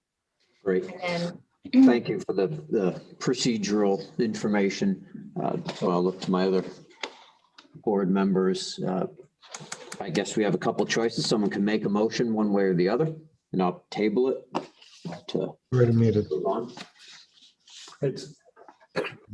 I'll make a motion that we table it so that we can finish the last segment, the LDRs, and then come back and hopefully we will have a rendering. Very good. I'll second that. Motion on the floor, seconded by Greg. Call for the vote. Wanted just a regular, all right, just do a voice vote. All those in favor? Aye. Aye. Anyone against? All right, unanimous. So we'll table that one. Let's move along then to our item D, PZBHRPB 21-031-00001, ordinance 2021-1, consideration of an ordinance to Chapter 23 Land Development Regulations regarding changes to allow for takeout establishments by zoning district and to clarify that only one continuance is permitted for all affected parties to ensure that the city does not run afoul of development review time limitations for local governments as set forth in Florida law, and several minor amendments related to definitions and use review processes. Staff, hand it over to you. thank you, Mr. Chairman. For the record, Aaron Sita, Assistant Director of the Community Sustainability Department. As the chairman had stated, this is ordinance number 2021-01. We're already in March of 2021. And the reason why we're here today is we've drafted some text changes to adapt to changing market conditions. There were some minor housekeeping modifications. And finally, this clarifies the intent of those recently adopted affected party continuance provisions.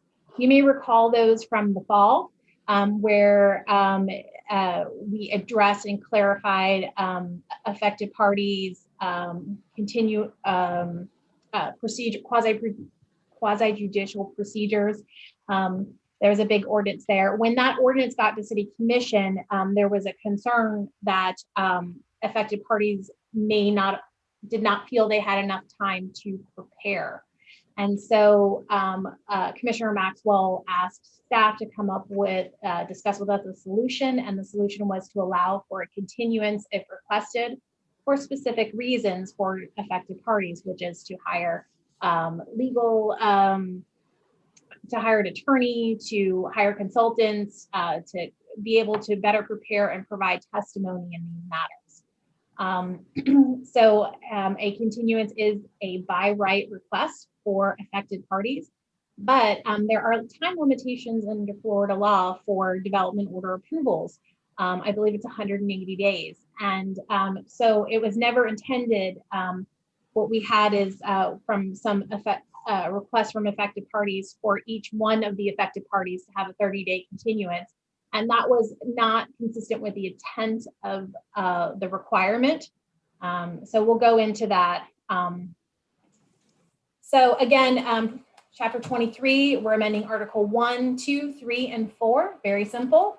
The first in Exhibit A is modifications to the use definitions, including several existing uses. We are also establishing a new use called takeout establishments. And this is not only for takeout restaurants, but could also accommodate like a retail takeout use. Exhibit B, again, these are those quasi-judicial proceedings. It's just a clarification that only one continuance is permitted, and not one continuance per each affected party. It's one continuance to allow preparation by all affected parties. Exhibit C, again, this is about zoning districts. These are use table amendments. So we're establishing review processes by zoning district for our new takeout establishment use. And we're going to also modify several review process for existing uses, just clarifying where those can go: truck rentals, museums, school of arts, and art and photography galleries. We've had some requests for some larger scale uses, particularly art and photography galleries. And before in our table, we did not have an identified use process for an art and photography gallery greater than 7,500 square feet. So we wanted to clarify that that could be a potential use. All those new processes related to existing uses are conditional use approvals. So they would come back to you.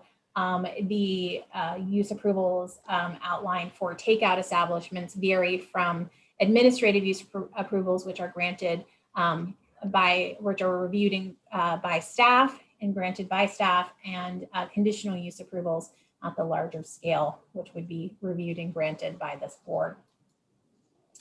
Exhibit D is development standards. So in addition to establishing this new use and figuring out where it can go in our city by district, we're also establishing review standards, supplemental development standards to review the use. This governs any outdoor waiting areas, any takeout windows, how they can be located, how the style of the window has to be architecturally compatible with the building. So it's design as well as functional standards to mitigate potential negative externalities associated with a takeout use, including garbage, waiting area, all of those types of things. All of those would have to be reviewed and meet the standards and come back to the board for substantial uses. So that concludes my presentation. I have a copy of the ordinance up so we can go through the language. If there's any particular questions you have, let me know. Okay, thank you for your presentation, and start with any board member questions. Greg, let's go to you out there. Any questions? No questions at this time. All right, Juan. Yeah, I think it's important to all the affected parties, that part of it, where, yeah, there should be one continuance. More than that would really hinder quite a lot of development that's going on in the city. So I think that would be a really good thing to add in. So, very good. Thank you. Mark, anything? No. Bob? No questions. Daniel? I'm good. You guys did great. Laura? All right. I don't have any myself. Seems pretty straightforward, and I know we were briefed on this coming to us previously by Ms. Ryan. So do we have any public comment? No, we have not. No public comment on that. Sure. All right. Well, with that, I will call for a motion. Would anybody like to make a motion? Come on, Mark, you haven't made one tonight. This is the least controversial item of the night. Typed out on. True. Here it is, right here.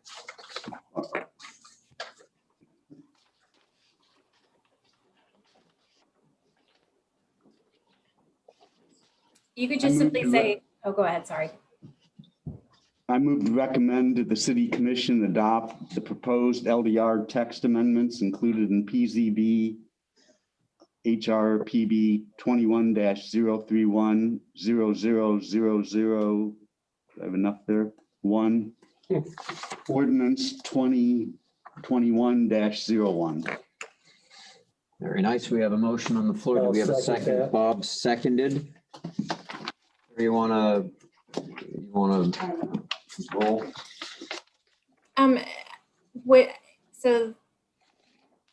Oh, we need a roll call vote. Sherry, could you do the roll call vote? I'm sorry. Ron? Yes, I agree. You agree? Danny? Aye. Robert? Aye. Laura, Aye. Mark, Aye. Anthony, Aye. and Greg. Yes. Unanimous. All right, motion carries. So now we will reopen item C. I won't read it all. PZB project number 20-014-0005. The cliffhanger item that we're waiting on. Did we receive the file, staff? I've not yet received the rendering. I spoke with Matt on the phone. He'll be sending it soon. I'm not sure if there's any update. I'm very sorry. Skip said it was in a zip and he's trying to send it to me now. I apologize for. Come on. Can I have the thing? What? Give me the thing so I can read it. Read what? I'm a motion. So I'll just board discussion. Does anybody? I mean, can I say a couple things as the board starts to discuss? As long as it's not meant to just Oh, delay it. I have it right here. Add something to us. Hold on, I just got it. Great.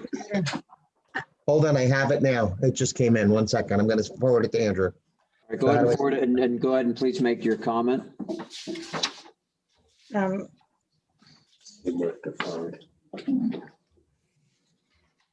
you go.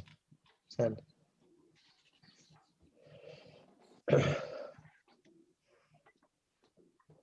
So hopefully the size of the file does not exceed our maximum limit. So that's the other concern.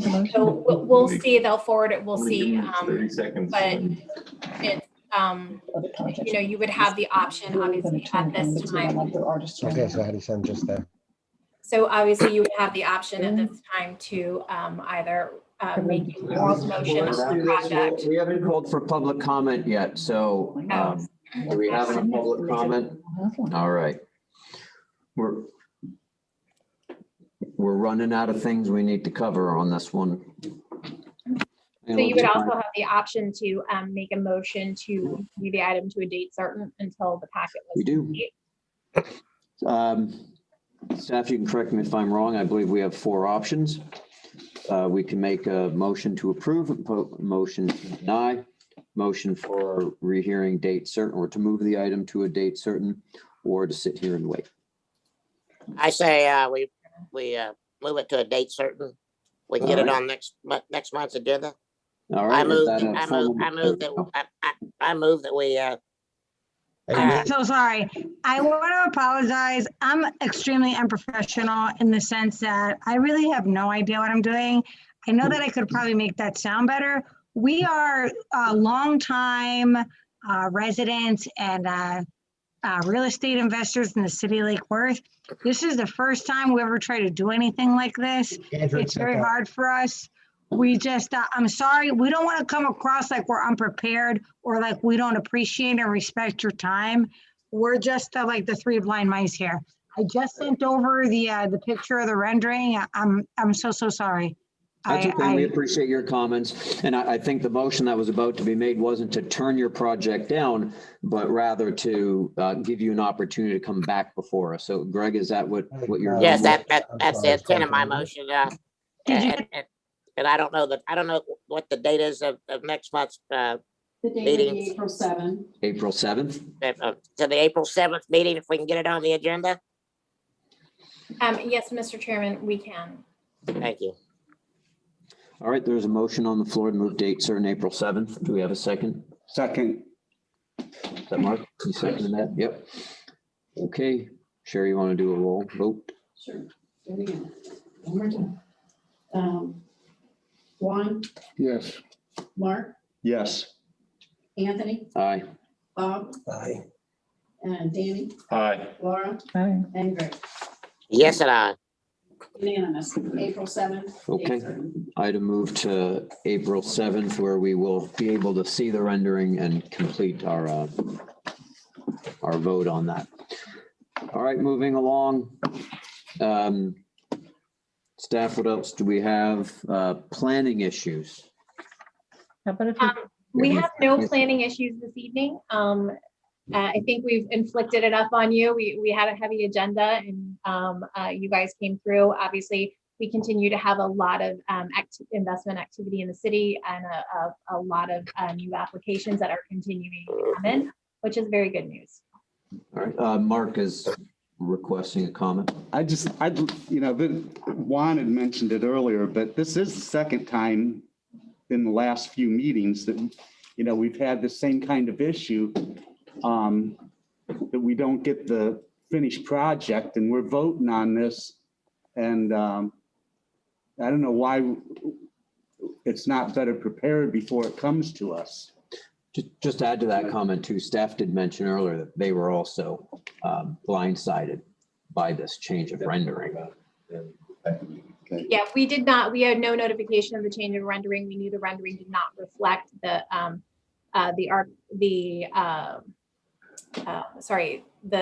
awnings, but the awnings were correctly depicted in the architectural elevations, which is the required component. And because they were a small project, we forwarded on to you. But we can, sometimes when you have new developers or new folks, we worked very hard to get them to you and spent significant staff hours with them. I think the big comment for me is that I think staff does a really good job of trying to get everybody together, but there are parts, and we understand that. But the problem is for us, it's impossible to approve something that they're saying is there, and we don't. I think that there must be a rule that if people come to us don't have it, it's not. That's right. That's our prerogative. Right. We could have taken. Are you guys having a fire drill? It's 10:30 and you guys are at home. We're not. It's getting late. We'll definitely convey that to our applicants and take a note and make sure that things are more complete.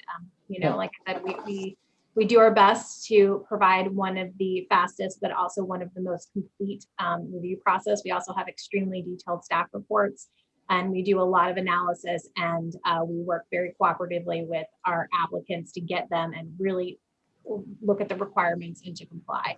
But we will tell them that you are not amenable to applications that are not complete as far as the rendering. The rendering is not a regulatory document per se from a zoning perspective. So we don't typically enforce it, absolute, but we can. Very good. Rendering plans, whatever. All right, thank you. Any other? I'm sure we're still on the staff. Anything else from staff? You do have an item, which I just noticed when I flipped this over.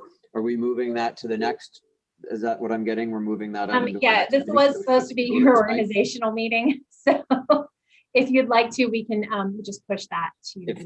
If the board is good with that, I don't want to make a decision on behalf. Everyone's good. Everyone's good on it. Let's go ahead and just move that along. Any public comment? Very good. I just want to thank staff. I had the opportunity of going to the press conference yesterday. I think it was yesterday for the Gulfstream Hotel, and I know the staff has worked long hours on that, and us old timers that have been here a while, we've gotten excited about it before. But I really hope that they what is just the 15th time or whatever is the charm. But for those of you that are hearing this, staff wise and everybody else, thank you for your work and effort in keeping this bus on the rails. Can't wait till they break ground. Thank you. Anyone else? I don't think so. All right, very good. Can I have a motion to adjourn? So moved. All right, Greg and Bob.